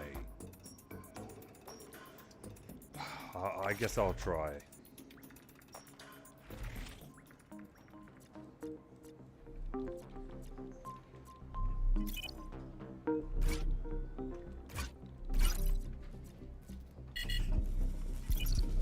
Well, shit.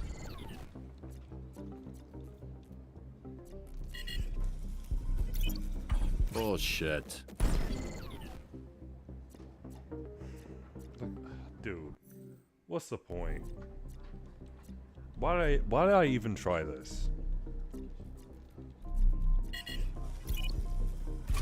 Are you serious? This is why, dude. Damn.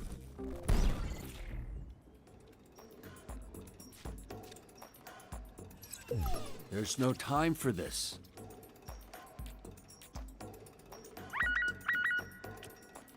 The mayor is refusing to listen to reason. Could you perhaps lend a hand? Holding strong. Sorry I'm late. Phone was on Do Not Disturb. Anyway, what'd I miss? Oh, not much. Just the end of the fucking world. Good to know. I reckon we're gonna try and put a stop to that. Get your ass in gear, babe. We're putting in some mad OT. Took him longer than we thought was necessary, but the evacuation is ordered. Well, I know who I'm not voting for. Requesting backup. We've got several 487s at the mall. Civilians, not Red Ring. I love a symmetrical stage picture. Shit. Signals split. Can't look for them at the same time. Gotta pick one to track first.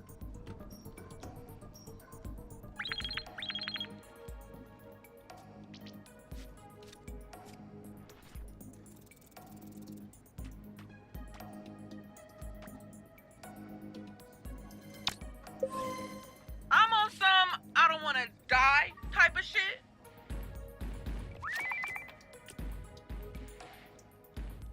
Waterboy's come a long way, but he can't handle this alone. No, I can't do that. There's a bomb downtown. We need someone to defuse it immediately.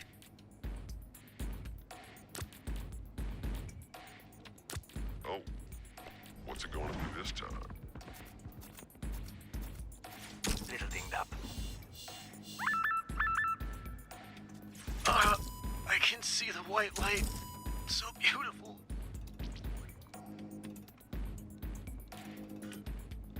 We need all hands on deck and our trainees are pissing themselves.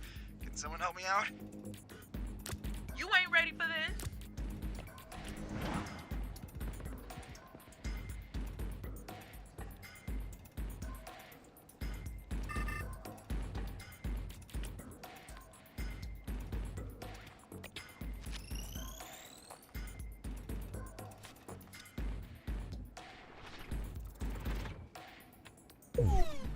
I don't have fucking time for this.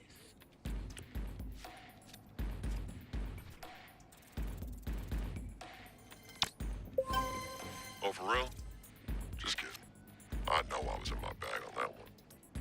Alright, gang's all here. Some of you in worse shape than others. Everything hurts. Even my socks. Damn. You look like, shit. You just got rescued. Do not play with me right now. God dang it. I'm sober again.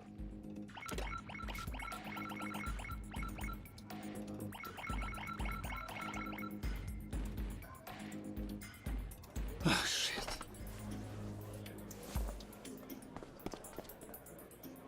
Give me 1 second. Hey, Panama Minute, fuck, what's your name? Panama Man? Hey, Panama Man. No, I'm good. Thought we talked about the melons. Unfortunately, I signed up for the monthly melon subscription to save 10% on my purchase. 11 months remain. That's great. You like saving, so how about you help save the fucking city? It does sound better than 10% of $822. Holy shit, that's a lot of money. Look, doesn't matter. Galen, Can you just help him get into the hero pool? Yes, sir. I save on shipping by delivering it myself. That sounds not worth it.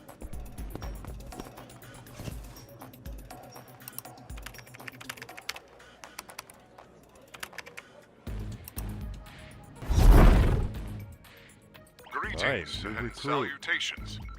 I have left the company of my far superior team to assist you. You may call me Phenomaman, for that is my name.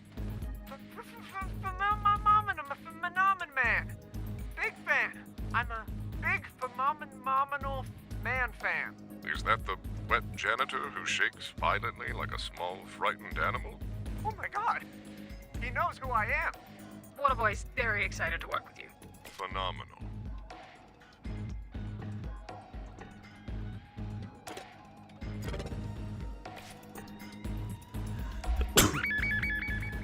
Sorry. Stadium's on fire. We're suspecting explosives. We need backup.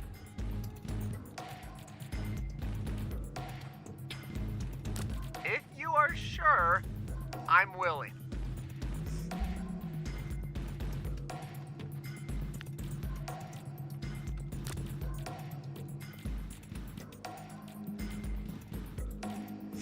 Try to stay out of trouble, lad. Roger that, Mr. Punch-Up. Sir.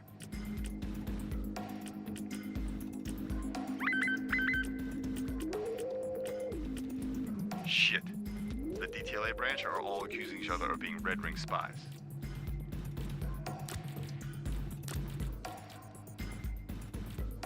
I laugh at death. Ah! Literally every fucking day. Oh, sick. I can visit my old weed guy. Like, after we stop all this bullshit.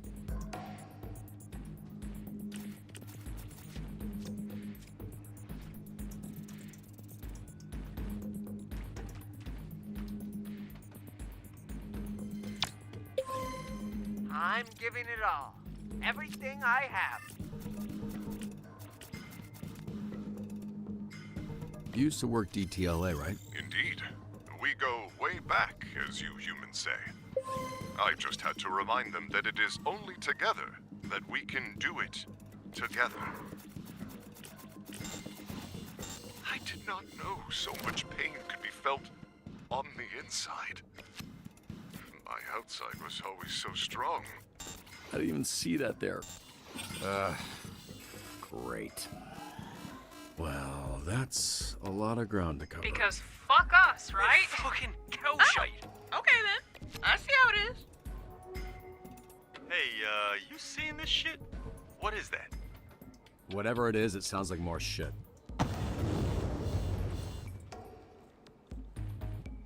Hey, Z-Team. Get a load of my new friends. Oh, fuck, no way.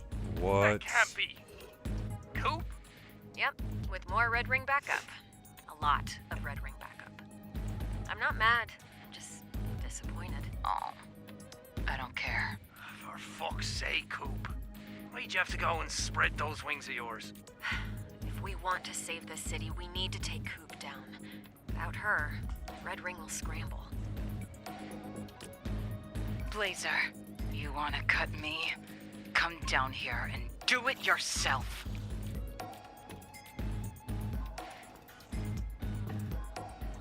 Alright, we need to send the best.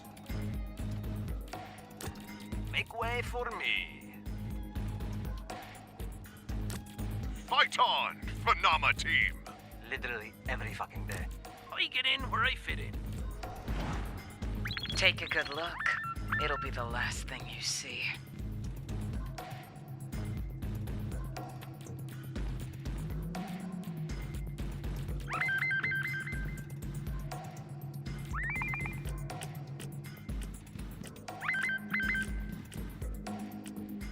God damn it.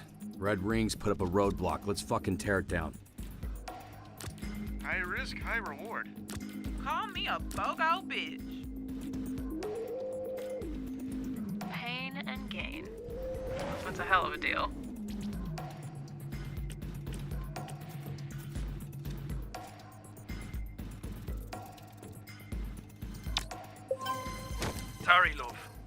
It's nothing personal.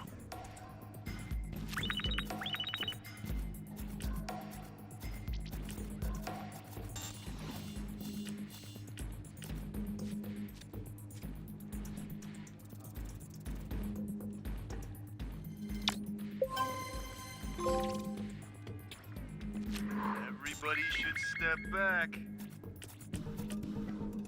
Although I understand there are higher priorities for SDN at this moment, Vanderstank's girlfriend is demanding a coffee from Santa Monica be brought to Vanco.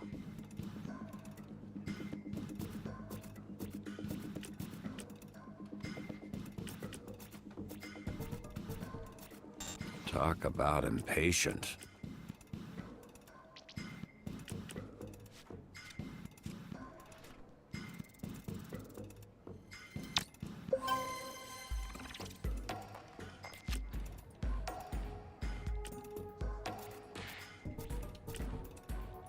We've got another gang out here with Red Ring Tech.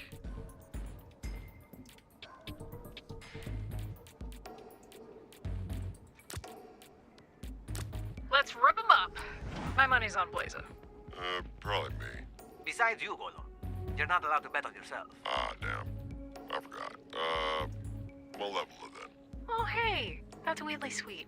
Thanks, man. What's the bet? Last one left alive when all this shit goes straight to hell. Still ready to rock, baby.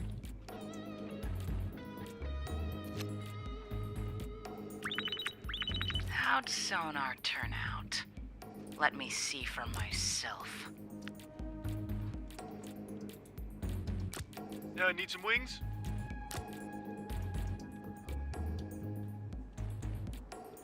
No room, eh? I'll make some.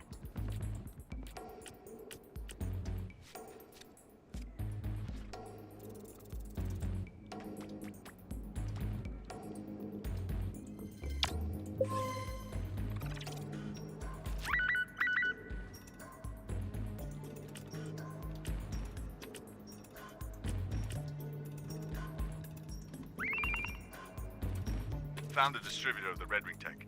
It's Mr. Fister. I got this shit.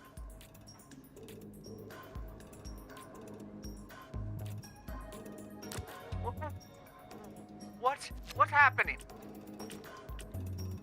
Hey, that Red Ring creep Smilemore took over the radio station. She's trying to brainwash the citizens.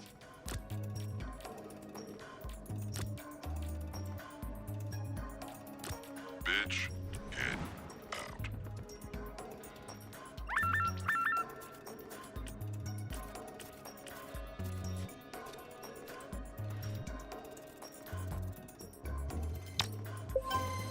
Sorry, love. It's nothing personal. Alright, we're beating her. Missed one.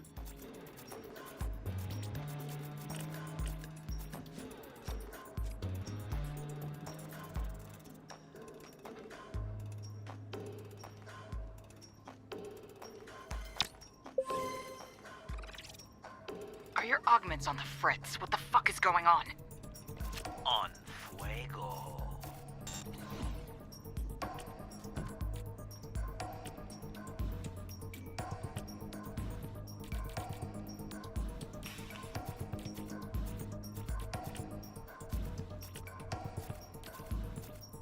Was that always there? Finally get the team to be a team. Then they gotta go solo dolo when it count the most. We're just failing slower. That's how I feel, bro. They got us spread thin, bro. Hitting us everywhere. Can't get a win no kind of way. You're right. Hey, listen up. This isn't working. This is what they want. Okay, to send us to every corner of the city, spreading us thin, forcing us to travel back and forth. No more coming back to base between calls. Okay, we stay out for as long as we can. Plan is for us to get more tired than we already are. He knows our procedure, so he's predicting our moves. So, we need to switch it up, be less predictable. Z-Team, what happens today will live on and... Get in. First battle we break will be the one where you say some inspiring shit, or try to at least. Affirmative on that. Be careful out there, team. Sun Blazer down here. It's time we settled this. My way. Villains abound.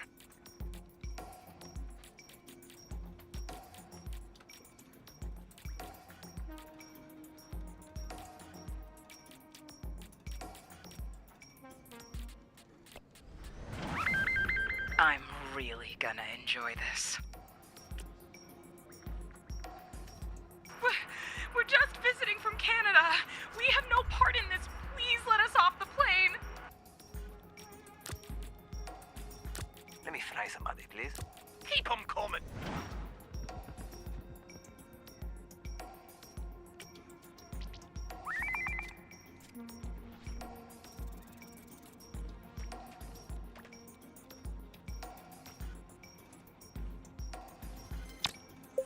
All right.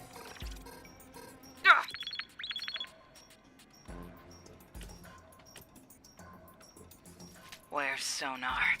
I want sonar.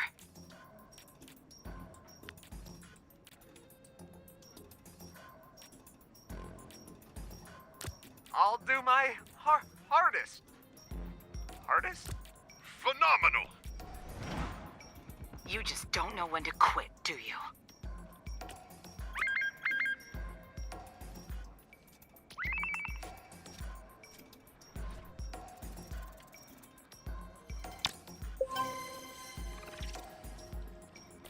Ready, set, fire.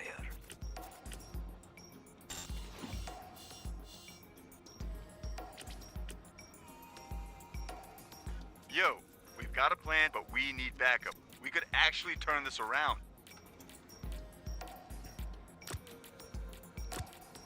Oh, dang. I didn't know we had it like that.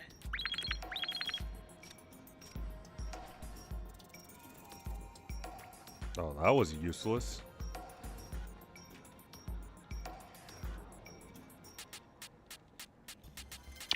You think that's enough to stop us? Robert? What if I don't think I can do this. Yes, you can. You've been holding your own out there this whole time. But we're outnumbered. There's too many. Take it one thing at a time. Can you do that for me? One thing at yes. Okay, I can. I'll do that. Perfect. Oh, okay. That feels good. That is a feeling of good. Good feeling. You fired me. First mistake. Oh, the city's cooked. It didn't Too have to many be this things. way. And yet, it is.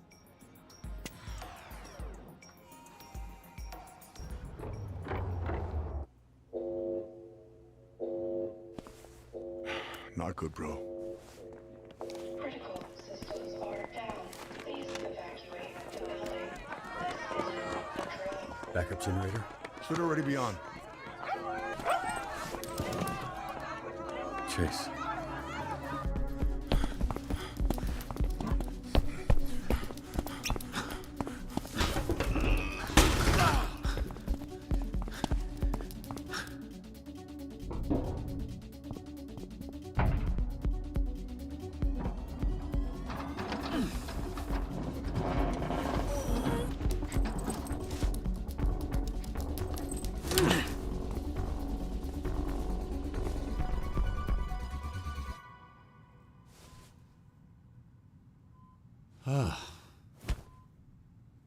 Alright, he's still alive.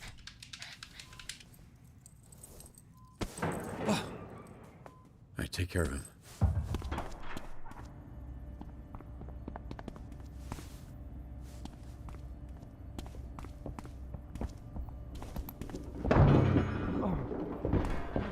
I trusted you, Vizzy. You were wrong for this. I defended for you. Fucking put me down! I didn't do anything! No! No! I caught you! I caught you red-handed. You think I'd let you catch me if I was doing that? Use your head! Whoa, whoa, whoa, whoa! Come on! Stop kicking him! I'll stop when he puts me the fuck down! She tried to steal your mech suits. Oh, fuck off! It break my heart, bro. But Vizzy is a traitor. She played all of us. That's not what I was doing. I'm trying to help you. I trusted you. Never again. Whoa, whoa, whoa! Holy shit. Is that the real? She bring the keys to steal the car, but I stop her. You fucking idiots! You need me! You brought the Astropulse. You already do enough. You don't know what's coming. are you talking about?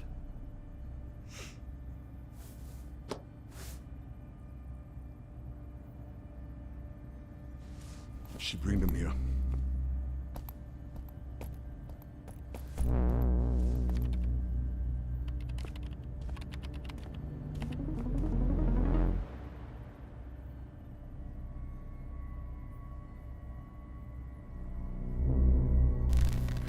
Fuck.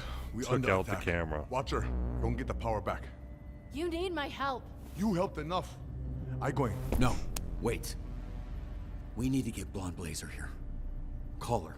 She'll know what to do. That's not gonna work. They have jammers up. You're not gonna be able to call out or call in. That's why this place isn't already swarming with heroes. You sure know a lot about the plan for someone not involved. Look, they tried to recruit me. Of course they did. But I said no. Bullshit. Watch her. I go get the power back on. I moved your Mecha Man suit to the rec room. Here. Take this.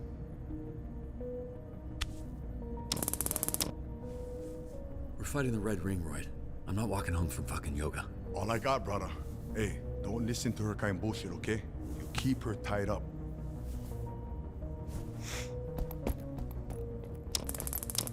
I got some pepper spray you can borrow if that's not enough.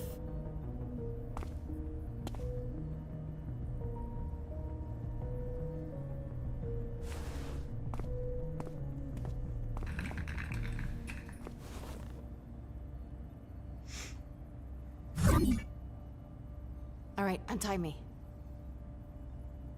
What? Why are you looking? You didn't lie to me, but you didn't tell me the truth.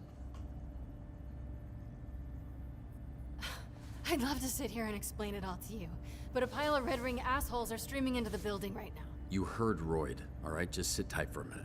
I didn't give it to you because if you knew where it was, he'd have beat it out of you. And if I gave it to you, he'd have it right now. I was trying to protect you. Yeah. Well, the internal bleeding I've got from your old boss isn't making me feel all that protected right now.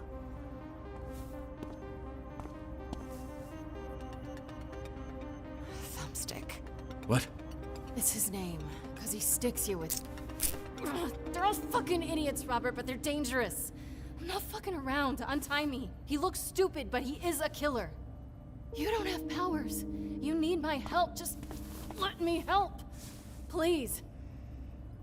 I'll do it. All right. What are you... I'm looking for something to cut you loose, but his toolboxes are locked. What did he do that for? Oh, I fucking wonder, Vizzy. Why would he lock up his tools around invisible criminal thieves? Robert! Oh, great. Good. Are we in kindergarten?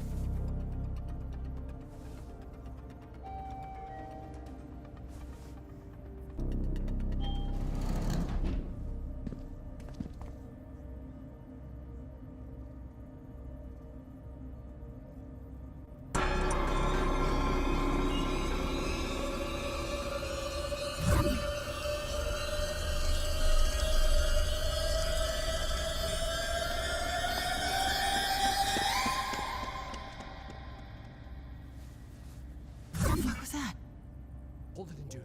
Hold it in. All right. Fuck. Fuck. Come on. Fuck. Come on. Oh, God damn it.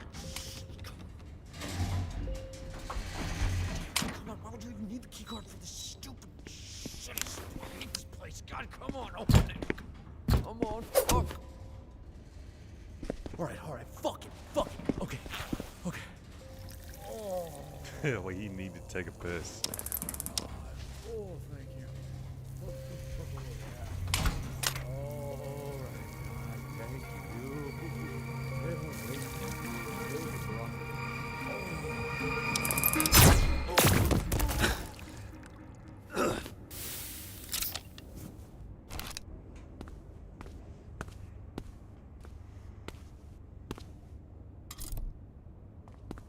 Hey, nice job. Nice job. Why are his nuts out? Oh, thought that was normal. You mind helping him? Why would you crinkle cut your balls through your zipper if you don't have... What are you asking me? Can you just put his dick away? Feels like the dignified thing to do. Dignified for who? I know the guy a little, and it's bad enough he's unconscious. Nah, you do it. Fuck no, you do it. What? You know the guy, it's not like... Fine, Jesus. That's disgusting.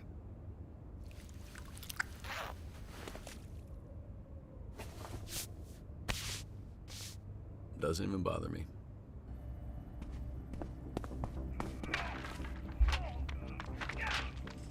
All right, go get your suit. Wait, shouldn't we stick together?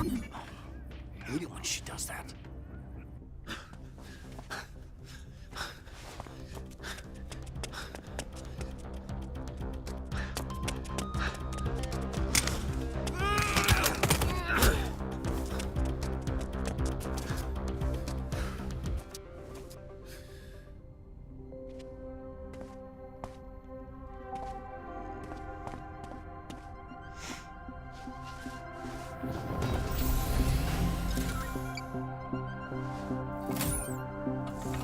Is it gonna work or what?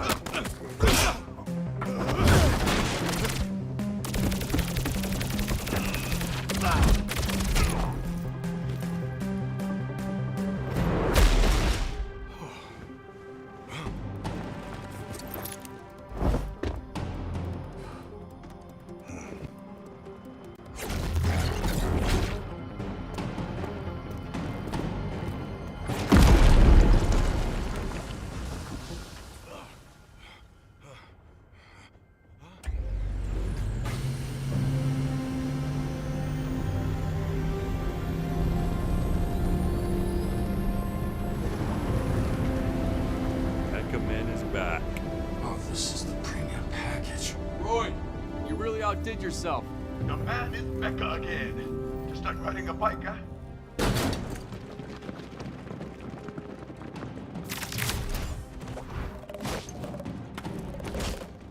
This is great. Obviously, the suit doesn't work without the astral pulse, so it is really nice of you to bring it to us. Your dad would be so proud of you if he wasn't dead. 'Cause Shroud killed him. Like he's gonna kill you. And all your friends. And break their fucking arms! Right. Sure. We can break all their arms right before we kill them. Super weird crime scene. Or just give us the pulse and we'll let you live. With broken fucking arms! Of course. Both arms! Each one gets broken! Everyone gets it, okay? We see the casts. You're making it weird. Where's Shroud? Where's Shroud? Is that what you're asking? Yeah, that's what I said.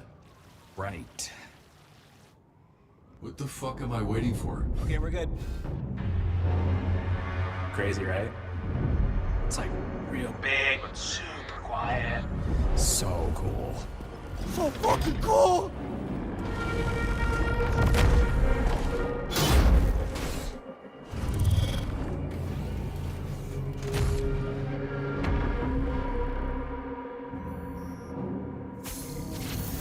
Your dad said he'd help me build a mech if I helped him build the Astral Pulse. Just another promise he didn't come through on. Okay, that's what this is all about? You needed it to power your stupid spider shit? It's not stupid. Come on, kid. Using the pulse to power a mech is like plugging your cell phone into a nuclear reactor. No. I'm gonna use the pulse to change the world. Well, Dick does you your little beating app you up. Me beating your ass. Oh, they don't like that.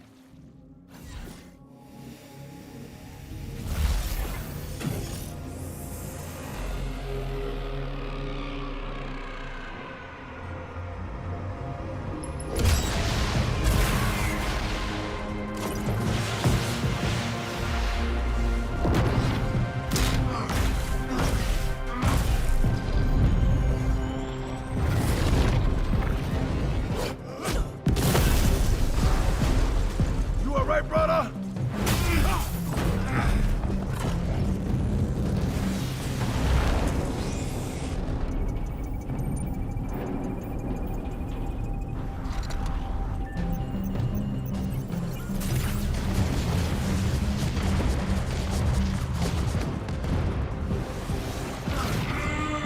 You trying, Brett?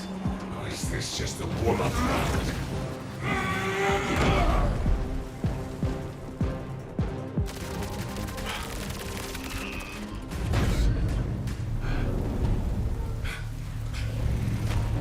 Slick paint.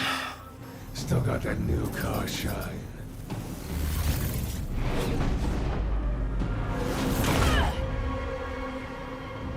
You were late.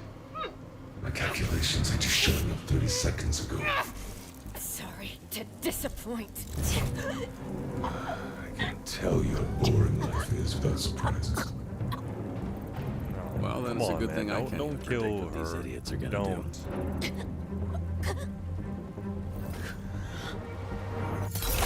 What the fuck?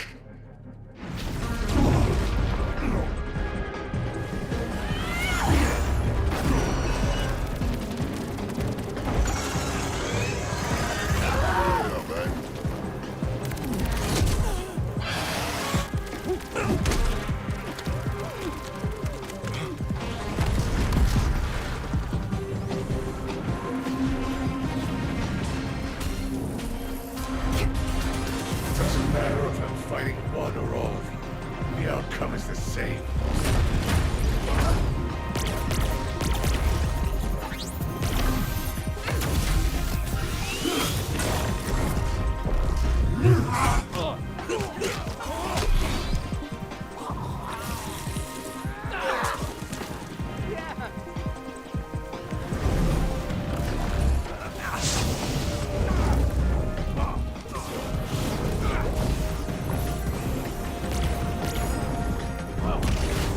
Leave the best Estia has to offer.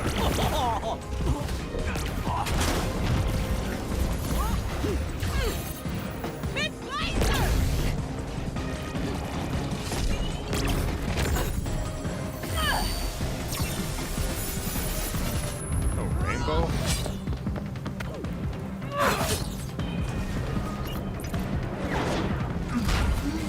Too slow.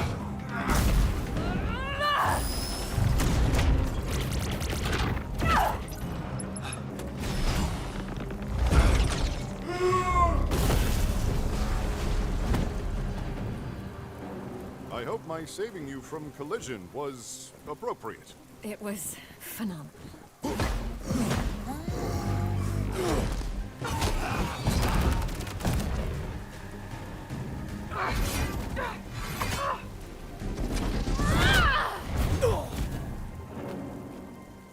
You know you're not technically on the team anymore, right? Oh, great. Well, I'll just go then. There's a bitch. We never finished our dance, Mecha Man. Actually, I got the guy for you. Wow, you really think this little fucking Lucky Charm is a match for me? He's got a special move. See ya. Oh, he's about to punch him in the... Where'd you come from?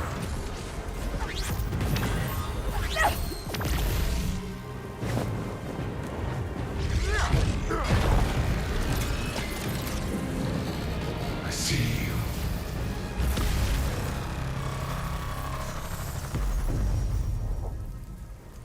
Robert, this isn't working. He knows our next move before we do.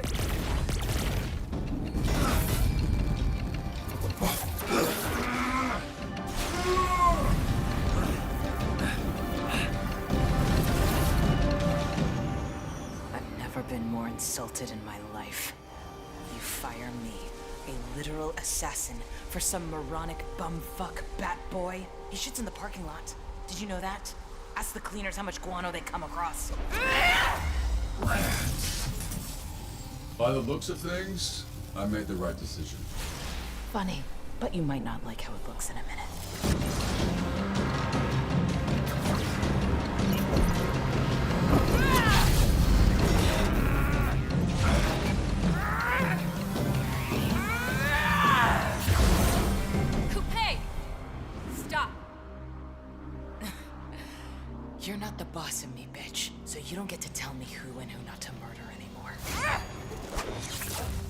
your friends. Please, this isn't you. Help us stop Shroud and earn your spot back on the Z team.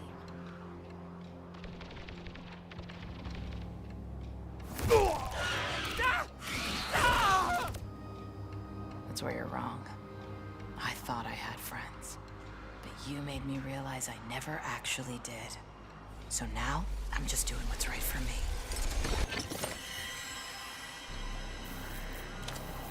Hey, please Z-Team. reply on Instagram. What a stupid name. Soon, soon.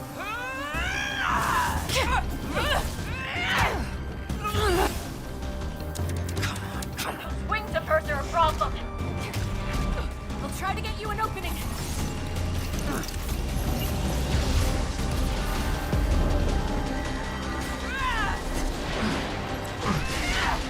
Oh, I missed.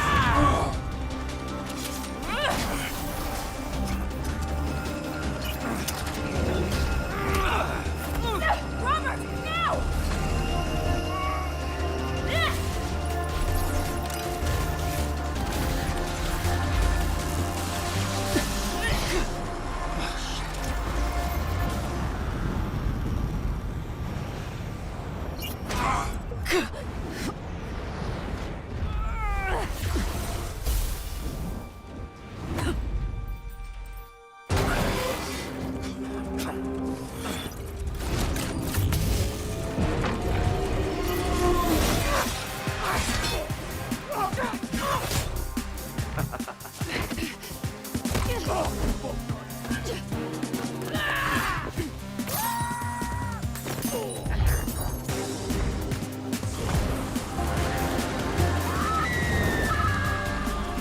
Wanna go live? He just keeps punching me balls.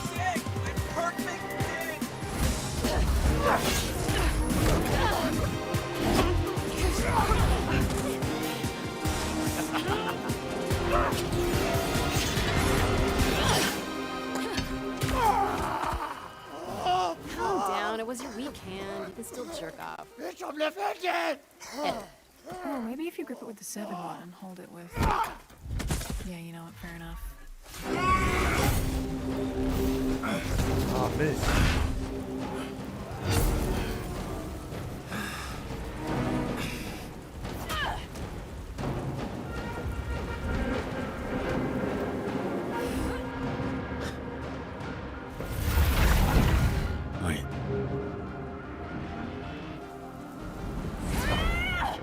No!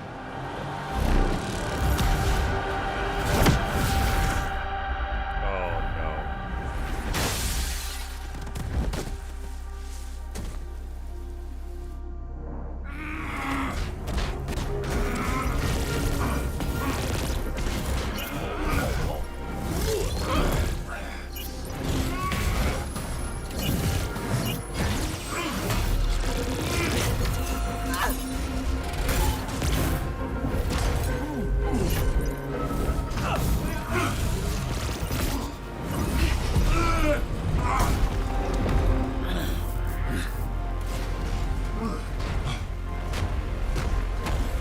I'm messing up, dude.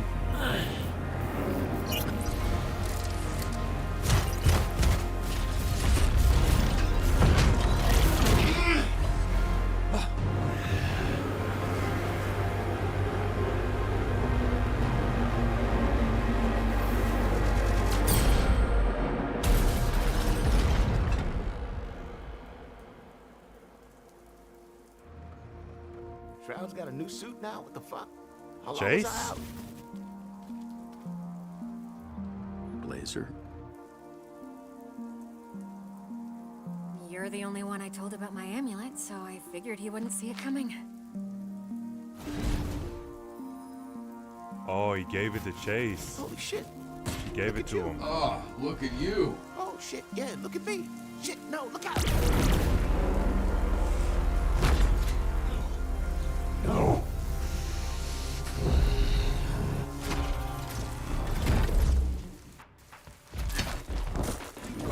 Razor always did have a soft spot for helpless losers. Fuck off.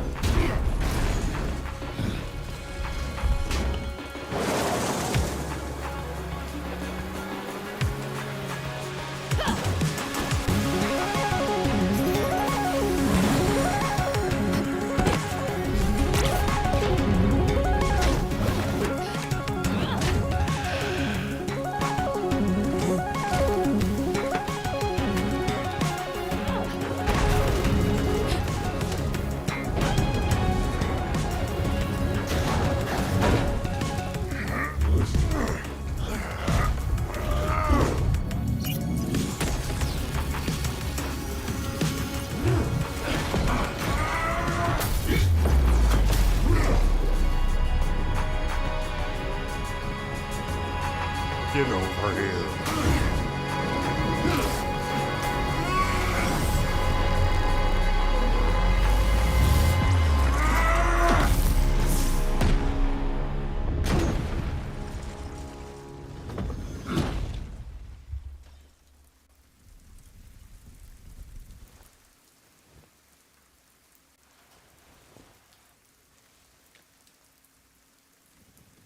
We fucked them in the face.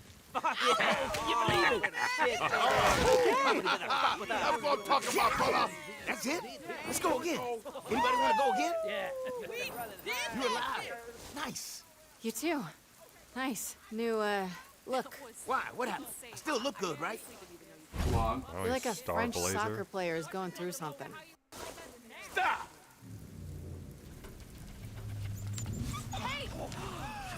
You got his dog? Trackstar. Well, that is a surprise. Please, Elliot, put him down. Oh, this fat fuck. Like this. Come on, man. Don't hurt the dog.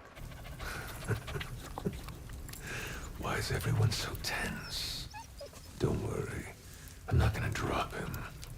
Because Track Blondie there'll just swoop in and catch him anyway. So yeah, no. If I'm killing this dog, I'm gonna be sure he dies. Know this.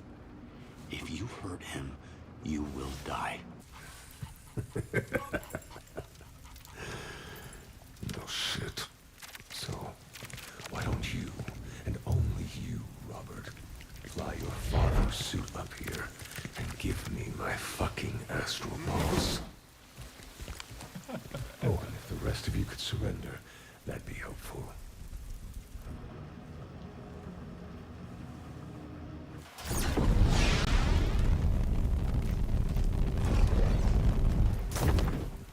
Come on out. Don't be shy.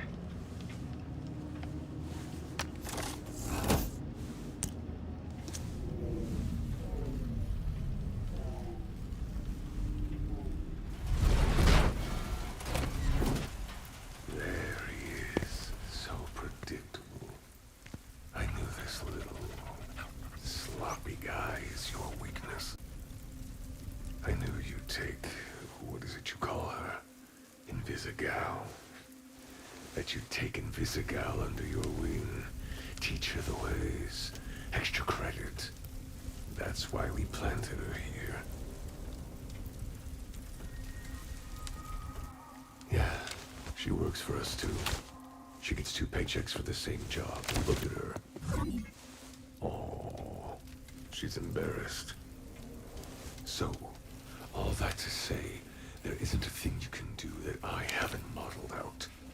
And once I have the pulse, I won't need to predict. I'll just know. So don't fuck around, Robert. Not right now.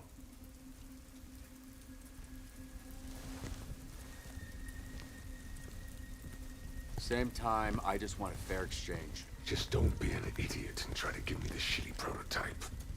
I'm a bad person, but I'm a man of my word. Give me my pulse, and no harm will come to your stupid dog. You all hear that? I've been through all the game theory on this moment 1,000 times.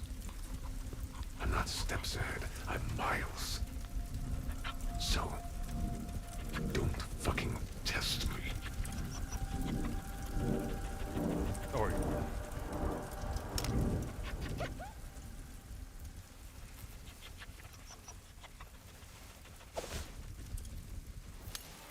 I knew you'd do this. Put the real one in my hand, or swear to God I will. Okay. Okay. I'm sorry.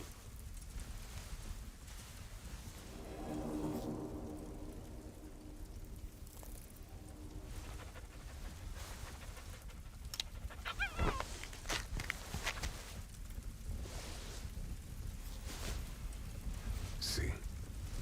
Was that so hard?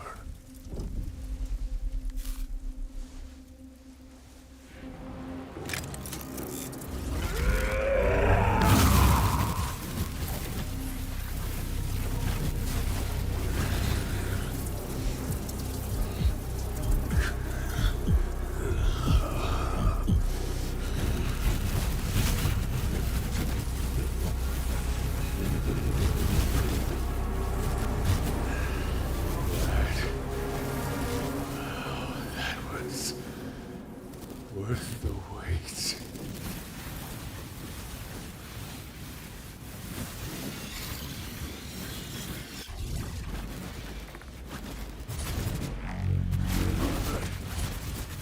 Feel that, you fucking fucks?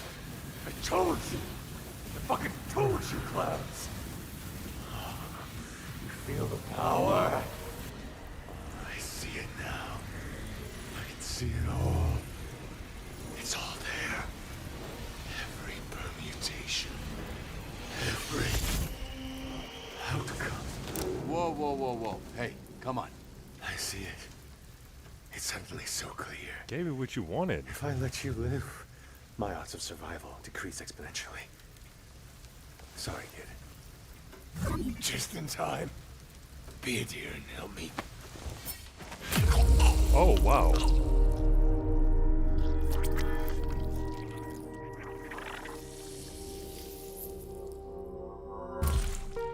Oh, fuck. I see. What the fuck? What's the matter, Shroud? Didn't see that coming?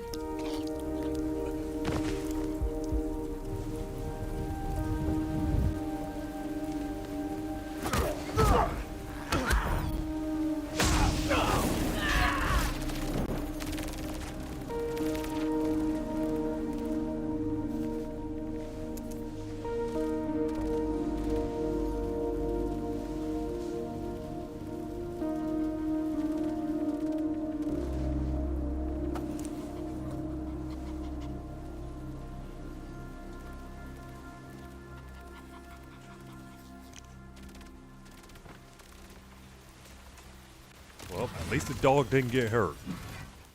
At least he didn't get hurt. No, no, no, no, no. Whoa, whoa, whoa, whoa, whoa. He's licking the blood. The dog was licking the blood. Oh, that's hilarious. The dog is licking the blood. That's funny.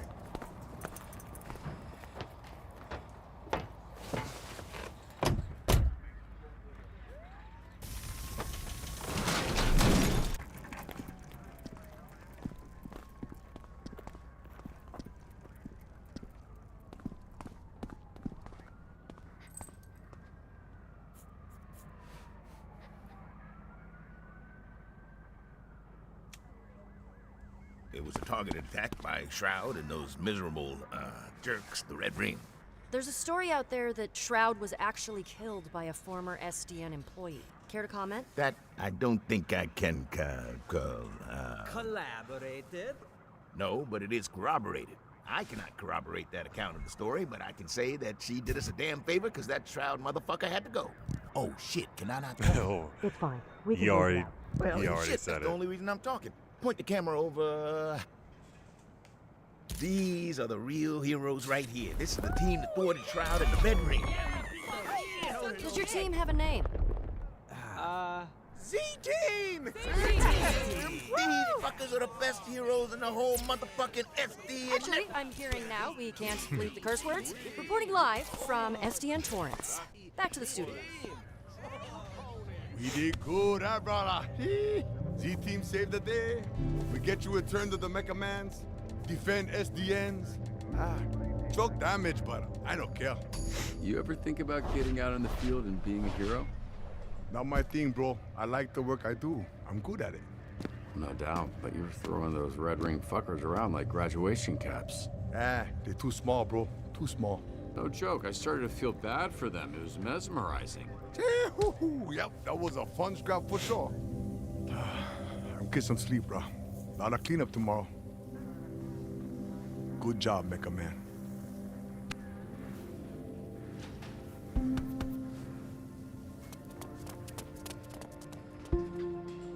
Over here! Whoa, hold on, you got the wrong gal. She's with us. No, must be some mix-up. Easy mistake. I mean, she looks scary. What do you think? Did they earn a pardon? Is that my call? You know what? It could have been, but it wouldn't have mattered. She thinks we're weak. Let's not waste time trying to change her mind. Hurry it up.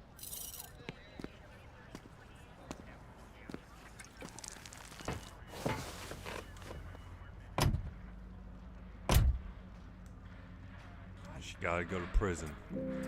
Hey, so you maybe got an extra one of those? I do, actually. Really? I mean, where'd all the extra beers come from? Oh, there's a ton of booze in the rec room. That's where they got it. I'm honestly shocked it hasn't turned into an issue. Oh shit, no powers. I got it. Forced to open beers like a normie. I'm getting drunk like a normie, too. I've had half a beer, and I'm already feeling it.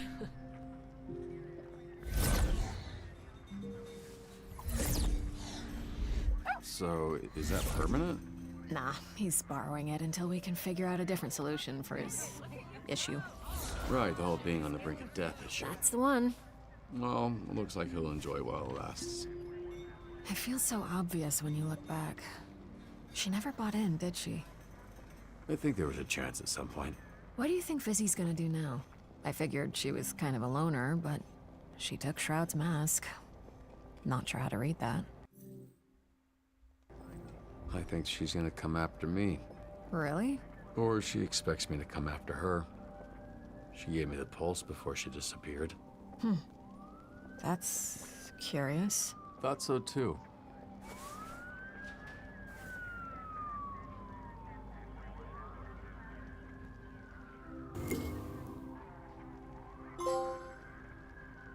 So does this mean the team's off Monday? I was just trying to figure that out.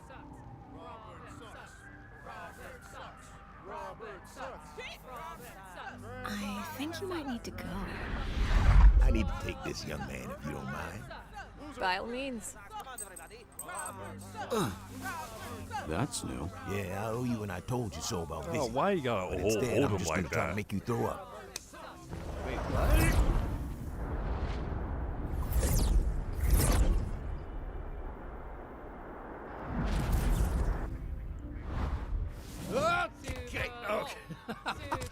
Okay, yeah. Wait, let me get a picture.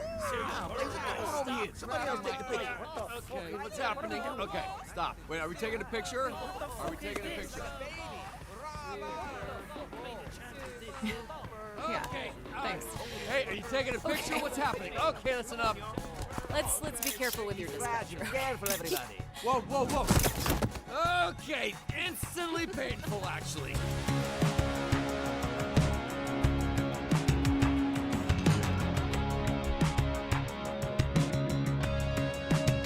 All right, man, that's it.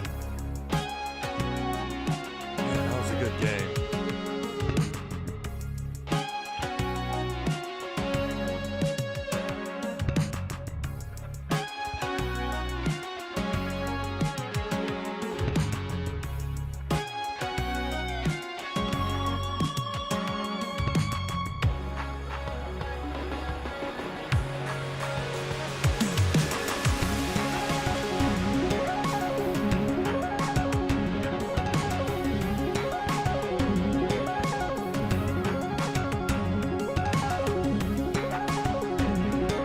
I do regret some of the decisions I made in this game. Not gonna lie, I do regret it.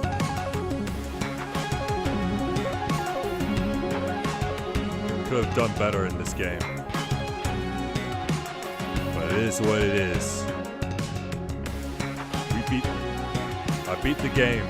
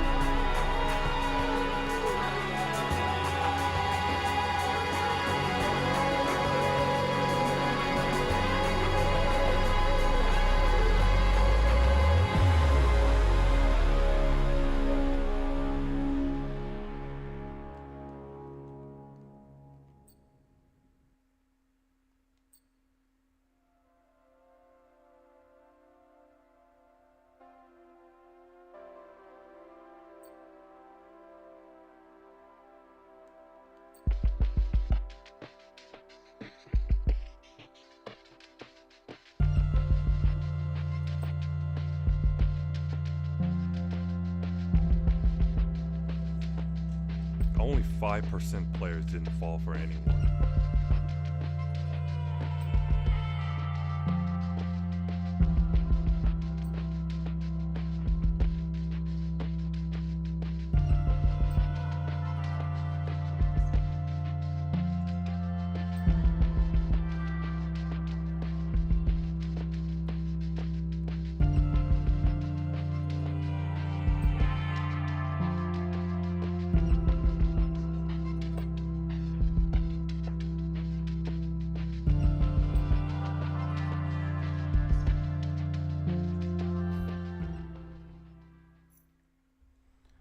You know, that was a good game.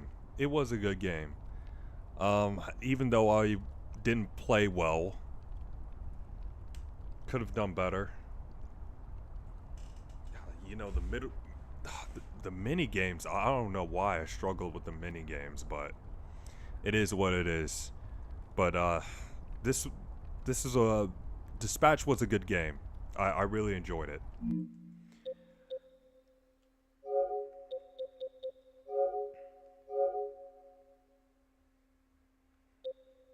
I feel like I should play a little bit of college football. Maybe like a game or two. Or maybe I should just go ahead and end it right here.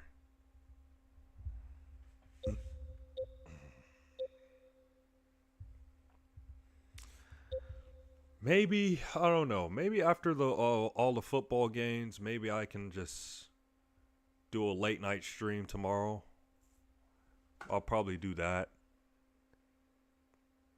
We'll see. Like, maybe like after... wait, who's playing tomorrow? I think the Seahawks and 49ers, they're playing tomorrow at 8, I think. I keep forgetting the schedule for this weekend.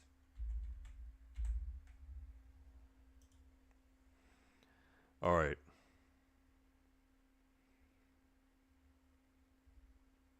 Okay, so Bills and Broncos, 4:30. 49ers, Seahawks, 8. And tomorrow, Texans, Patriots, Rams, Bears at 6:30. So tomorrow's game, Texans, Patriots is at 3, and Rams, Bears is at 6:30. All right. Okay. Well,